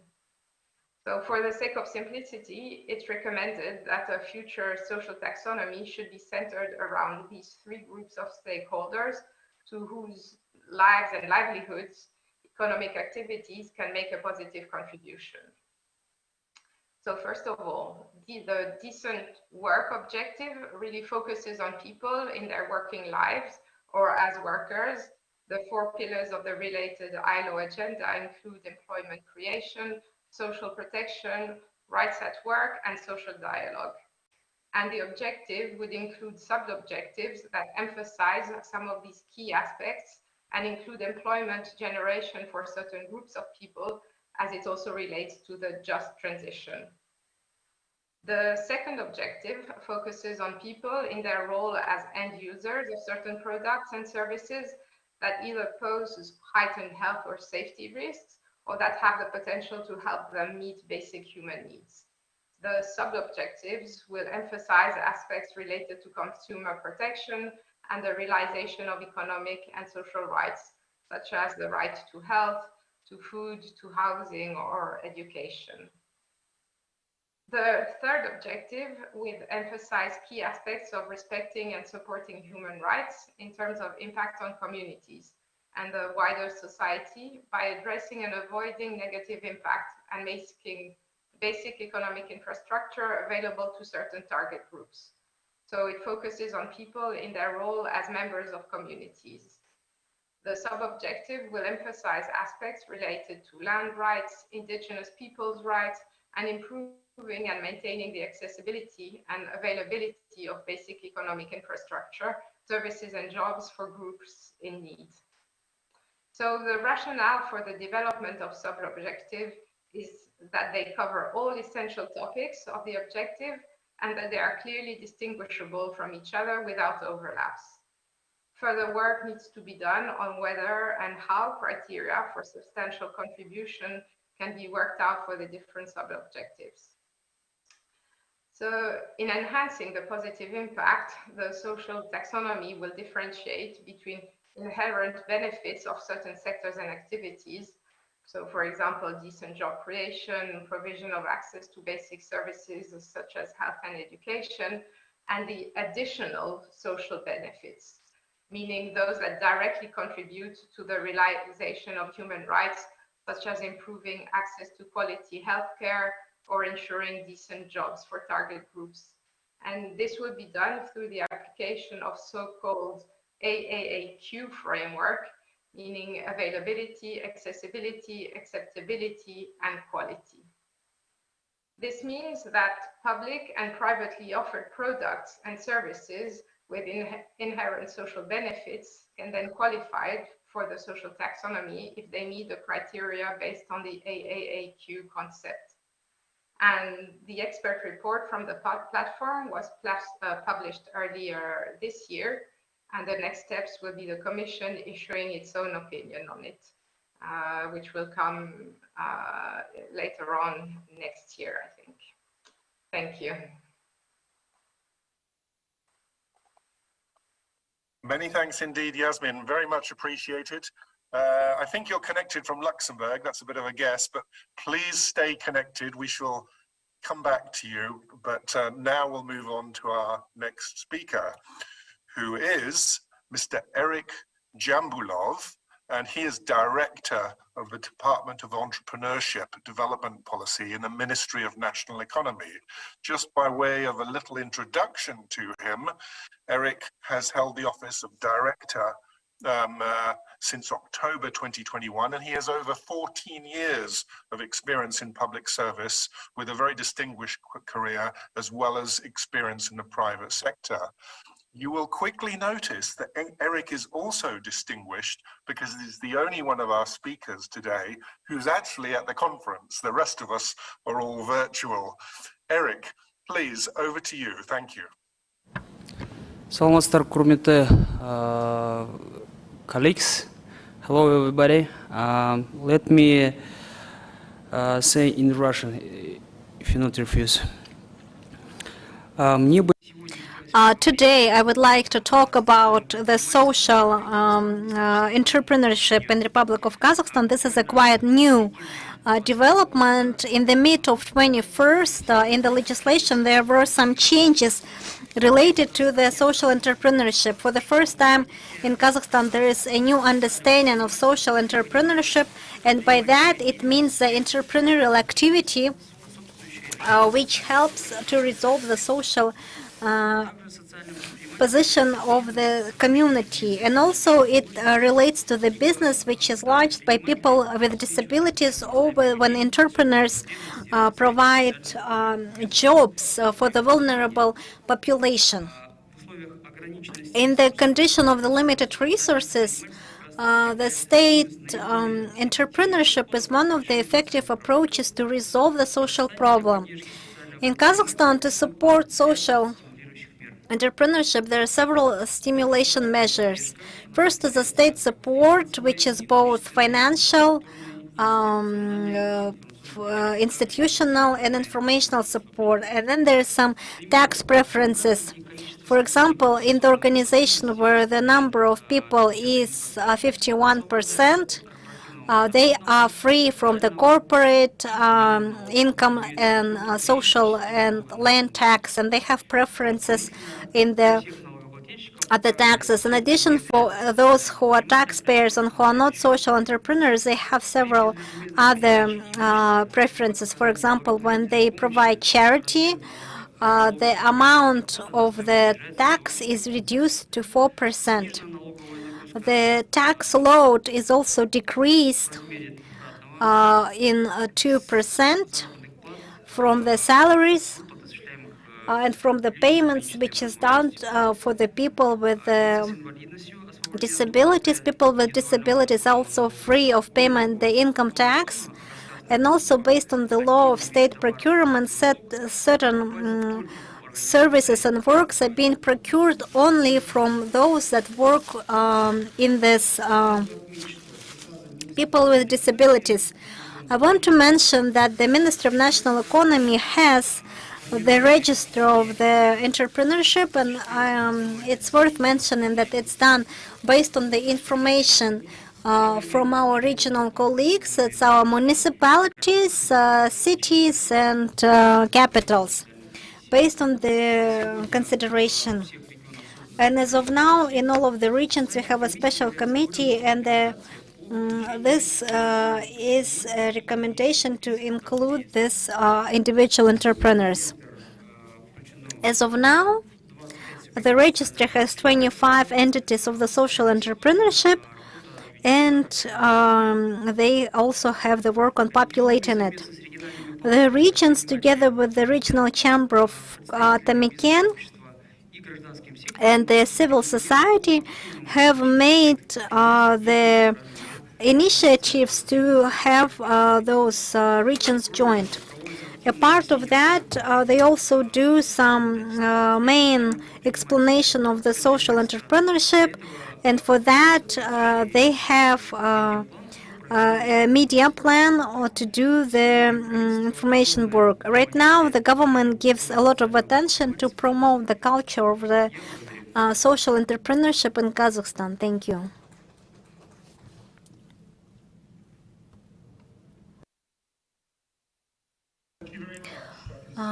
Eric, thank you. Excuse me. Eric, thank you very much for your remarks. We are very grateful for those. And without further ado, we'll turn to our next speaker. As I assured you at the beginning, we have a long list of professional and experienced speakers for you today. And our next speaker is Mr. Christoph Nedopil Wang, who's the director of the Green Finance and Development Center at Fanhai International School of Finance, Fudan University.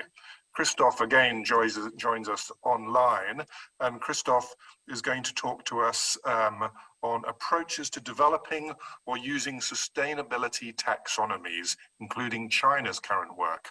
Over to you, please, Christoph. Thank you so much, Jonathan. I hope you can hear me. Thanks for the Astana Finance Days and the IFC for the kind invitation. It's an honor to be here with the first Vice Minister and with such distinguished speakers from AIFC, ADB, World Bank Group, and the European Union. And of course, even more SDG and social finance will be needed. That also includes private finance, so not only public finance, but private finance with a clear business case to tackle the COVID crisis and the consequences, and of course also even more for a just transition that is required for the green transition. Unlike green finance, SDG finance for a long time has lacked a standard. Still today, we have no harmonized and shared standard, and it has led to a situation with the application of the SDG label across financiers that is a little bit unstandardized, which of course risks SDG washing. Now, I want to congratulate Kazakhstan on their progress on green finance and social finance. It has also been my pleasure to work with partners and authorities in Kazakhstan to develop the green finance roadmap in a project together with the EBRD and the Climate Bonds Initiative last year. So I'm really happy to see this extremely ambitious progress and see also so much more potential. Now, please allow me to share our experience in the UNDP's first SDG finance taxonomy development that I led in China. The UNDP published the SDG finance taxonomy in June 2020, together with the CSET, the think tank under the Chinese Ministry of Commerce. Now, at the risk of stating the obvious, to support the financial sector to finance social change aligned with the SDGs, it is necessary to reduce the transaction cost of SDG-aligned investments. One crucial pathway borrowed from the development of the green finance taxonomies, which exist at least since 2015 in China, is to develop an SDG finance taxonomy. The goal of such a taxonomy should be to provide a simple, standardized, and easy to use catalog of eligible and measurable investment projects supporting SDGs. Now, one of our main goals in developing the taxonomy was to have process legitimacy and broad stakeholder support. We worked with over 100 international partners in research, industry, government, NGOs, multilateral institutions, and so on. The second goal was to build on existing taxonomies and sustainable finance standards. For this, I completed a global review of different standards, and we were puzzled by the various different approaches, and this was important. What we found is that there are three different types of standards. Input standards, such as the Chinese Green Finance Taxonomy, that provides a simple catalog. Process standards, such as the IFC performance standards that look at the process, and that, of course, the IFC performance standard also have a strong focus on the social and broader SDG aspects. And output standards that focus on concrete outcomes, like originally the European Union taxonomy. We decided with our work that we build an input outcome taxonomy with clear descriptions of the projects to have it easy for investors to choose and the right projects, and include clear impact indicators that investors need to report on. Now, it was also a challenge to decide which projects to include. Social projects, green projects, both, the overlap. Now, the ICMA sustainable bond principles focus on kind of the overlap between green and social bonds. So both areas need to be focused on. The SDG finance taxonomy we looked at had a specific approach. For projects to be included, they had to be aligned with the national development strategies, the international best practices for social development, to provide and social benefits in SDG concerned sectors, and they have to focus on SDG target group, so leave no one behind.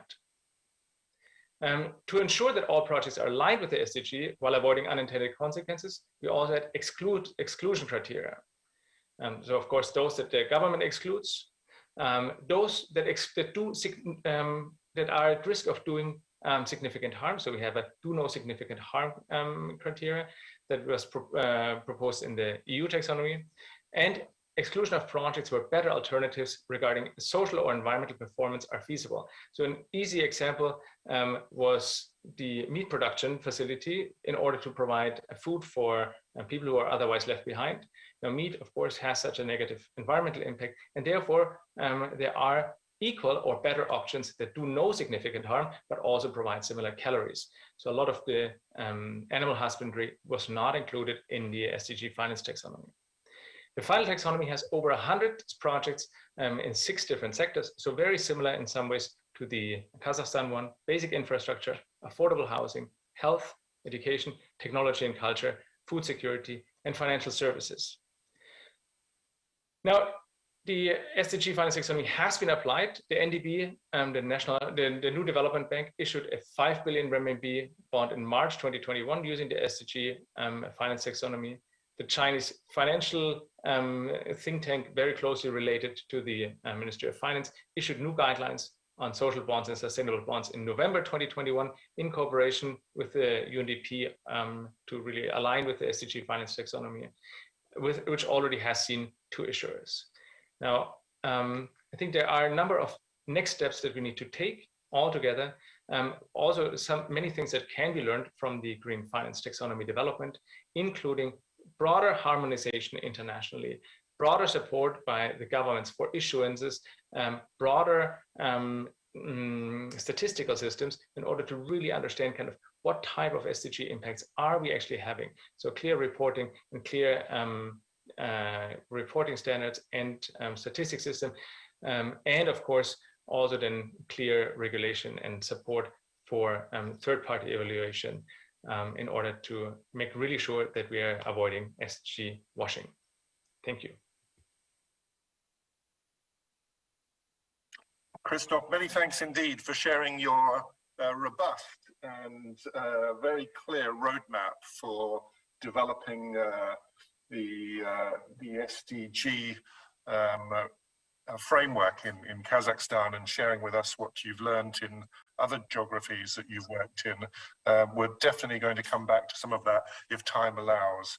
But now I'll have to pass on to our last of this distinguished group of speakers, which is Mr. Razani Osman, who is Senior Financial Sector Specialist at the World Bank. Razani took part in consultations for the development of Malaysia's sustainable and responsible investment taxonomy and can share on its development application in the Malaysian capital market. This is so interesting because we see this happening very broadly across many developing countries. And just to share a few words of background on Razani, he's a financial sector specialist within the World Bank global practice in Kuala Lumpur, and has been working since 2016 on several areas, including sustainable finance, Islamic finance, disaster risk finance, capital markets, financial sector development, and financial stability monitoring. That will certainly keep you busy, Razani. Thank you very much for joining us, and over to you, please. Thank you very much, Jonathan. I also would like to express my appreciation to AFC for this invitation to join this esteemed panel today. First, I'd like to talk a little bit about what has happened in Malaysia in the SRI, or Sustainable and Responsible Investment field. Now, the term SRI was already known in Malaysia since 2014, because that's when the first SRI Sukuk guidelines were issued by the Securities Commission of Malaysia. And an SRI Sukuk was issued to fund projects that today we would identify as social projects. So essentially it was a social Sukuk before we started calling them social Sukuk. So that's where it all started before in Malaysia, where people started looking at social activities funded. And then fast forward a few years, we had the Green Sukuk come out, we had Sustainability Sukuk being issued, and then there were questions being raised. How do we determine what is green and what is social, or what is SRI? Because Malaysia at that point in time did not have a taxonomy of any kind. Malaysia only had guidelines on issuing Sukuk, SRI Sukuk, and was adopting the ASEAN Green Bond standards for issuing of green bonds. So what happened then was the Securities Commission came out to develop the SRI taxonomy. This came on the heels of the Central Bank of Malaysia issuing what it called the Climate Change and Principle-Based Taxonomy, which was essentially a green taxonomy for the financial sector, but that only included the banking sector. It did not include the capital markets. So the securities regulator then decided that they needed to do a capital markets taxonomy that focused on SRI, because SRI would cover not just green, but also what is social and anything in between, or some combinations of those, because those were the questions that were being raised by the industry. So moving on, when the SRI taxonomy comes in, this determined that it was going to be a principle-based taxonomy, because that is what the market was ready for, the domestic market in Malaysia was ready for. This is basically, when you look at the structure of the capital markets, you would find that a lot of issuers were unfamiliar with the concept of social, or unfamiliar with the concept of sustainability. It was the financial sector, the banks, that were very familiar, but not the issuers themselves. So it was decided that principle-based was where the market was ready for, and should start from there. And that was also in line with the ASEAN taxonomy that was issued also in 2021. Now, the ASEAN taxonomy is a taxonomy that was issued by a grouping of 10 securities regulators representing 10 countries in ASEAN. And the objective of that was to create a universal platform for issuers in the region to have a common taxonomy to base from. And of course, with the ASEAN taxonomy being principle-based, the SRI taxonomy was also principle-based to follow from that. Now, it's important to note that in the Malaysian context, consultations with industry participants have taken place. They have given a very active role to the industry in Malaysia to provide feedback, because in Malaysia, one difference with a lot of other countries is that the corporate bond market, the corporate or Sukuk issuance market, is very active. In fact, in many cases, it's the private sector that led the innovations and the developments of sustainable finance rather than the public sector. With the issuance of the taxonomy paper, the Malaysian Securities Commission followed with a series of consultations and feedbacks from a wide array of stakeholders. And this process will eventually lead to a finalized taxonomy that will be published later on. So what we will then see is that this development will not be a one-time thing. It's something that will develop over time. It will evolve over time as more knowledge is learned about how we should handle the environmental, the social, and the governance factors of ESG investing, for example. So I'll stop there and hand it back to you. Thank you. Well, thank you very much, Razani. It's always interesting to hear the experience of the World Bank, and especially to hear about the initiatives in ASEAN as well as Malaysia. Now, this seems almost impossible, but we've only got 2 minutes time left on the clock.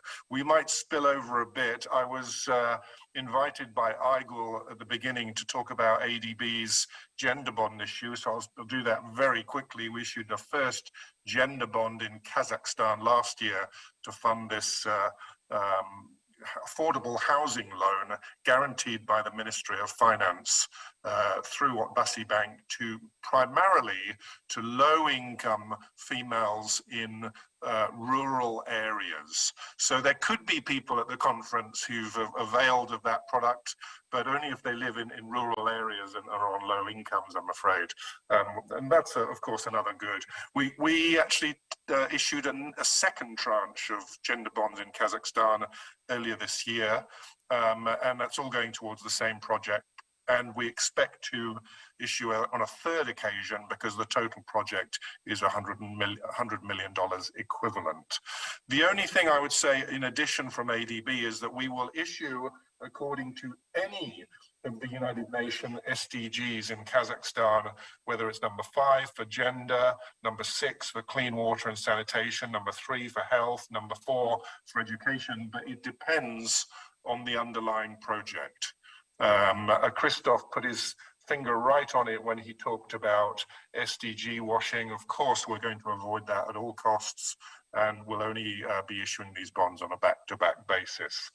Okay, so I think we've got time for basically a minute to summarize. There's no time for discussion, very unfortunately, but can I go back to Yasmin? I'd like to leave Aigul to have the last word amongst the speakers, if you think that's fair.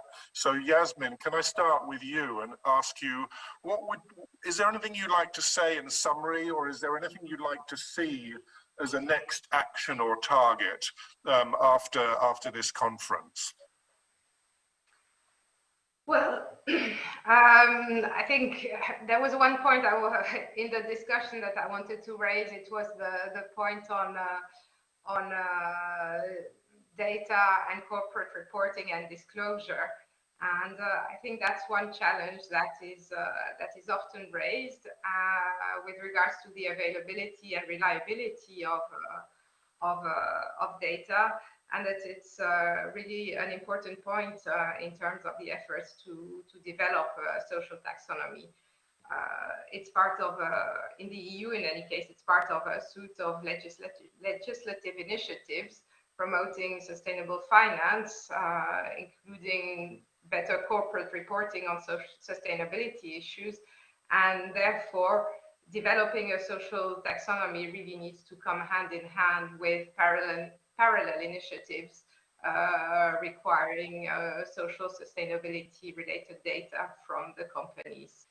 I will stop here considering the short time available, but thank you very much. Thank you, Yasmin. That's perfect. Much appreciated. And Eric, without delay, going to you. 1 minute to summarize what you want to happen next, following on from your earlier remarks, please.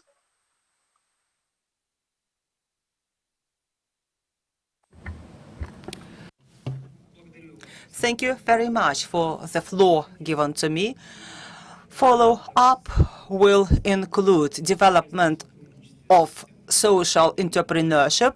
In joint efforts with AIFC, we will consider our approaches together with the task forces, develop the social taxonomy, conditions for its introduction. We did some preparatory work and did just a tour into this topic, and I think that in the future this work will be done even more effectively. Thank you. Thank you very much, Eric. That's much appreciated.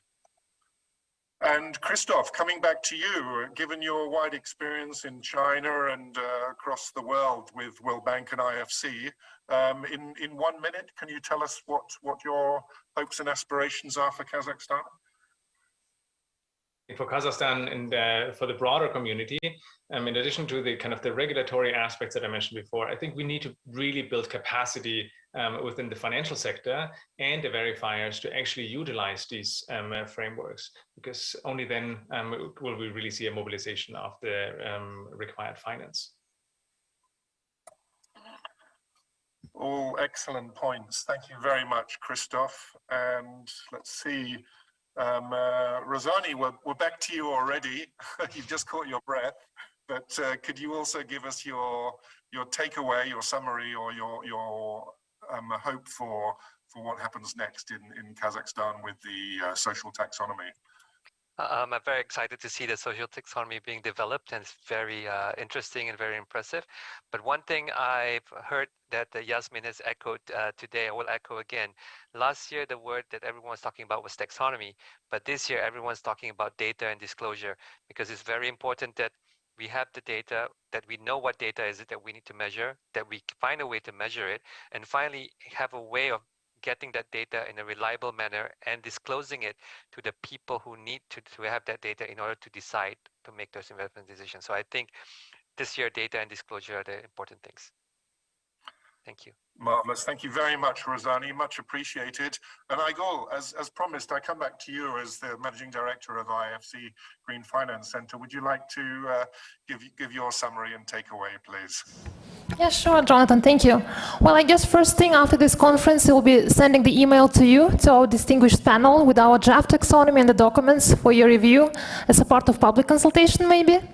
But yeah, of course, I'm kidding. But just going forward with the draft taxonomy, I'm sure I will be getting back to you sometimes in the future. So to get your feedback on the draft taxonomy, and I'm very happy that the Ministry of National Economy is supporting our project, and definitely will be setting up the working groups with the government agencies here and the international stakeholders to work on the draft and improve the document, for further approval of the government. And based on our experience with the green taxonomy, it took us 2 years, to draft the document, to get, all these consultations with the international institutions and with the local authorities. And it also was during the pandemic, everything, online. So I hope maybe with the social taxonomy, we'll be able to, kind of present the final one on the next conference within 1 year. Thank you.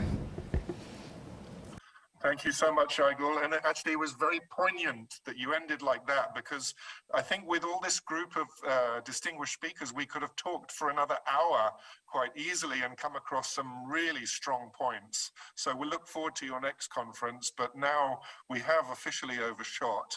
But I'm so grateful to everybody for their participation, for the speakers and for the audience. And please join me in thanking AIFC and the Ministry for their strong support for this initiative. Thank you and good evening.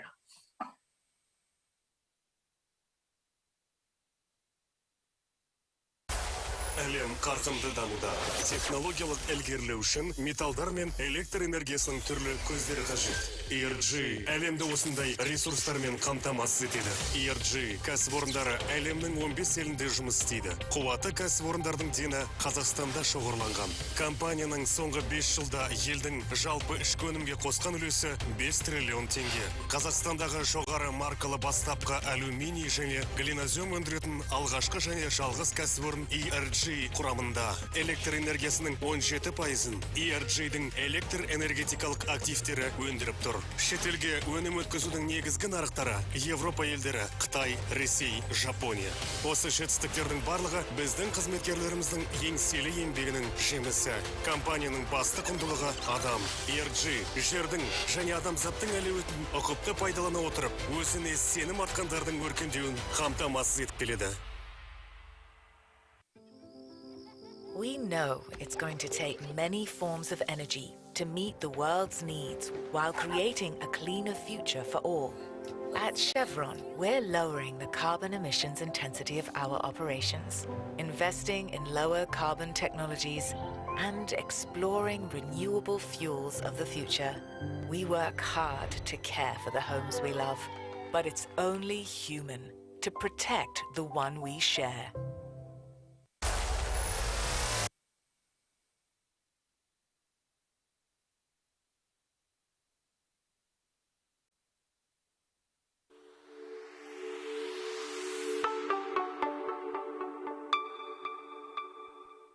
Hello, I'm Andrew Gamble. I'm the chairman of the global board of Grata International, which is the Swiss Verein which exercises overall control and direction for the Grata International network.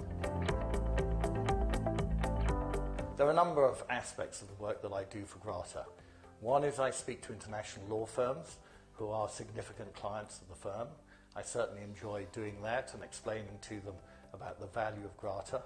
I discuss the strategic direction of the firm with the senior partners, and I also work proactively with the Integration Centre and the International Cooperation Department, who are performing an excellent function on behalf of the firm. And last but not least, I speak to potential new firms. That's a very interesting question. I think it's really to do with our focus. We're very much focused on a particular regional area.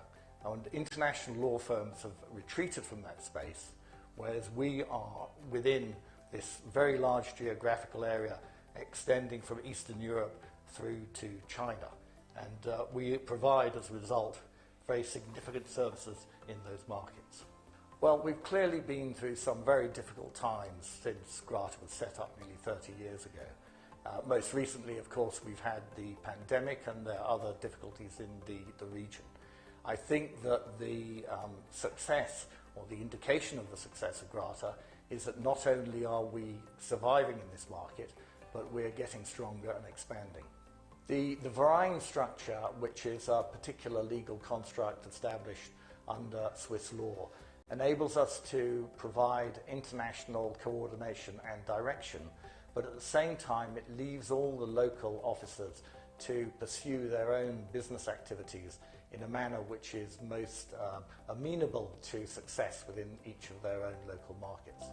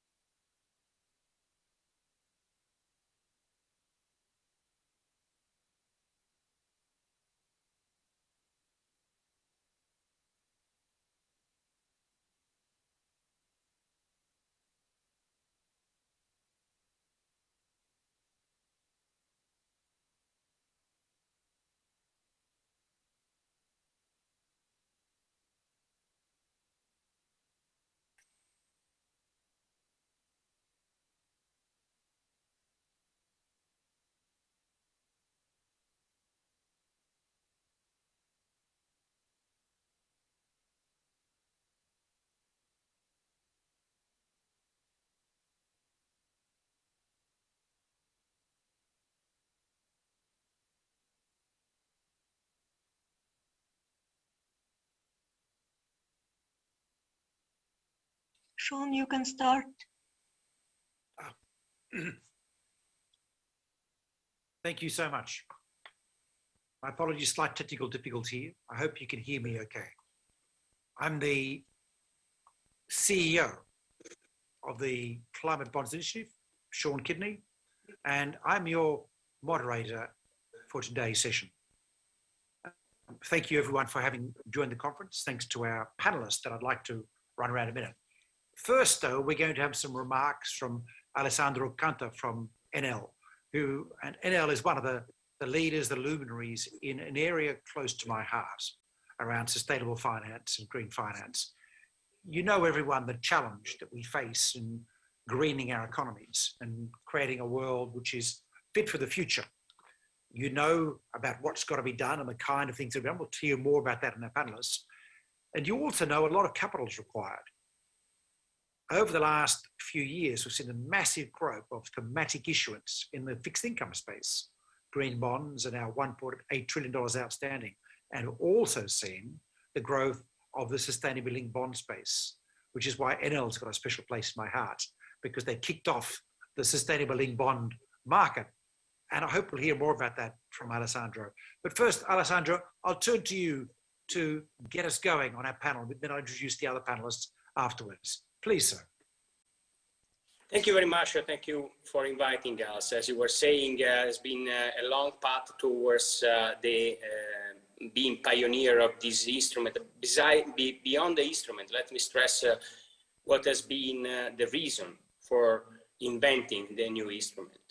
First of all, finance has been 100% connected with the underlying. So there is no any finance strategy without an underlying sustainable strategy. So we cannot speak about sustainable finance if the underlying is not sustainable. We have to avoid greenwashing. That is something that is worrying the market today. After a long experience on the sustainable finance, and the sustainable strategy of the company that has demonstrated in the years since 2014 that being sustainable does mean to be more profitable, less risky, and more resilient in the long term. And this is something that I am used to repeat because someone is misleading the meaning of this word. Sustainability does not mean solidarity and cannot be done for the sake of goodness.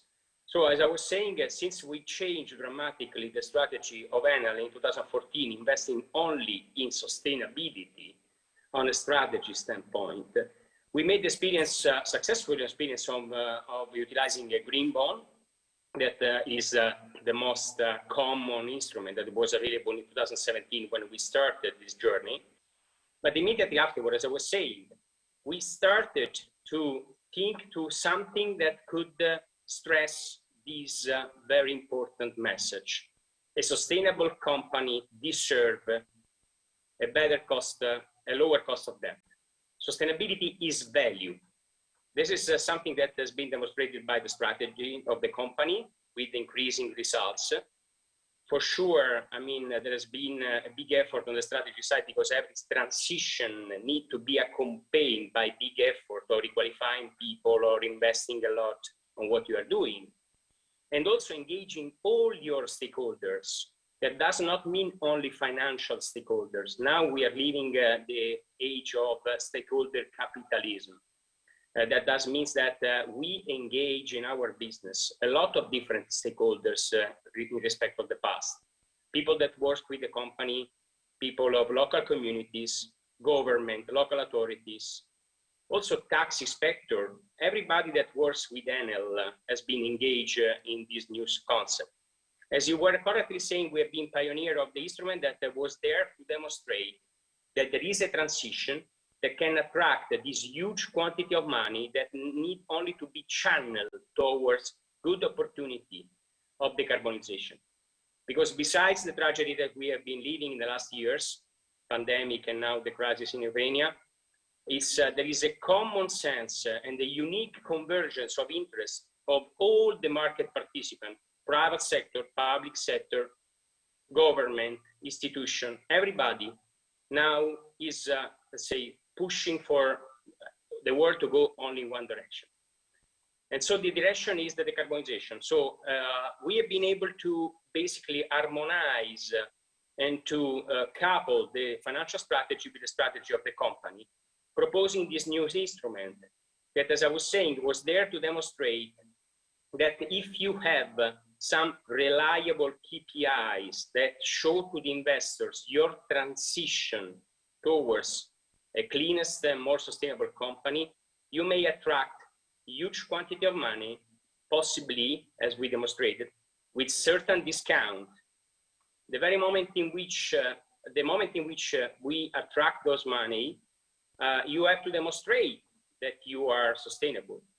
And the structure of the sustainable linked bond that we invented, that now worth more than 170 billion euros, so we have basically created an asset class, is very much inclusive, because it is an instrument that, in respect of the green bond, by which you can only finance certain particular very important projects, may accompany the transition of the subject towards, say, a better future.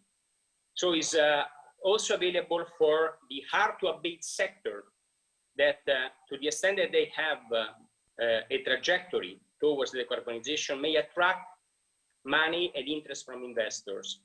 As I was saying, with the lower cost of debt, we demonstrated that through this instrument, we have been able to pay between 10 and 15% on overall coupon discount. Why?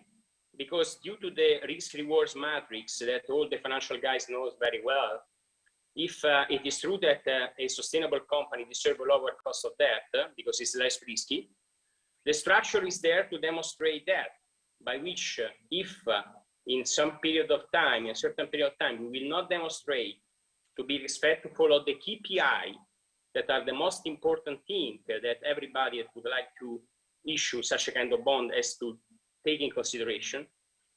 At that moment in time, if we're going to be missing the respect of those KPI, we have, say, included in our documentation a certain step up, not for the sake of remunerating investors for our failure, but only for demonstrating even there that if we will be not respecting the KPI, Enel will be at that moment in time a more risky and less profitable company. And so we have to simply adequate the cost of funding to the new reality.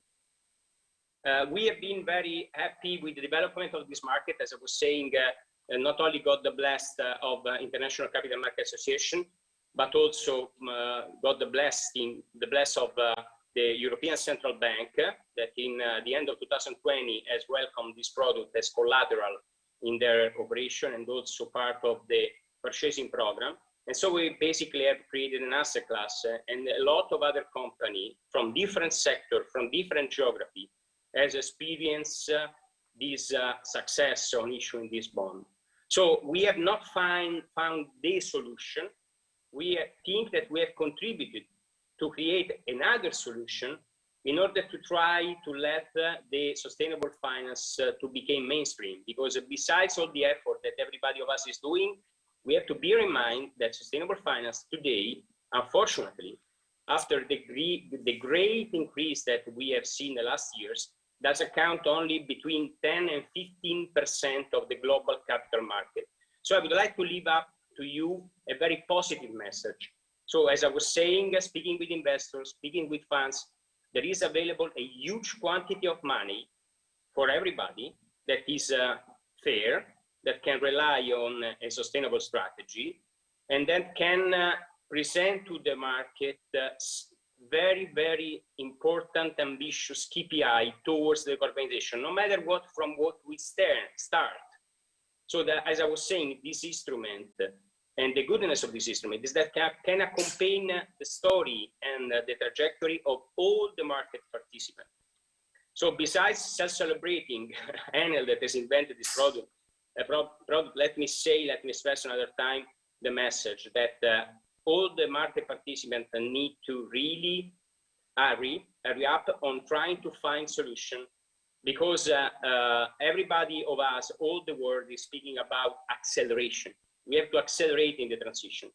And besides the utilization on the short term, potentially, of some fossil fuel in order to put on safe our electricity market in Europe, in order to not be too much dependent by certain provider, the long-term path is being already set.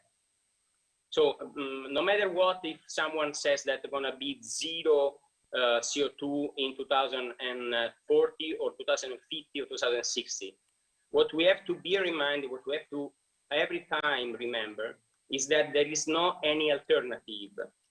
So I think that what we are seeing is very, very interesting into the market. Also, the hard-to-abate sector is doing a big effort in order to reinvest money coming from fossil fuel in order to try to anticipate as much as possible the transition. Because in 20 years' time, there will not be any more space, also on the financial market, in order to attract the interest of the investors. So we have to accelerate that, even because there would be, for sure, a moment in which the hard-to-abate sector or the people that will continue to pollute in 2030, 2040 will have a lot of trouble on finding money to subsidize their own business. Alessandro, that's a really important point to make, critically important. And of course, we've seen this story coming out in Sovereigns recently too, with an Australian government treasury report saying that unless the Australian government adopted a net zero plan, their cost of capital raising would go up 100 to 300 basis points as they lost access to preferential capital markets. Just for the audience's understanding, tell us a little bit more about the nature of the KPI in your first bond. This was an increase in renewable energy capacity, right? Just explain to people. Yes, I mean, we have two polar stars when we speak about sustainable finance. The major one, because it's the most popular, are the SDGs of the United Nations that are quantitative, because you can measure yourself against those KPIs. And on the other side, in Europe, we have been doing a very good job on the taxonomy. That is another polar star. That is a qualitative, say, polar star that says what you should have to do in terms of CapEx investment and on your business. So we have two different, let's say, polar star that can orientate you on your business.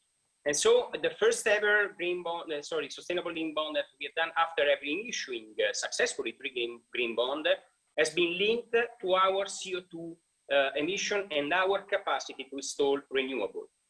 I don't know if everybody knows a little, I mean, in detail, Enel. Enel is the worldwide leader in renewable. So we finance people are not used to self-celebrate ourselves. We are based on numbers, and numbers are there to say that we are the leader. Why we are the leader? Because we started probably a little bit ahead of respect of the market. And last year we closed the year installing more than 5 gigawatts of new installed capacity in the world, because Enel is present in more than 40 countries. So regardless of geography, regardless technology, we are the leader. So at the moment in which we invented the instrument, we have substantially utilized a KPI that was already embedded in our strategy, because our CEO was so clever since 2015 that he has directly linked his own investment CapEx plan to certain KPIs of the companies. So we had already certain KPI available with some back testing, externally certified. And so, as I was saying, the choice of the KPI is one of the most relevant things that you have to bear in mind when you want to issue such a kind of bond. So if you are not ready and you don't have a KPI, at whatever level, private level, government level, we have seen Chile issuing a sustainable linked bond some months ago. And so it is available for everybody. We have been speaking also with the European Commission that besides that they started to fund the recovery fund with the green bond, they have included in the framework the possibility also to issue sustainability linked bond. And as you were saying, we started as a pioneer in linking to the KPI that we have embedded in our strategy. And we have basically, make a rollout of this idea whenever every year we have updated our plan. Arriving to the last issuance that we had done in the United States some weeks ago, in which for the first ever time, we have linked a long-term issuance, the 30-year bonds issued in the United States, to our zero target in 2040. that is not a net zero, is a zero target. What is the difference? We will not rely on any, let's say, technical equipment or any processes in order to offset the issuance of CO2. We will be zero. That is a big difference. So stressing the importance of the KPI is very, very important. And we have a lot of indication coming from the market. For sure, at the early beginning, we have shared this concept with investors because we are an investor-friendly company. We got also the flavor of the United Nations Global Compact initiative and other initiative, our initiative in which we are present in order to try to promote the idea. The idea, as I was saying before, is that a sustainable company can be financed on a general corporate basis to the extent that all the capex of this company is 100% addressed to sustainable initiative. Look, this is great. The name of this session, folks, is Harnessing Sustainable Investment Opportunities. What Alessandro has been explaining to us is one of the opportunities available to companies and members and cities and countries as well in Kazakhstan and Central Asia and other countries, because I know we've got a very large international audience. As you can see, we're a hybrid session, this particular one. We have with us, apart from Alessandro Canta, who is the head of finance and insurance. I should have said that, NL. My apologies, Alessandro. I got so caught up in the excitement of having you on the panel. We also have Timothy Jolin, who's the head of ESG Development and Promotion at Amundi Asset Management, an old friend, and I'm very interested to hear his reaction to this bond, but also to the whole development of the market in a minute. We have Caroline Harrison, who's the head of research at the Climate Bonds Initiative, who will talk about developments of the market. And live in the studio, so to speak, we have Damon Thornburg, who's the General Manager of Finance, Eurasia for Chevron Corporation. And I have to say, has a fantastic pair of socks. I'm very jealous. And we have James Martin, who's from the AIFC's the investment director, and who will talk a little bit about how the platform is working, I hope, in a minute. Because, of course, we need exchanges, we need platforms for green finance to work. What you need to know, everyone, is that we have seen an extraordinary shift in capital markets interest in the last few years. What Alessandro was talking about is an example of that. Essentially capital with purpose, but not purpose out of sentiment, but purpose out of an understanding of risk. What we have is a clear understanding now that organizations that are addressing the challenges of the future successfully are less risky than organizations that are not. Hey, nothing's perfect, of course. You might get the odd one that is going to do well anyway, but overall, and portfolio understandings on the part of investors around the world would seem to be shifting. One of the examples, this is the growth of the green bond market, which Anel had looked at earlier, use of proceeds bonds, which is about $1.8 trillion outstanding now. We've also seen the social bond market, which is about $1 trillion outstanding, which really grew in the pandemic. For example, the European Commission social bond is to finance unemployment relief in the crisis.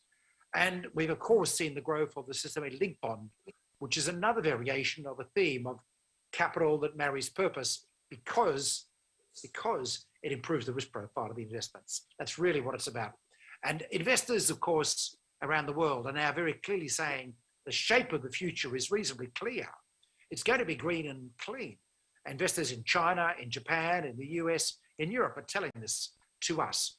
Helped perhaps by the Biden Climate Summit last year that confirmed 2030 targets for all the major economies, whatever, it's very clear. The question is the speed, how quickly will be transformed to that. And of course, trying to pick the winners and losers in that particular transformation. Alessandro has put out his flag about ambitious plans of NL and found that investors have been willing to back him as a result of that. And that's this critical story. So if you're a company, whether it be in Dubai or in Almaty or anywhere in the region, just think we have this capital flow happening around the world. If we can demonstrate that we are ready to transition, willing to transition, got evidence of transition, and is adequately ambitious. Well, Timothy, I think that's a fair thing to say. I guess really I need you to say, What do you think? Am I on the right track with this line? And from Amundi's perspective, you know, you set up the EGO fund, notably, which was an emerging markets green bond fund, but you've done a lot more than that in your ESG. Tell us a bit what it looks like inside one of the world's largest fund managers. Thanks, Sean, and thanks everyone. And well done, Alessandro. I must say at Amundi, we're a big fan, obviously, of Enel and your role as a leader in building sustainable capital markets. I could say the same with you, Sean, but as you are a moderator, I congratulate first Alessandro. More seriously, sharing a bit with you the perspective of a indeed large asset manager. We manage roughly 2 trillion euros worldwide. We invest about 350 billion euros in emerging markets through significant joint ventures or a global investment platform dedicated to emerging markets. But before focusing on emerging markets, I like to reflect on one thing Alessandro said. There is a percentage of global capital markets which is deemed today sustainable. And you have to realize that in front of that, you actually have a percentage of investors which have taken very clear responsible investing commitment. It is assessed to be in the vicinity of 35 trillion US dollars. So it is indeed a very significant amount of money. And what those investors want? Basically, they are still risk and return driven. It's very important to bear that in mind. So they want to invest into good investment solutions which provide good net returns, so they can be cost effective or with very good return. Very often they are big investors, so they need to find solutions which are scalable. Very often they are resource constrained, and therefore they need to find investment solution which can be an easy fit within their asset allocation. And for a smaller portion of these investors, they will also care about the sustainable outcome, which they generate when they select solutions. So it's not only about understanding the materiality of ESG risk, which definitely has been a critical driver behind the growth of responsible investing. It's also about looking at and caring about the outcome you're going to generate through your investment. And this is where the emerging market investment become very interesting, because when you look at the global challenges we are all facing, emerging markets play a very specific and unique role, because the growth in potential CO2 emissions is coming from emerging markets. And we have collectively to realize a fast-track decoupling of these economies, because if you think about the climate challenges, if you think about sustainable development challenges, this is where it is basically happening. And that's the reason why, taking into account this need for good risk-return oriented solution, easy fit within investor asset allocation, and positive sustainable outcome, we at Amundi have really worked a lot on building sustainable capital markets in emerging markets. So we've done that through a lot of blended finance approach, notably with the IFC and the World Bank, putting together technical assistance program as well as funds to directly deploy capital in emerging market economies, but also make sure that we will have access to sufficiently healthy pipeline, if you want, in terms of sustainable capital market opportunities. So that has been our strategy over the past few years.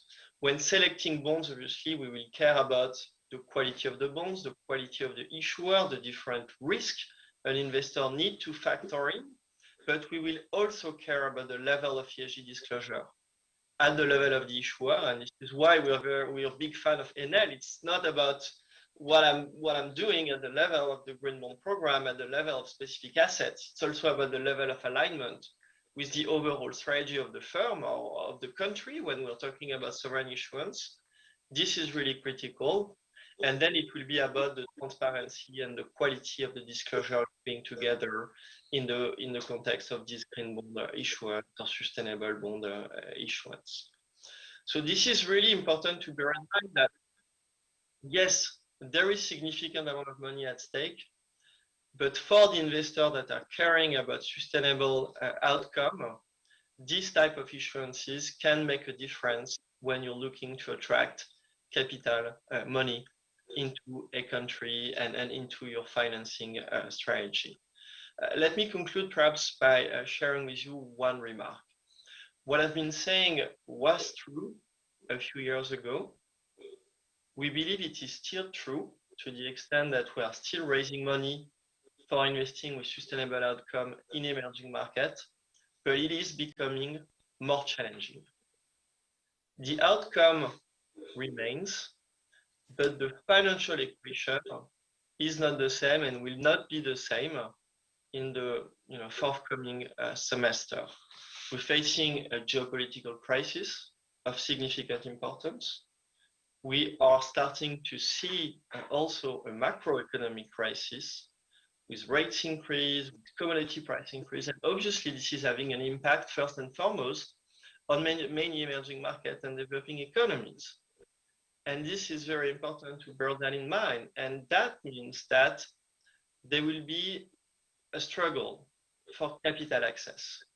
And for many issuers, actually the green features, the sustainable outcome features will become more important in your ability to get access to capital markets, to mobilize institutional investor money, to support your project and your capital expenditures. So we will go through more turbulent and challenging time. On the other hand, one could make the case that the sustainability features in your financing strategy may become more and more critical in the semesters to come. That's a really critical point, Timothy. So everyone, green is now a major and important differentiator in a time when things are getting tough. You'll have more chance of getting access to capital, putting aside any possible pricing benefits based on secondary market performance that Caroline's going to tell us about now. Damon and James, thank you for your patience. We'll do the online first, and we're going to come to you. And as everyone knows, Damon represents a fossil fuel company. What's a fossil fuel company doing here? He's got a great story, a really great story to tell us. So hang fire. First, Caroline, just tell us a little bit about the pricing issues and the market developments. Hello, everyone. Hi, I'm Caroline Harrison. I am the head of market intelligence research at the Climate Bonds Initiative in London. And I have so far published 13 research papers on the topic of green bond pricing in the primary markets.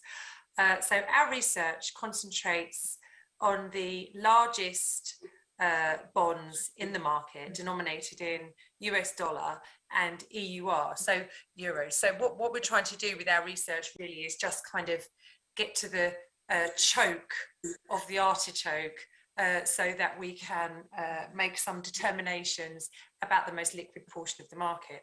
So over the last sort of 4 or 5 years, we've looked at in excess of 500 individual bonds bearing the green label.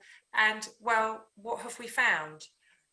So we have found in comparing green bonds with vanilla or conventional equivalent bonds, that green bonds tend to attract greater interest in the primary market.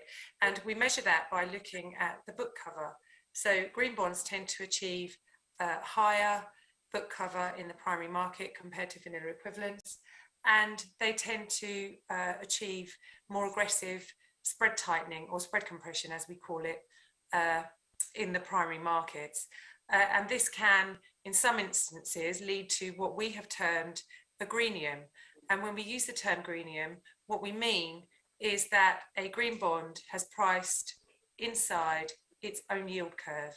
And we measure that by building the yield curve on the day of issuance, and we plot a green bond on top of that. So we build the yield curve using a generic number of bonds, sharing similar characteristics as the green bond, no other thematic label. And then we stick the green bond on the yield curve. So we note that in many instances, green bonds are able to price through their own yield curves. And obviously this is not something that is universally observable, but we note that it is more prevalent for green bonds than for non-green equivalents. In the immediate secondary market, we noticed that after 7 and 28 days, green bonds tend to tighten more aggressively compared to vanilla equivalents. Now, we and others have done lots of research looking at the secondary market behavior of green bonds, and I think it's a broadly accepted concept that, generally speaking, green bonds do tend to perform better in the secondary market. That could be because there are perhaps investors that didn't get filled in the primary market, or they want to increase their position. And of course, there are new investors coming to this market all the time, as Timotei has already remarked. So green bonds, very, very popular in the secondary market. So that is one of 3 benefits that we have identified for investors.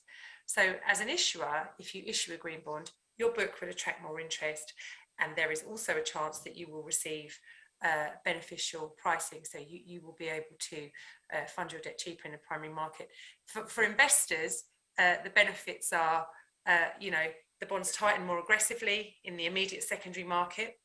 We've also been able to observe that green bonds exhibit lower volatility in the secondary market. And the third observation that we have made that is of benefit to investors is that in the secondary market, green bonds remain liquid. So we did a study throughout the period of COVID in 2020 where we looked at a generic set of bonds. So we looked at utilities, BBB rated, that were issued in the prior year. So it's a reasonably generic set of bonds. Some were green labelled, some were not green labelled. Those bearing the green labelled traded with greater frequency when the market had closed down. And that is a priceless benefit to investors because, investors are able to liquidate green bonds if they so need to, if they need to fund redemptions or they need to buy new bonds that are coming to the market. They know that they always have, by owning a green bond, that element of flexibility. So those are the 3 benefits that we have identified for buyers of green bonds. And as said, it's very easy to observe, or has historically been very easy to observe, that green bonds can achieve better pricing in the primary market. As Timotei has already mentioned, we are going into a time of huge uncertainty in the financial markets in general. In 2014, which is the last time that the European Central Bank had interest rates above 0, the green bond market was, I'm going to say, something in order of 67 billion, and it's now 1.8 trillion. So the market has evolved dramatically in that time, and this is really the first time that the market has been put under macroeconomic pressure in this way. And so we don't really know what is going to happen moving forwards. We, like Timotei, have speculated that the green label will provide good protection from redemptions and reallocations. If investors are perhaps allocating out of fixed income and into other asset classes, perhaps they will reallocate the green portion of their investments last. So we are looking forward to seeing what protection, if any, the green label does give during these turbulent times. So I hope that is helpful. And of course, Thanks, Caroline. to hear what the That's other great. panelists have to say. We've got a great landscape now in terms of what the market looks like, what's happening, what the investor view is, and of course, what a leader has done, Alessandra, who showed significant investor interest, extraordinary investor interest, really. Damon, at Chevron, tell us this exciting story. What is it you're doing at Chevron? Well, I think, thank you, Sean, and for the question. I would say Chevron's actually doing quite a bit. We definitely understand that going forward, returns are going to be dependent on lower carbon. And so we've been saying this for the last few years. higher returns at a lower carbon footprint. And so we've been working towards that, developing a strategy. Most recently, at the end of last year, you may have seen that we announced the formation of Chevron New Energies, which is focused on commercializing things such as carbon capture, utilization and storage, lower carbon hydrogen, offsets, and so forth. And so we've definitely got an aggressive plan in place. We're not really necessarily talking about things in the future, but things that we're doing right now. And in 2021, we started 35 projects to lower current carbon emissions from our current assets. And so we're already working towards that. 5 of them have been completed. Here in 2022, we've actually announced another 75 or identified another 75 for 2022. And with the intent of spending $2 billion by 2028 to reduce 4 billion tons of carbon per year. So we do recognize that higher returns, whether it be in the bond market or in the equity markets, that a greener path is the right path. And so Chevron's definitely working towards that. I want a bit more flavour. Like, how did this happen? I mean, you guys are an oil company, oil and gas company. There's clearly been some kind of internal revolution. Is this because of sustainability people talking about how the business is more profitable in the future? Is it investors like Timothy pressing you? And tell us about the new energy part. Like, how big is it? Just how fast is that moving? I mean, we're still evaluating how big it is, but we definitely believe that there's a transition occurring, and it's not going to happen overnight. There are a lot of industries that are hard to electrify, quite frankly. So the bigger issue is finding a way to lower the carbon intensity of the products. We've already started projects, say at our El Segundo refinery in California with biodiesel. We've done things with our upstream projects all over the globe, quite frankly, with our Australia LNG project with sequestration, also in California, again, with another heavy oil project where we're taking carbon and using it to sequester. And so we do think that there is a transition, but it's not going to happen overnight. And so you have to do things now to actually meet the Paris Accord. And I think one of the things that you'll see in any study, like whether it's the International Energy Agency or some other study, you're going to see that carbon capture is a big driver in that piece. So at least 15% of meeting the Paris Accord is going to come from things like that. That's very cool. And it is worth noting in the EU taxonomy and sustainable finance that Alessandro referred to earlier, carbon capture and sequestration is one of those investments that are seen as important and criteria put out about how to assess it. So this is a fantastic change. We of course need everyone to transition. It's not a matter of only the pure green companies can do it. We need industries, countries and corporations, whether it be from oil and gas to steel industries to cement industry, to look at their transition pathways. And I think they're going to get more recognition, including through the sustainability bond market that Alessandro has talked about. So this is a company laying out its transition pathway, its ambitions and KPIs, and the market making adjustments. So very exciting, Damon. I want to now just go to James, because in all of this, the sort of data that Caroline's found about the actual performance, the actual data points of these green instruments and this reasons of the market, we need exchanges, we need trading, we need that secondary market liquidity to be able to make sure that pension funds and insurance funds can participate. James, tell us a little bit of what you're doing at AIFC and the platform for green in particular. Yeah. Well, thank you very much, Sean, and it's great to be here. I mean, what I would like to do is to take a step slightly to the side. I mean, if you look at the transition in my career, I started in fund management, went into banking, and then 16 years in NASDAQ. and now I'm here working for the AIFC, which is a quasi-government financial center, but it's more of a center for raising finance. And what I do want to put out there is that with all these great academic and the capital market financial tools and instruments, they're all great for, I would say, the developed market. But I want to take and say something initially about the emerging markets and frontier markets. We have to make a request for all of those out there, the fund managers, those brokers, those developing the products, that they have to be very understanding. If we take it from the Western world and we impose all of these requirements that we have in the Western world already, taxonomy, etc., this will push people away from forcing us into the transition because we just simply cannot deal with it. If you look at a listed company now, the corporate reports are going from around 200 pages to 400 or 500 pages.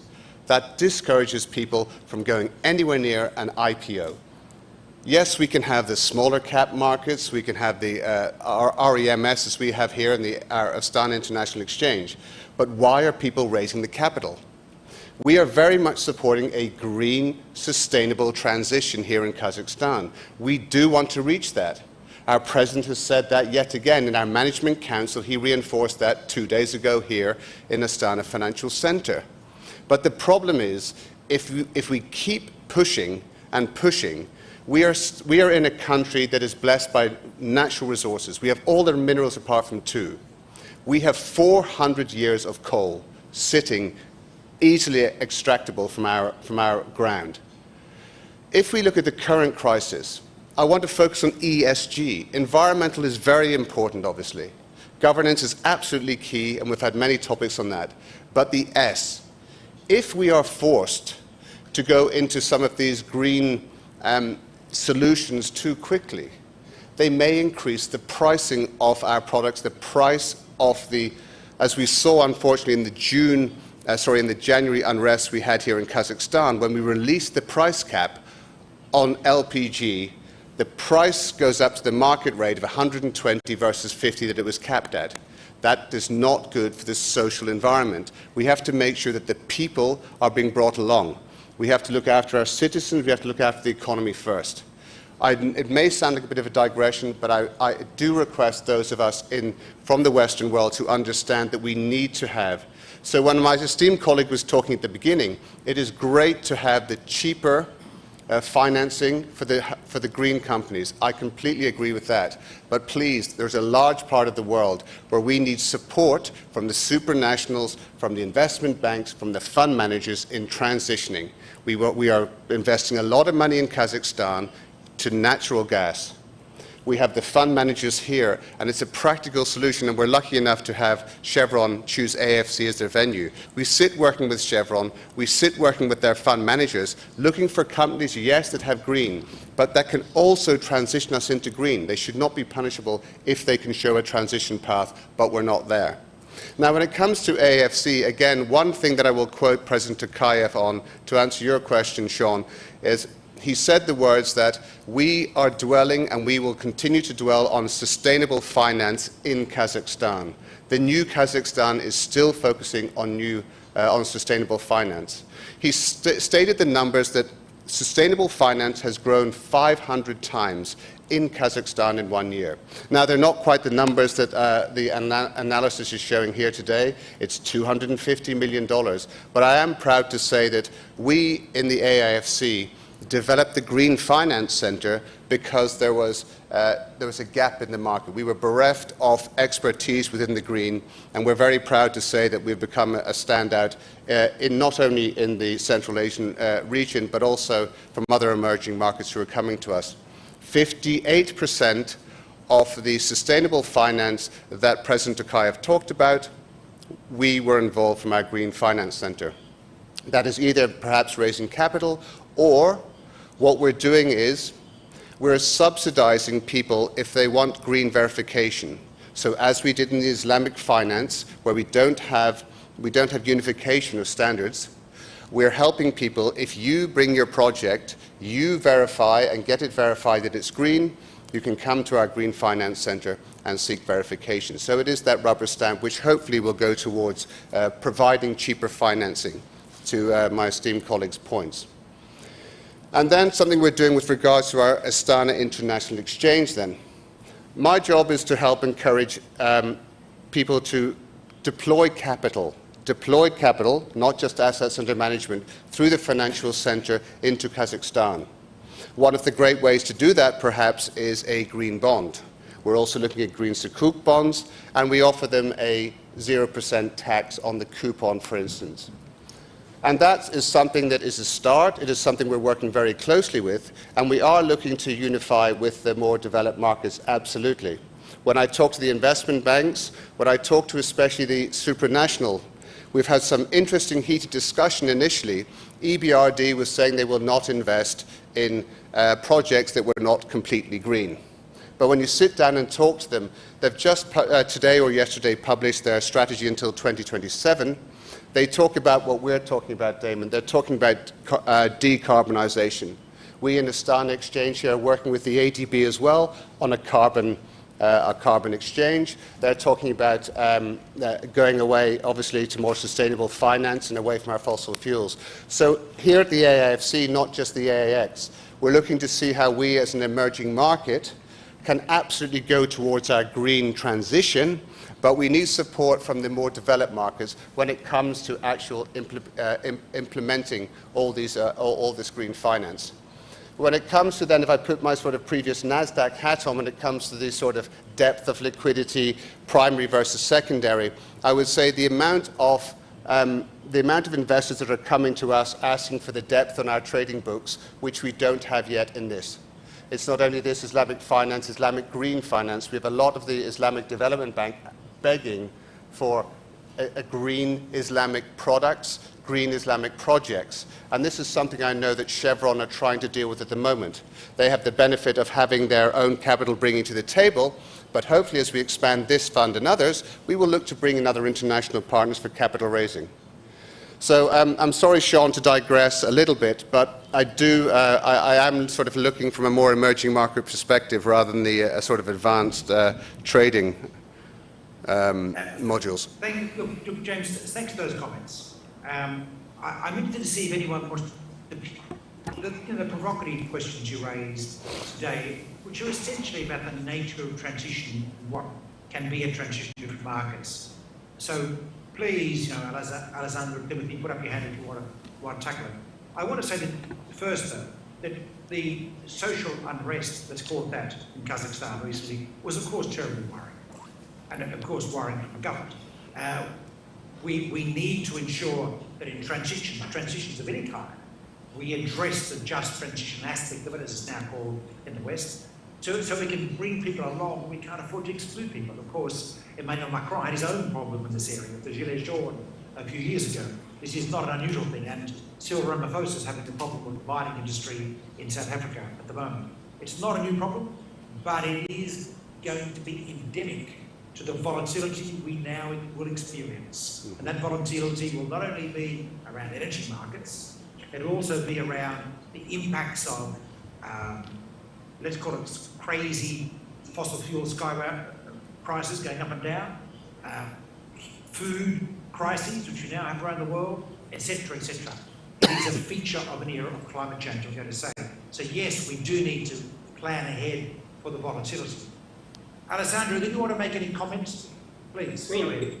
You touched a very important point. So nothing can be done from a day to another one. And so also there could be a potential cost associated with the transition to the extent that you do not project and do not anticipate everything that is related with the transition. So the transition is not easy. What we are here to say is that unfortunately or fortunately is inevitable. So will happen. So either you start to anticipate the redeployment of people, reskillness of people. Let's take an example. Up to 2014, we've been investing in big power plants. So engineer people that were projecting big power plant, nuclear power plant, gas, coal power plant. We were state of art of those technology. We have been able, without any major social effect, to reconvert ourselves in some years, anticipating also the positioning of ourselves in the long term. And so we are here to say that it is not a piece of cake, it's not an easy game, but the earliest you start, the less you're going to be paid.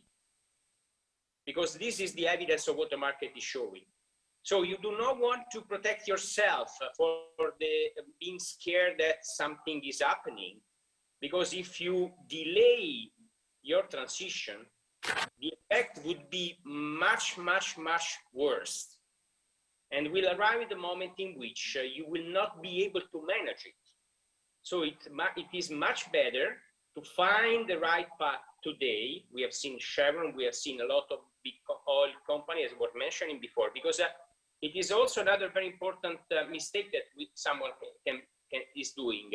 We do not need only Enel, Iberdrola, ENG, the big utility, to decarbonize. We need the big effort from the company, the hard to abate, as we define, because they are the one that may have, I won't say problem, but a different trajectory.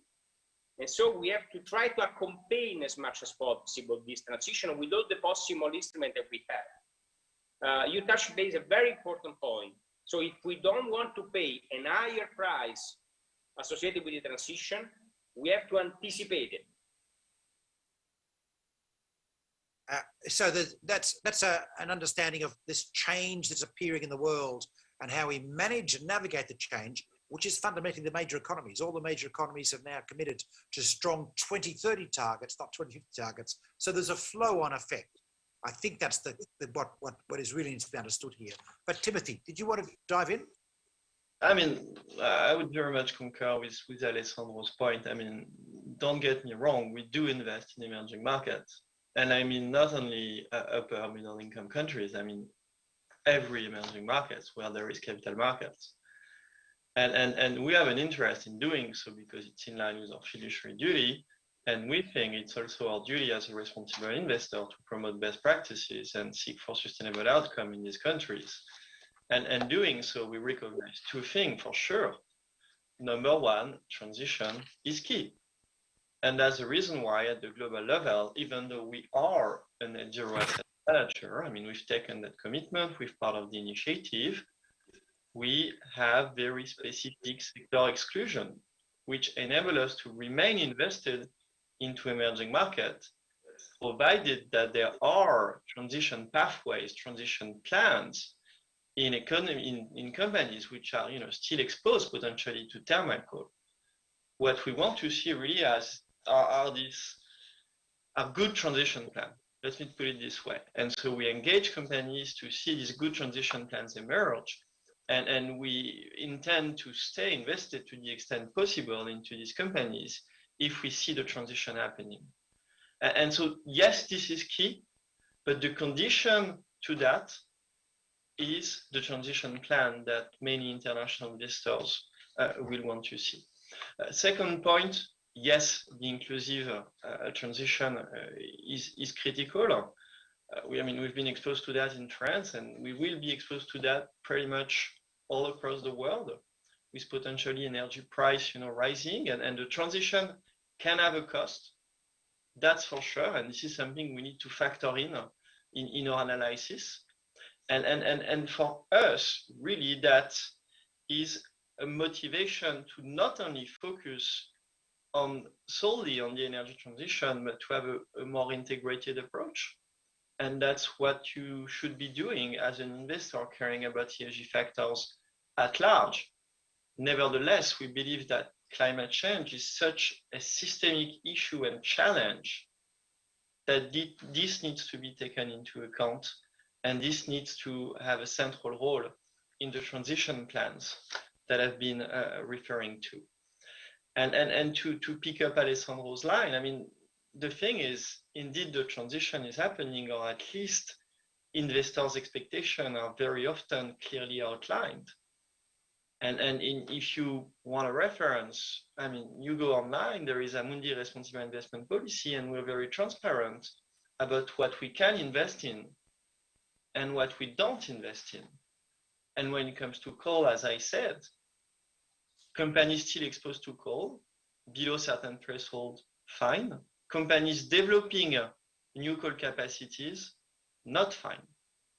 And that's just, you know, the reality of our policies, and we can discuss, but we're being transparent. And we really try to have a constructive stance.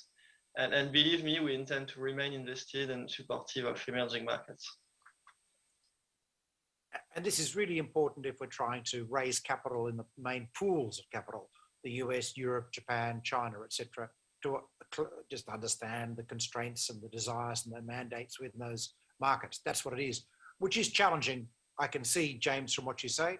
Gas is also challenging because we have now an increased awareness, thanks to IPCC reports, of the leakage factors in gas. And so at the minimum, we're looking for the likes of Chevron to be looking at how they're managing, measuring and managing leakage across their systems as a kind of license to operate feature for a lot of investors. This is, we're all learning, right?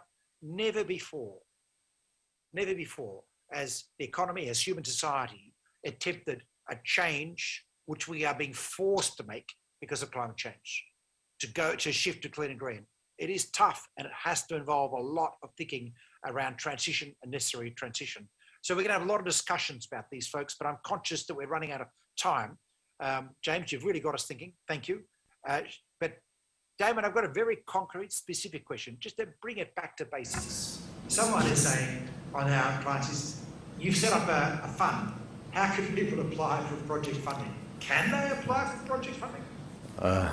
Actually, yes, they can, and thank you, Sean, for mentioning it, and thank you, James, for also mentioning it. We have the Chevron Direct Investment Fund Limited, and it has key focus areas, and one of the focus areas is environmental stewardship. And so I suggest everybody, if they're interested, you can see the criteria for projects and investment by going to cdif.kz, and you should be able to, it lists out the criteria, and you can start the applications there. But thanks for the plug. There you go, folks. Have a look, follow up. We've had a question about the costs of incurred for social, green, and so on bonds. I think Caroline's made it clear that at least the attractions for the thematic issuance, use of proceeds bonds, are very strong, and the pricing benefit and hard currencies are strong to cover costs. And I think Alessandro's made it fairly clear too, that he got a pretty amazing improvement on price benefit for the sustained linked bond versus ordinary bonds. Did you say 10 to 15 basis points, Alessandro? No, 10, 15% of the total cost. Whoa, okay. And how did that compare to the cost of running the program, preparing it and constructing the bond? Was it even cost benefits? Or? No, we found that it is much more convenient because we have also convinced the investors of the goodness of this, let's say, approach in respect of the green bond, on which we are very respectful, because I mean, everything that can contribute to the sustainable finance, no matter what is the product, is fantastic. So besides any criticism, we are not criticizing at all. But I mean, we're convinced investors, because let's imagine a world that will be done only by green bond. First of all, you will not realize that you will go to the final goal at the moment in which you're going to be there. Because first of all, I mean, the sum of the part does not guarantee the final goal. Absolutely, no, this is the evidence, unfortunately. Second, I mean, with this kind of bond, you are basically committing the future of the company, no matter what going to be the management. With the green bond, you are committing yourself in 1-2 years only, because you are committing yourself on spending the money. When this other product, you are committing yourself in 2024, 2030, 2040 targets. So if there will be someone instead of me or Mr. Starace, they will inherit this strong commitment that they cannot change the strategy for a day to the other one. And also, let me stress, if we would have continued to issue green bond, besides what we have already invested in green bond committee, also on the investor side, they should have to hire 30 people for every single investor in order to process all the different data coming from the use of proceeds of every single investment. I mean, it's not a criticism, it's the evidence of my experience. When I had issued 3 green bonds, I had to hire 3 people and I have to increase the compliance, risk management, green bond committee.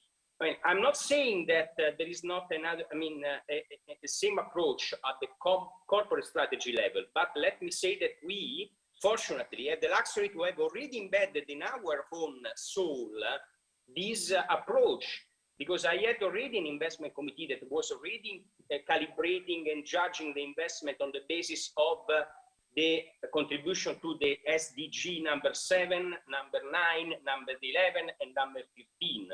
So we had already set up our overall machine in this direction. And when I issued the green bond, I had to commit only one, besides the top management, besides Tarasha and the board of directors, only one top management. That was the one that was investing the money. When I have put the KPI in the clauses of my contract, I had to got the commitment of the overall top management. So, when it comes to your question, it is also there is a question of changing the culture of the company, but not saying also government of Chile issued such a kind of bond, not only. So we are doing the scale up, and also the DFI are starting to finance us on the same methodology, because we issue the framework under which we do not only issue bond. All the product coming out from our treasury department, the guarantee credit, credit line facility, commercial paper, everything is linked to the same logic. Look, fantastic. We need to wrap up, everyone. In Tenge, I'm not sure the price difference is there because we haven't seen enough. We need some trading, some exchange activity to prove the point. That's the case in every market around the world. It's happened. It took a while to get price differentiation, US dollars and EUR and Chilean pesos and Chinese renminbi, but we have those now. Nevertheless, there are benefits, there are advantages. There's clearly going to be a good reason for the Kazakh government and the Uzbekistan government, who's done some bonds in these areas, to be looking at issues in this area. And that could be what gets going. So thank you, everyone, for being with us today. We need to finish.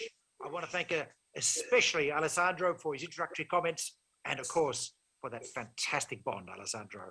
Thank you for having kicked this market off. I want to thank Timothy Jolin for his continued leadership on the investor side, banging the drum of this issue. Caroline for her constant, endless, in-depth research. I want to thank Damon for the work he's doing to try and bring a fossil fuel company into a world of changed expectations and change management and necessary transition. It's fantastic. And of course, James, for all the work you're doing in growing green finance in Central Asia and the region.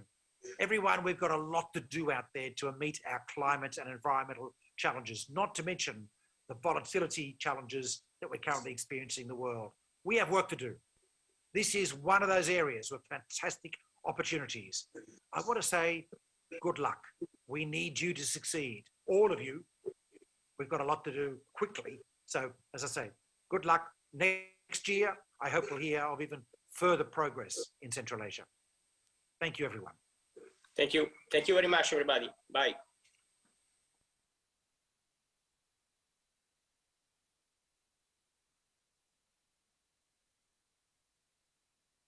Center of the capital. They're part of an elite business complex rated International Class A. We have everything you need right here. Comfortable lounge areas, state-of-the-art presentation equipment, and recreation areas with real and unique character. We set new standards in all-inclusive service. Everything here is tailored to your needs and to helping you succeed. And that includes the view. Detailed information on the website.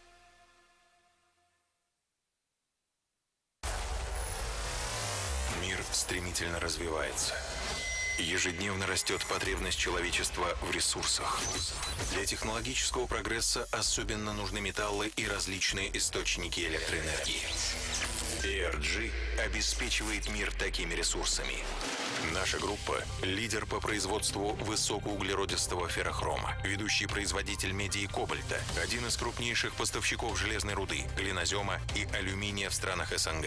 Группа поддерживает глобальные инициативы по продвижению зеленой экономики и развитию альтернативных источников электроэнергии. ERG работает в 15 странах мира. Особенно мощно группа представлена в Казахстане. Сегодня ERG в Казахстане – это треть горно-металлургического комплекса страны. За последние 5 лет вклад компании в ВВП страны составил 5 триллионов тенге. Благодаря деятельности группы более 150 тысяч казахстанцев обеспечены работой. ERG – первый и крупнейший производитель глинозема и первичного алюминия высокой марки в Казахстане. Электроэнергетические активы ERG обеспечивают 17% всей вырабатываемой электрической энергии в стране. Будучи флагманом горно-металлургической промышленности государства, ERG также играет важную роль в повышении экспортного потенциала Казахстана. Ключевые рынки сбыта продукции за рубежом – страны Европы, Китай, Россия, Япония. Все эти достижения стали возможны только благодаря нашим сотрудникам. Люди – главная ценность компании. ERG – это прежде всего одна большая команда. Дружная, сплоченная и профессиональная. Единство наших сотрудников, их ответственность перед компанией и местными сообществами, а также инновационный потенциал обеспечивают безопасность производства, эффективность инвестиций и долгосрочное развитие ERG как лидера горно-металлургической отрасли в Казахстане и мире. Так, ERG на деле воплощает свою миссию, бережно раскрывая потенциал Земли, обеспечивать процветание тех, кто на нас полагается.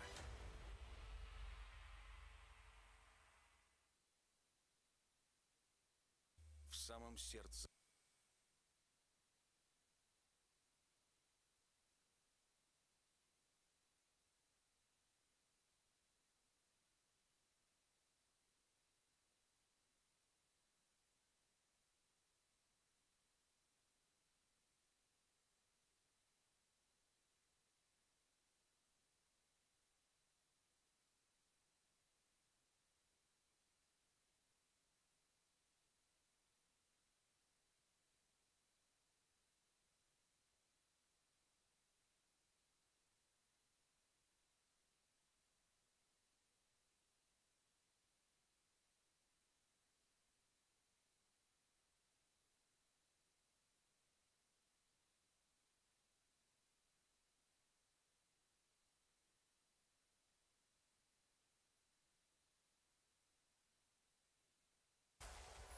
қарқынды дамуда. Технологиялық ілгерілеу үшін металдар мен электр энергиясының түрлі көздері қажет. ERG әлемді осындай ресурстармен қамтамасыз етеді. ERG кәсіпорындары әлемнің 15 елінде жұмыс істейді. Қуаты кәсіпорындардың дені Қазақстанда шоғырланған. Компанияның соңғы 5 жылда елдің жалпы ішкі өнімге қосқан үлесі 5 триллион теңге. Қазақстандағы жоғары маркалы бастапқы алюминий және глинозем өндіретін алғашқы және жалғыз кәсіпорын ERG құрамында. Электр энергиясының 17%-ын ERG-дің электр энергетикалық активтері өндіріп тұр. Шетелге өнім өткізудің негізгі нарықтары Европа елдері, Қытай, Ресей, Жапония. Осы жетістіктердің барлығы біздің қызметкерлеріміздің еңселі еңбегінің жемісі. Компанияның басты құндылығы адам. ERG жердің және адамзаттың әлеуетін ұқыпты пайдалана отырып, өзіне сенім артқандардың өркендеуін қамтамасыз етіп келеді. We know it's going to take many forms of energy to meet the world's needs while creating a cleaner future for all. At Chevron, we're lowering the carbon emissions intensity of our operations, investing in lower carbon technologies, and exploring renewable fuels of the future. We work hard to care for the homes we love, but it's only human to protect the one we share.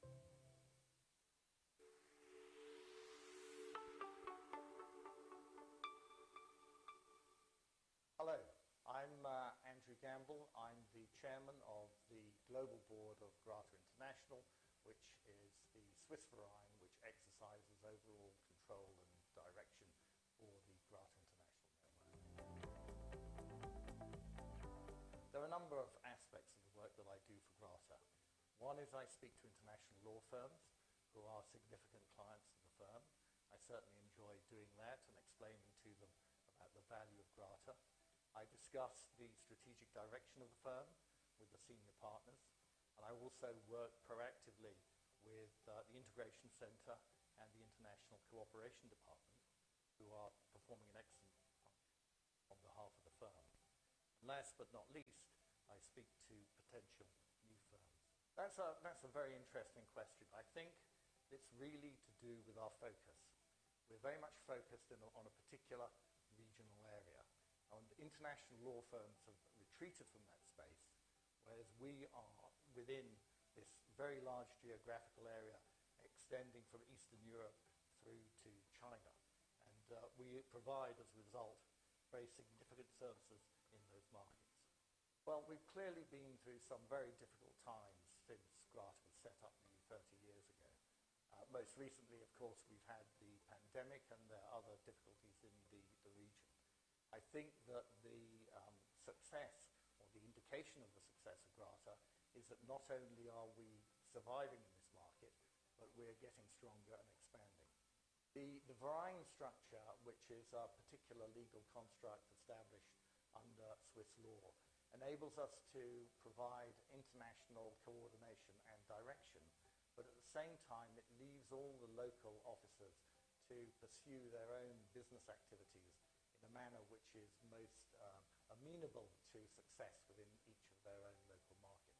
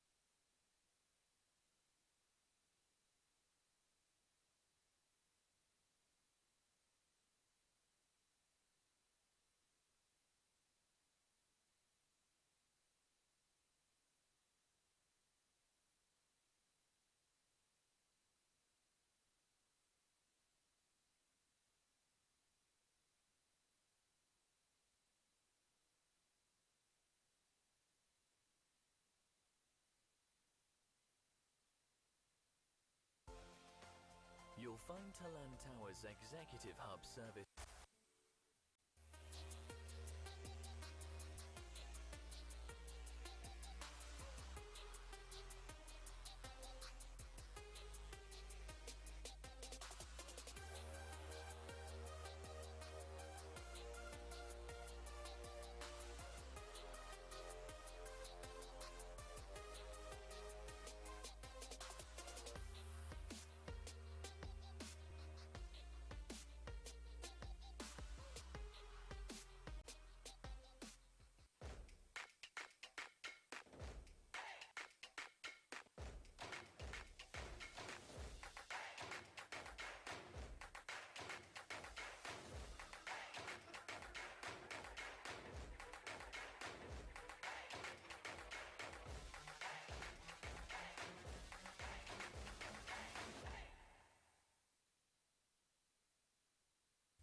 самом сердце столицы Казахстана компания «Алдар» создала современный многофункциональный комплекс, крупнейший в стране. Абу-Даби Плаза – место притяжения людей и бизнеса, эпицентр столицы и украшение панорамы города. Абу-Даби Плаза стал ярким продолжением серии успешных проектов компании «Алдар». Абу-Даби Плаза – это многофункциональный комплекс с единой инфраструктурой для работы, отдыха и комфортной жизни. Торговый центр связывает воедино все здания комплекса. Живая атмосфера, центральное расположение, уникальные дизайнерские решения, форматы и всемирно известные бренды делают его привлекательным как для шопинга, так и для бизнеса. Жилой комплекс дарит возможность насладиться жизнью в столице, живя и работая с комфортом в самом сердце Нур-Султана. Отель «Шаратон» предоставляет жителям и гостям столицы первоклассное обслуживание, а также все необходимое для проведения деловых встреч и мероприятий на самом высоком уровне. Знаковая локация офисных площадей Абу-Даби Плаза, престиж и масштабность проекта делают комплекс идеальным местом для открытия представительства международных корпораций и активно развивающегося казахстанского бизнеса. Свободная планировка офисных пространств, подземный паркинг на 4000 автомобилей и продуманная инфраструктура. Здесь все предусмотрено для успеха вашего бизнеса. Почувствуйте пульс и ритм города вместе с Абу-Даби Плаза.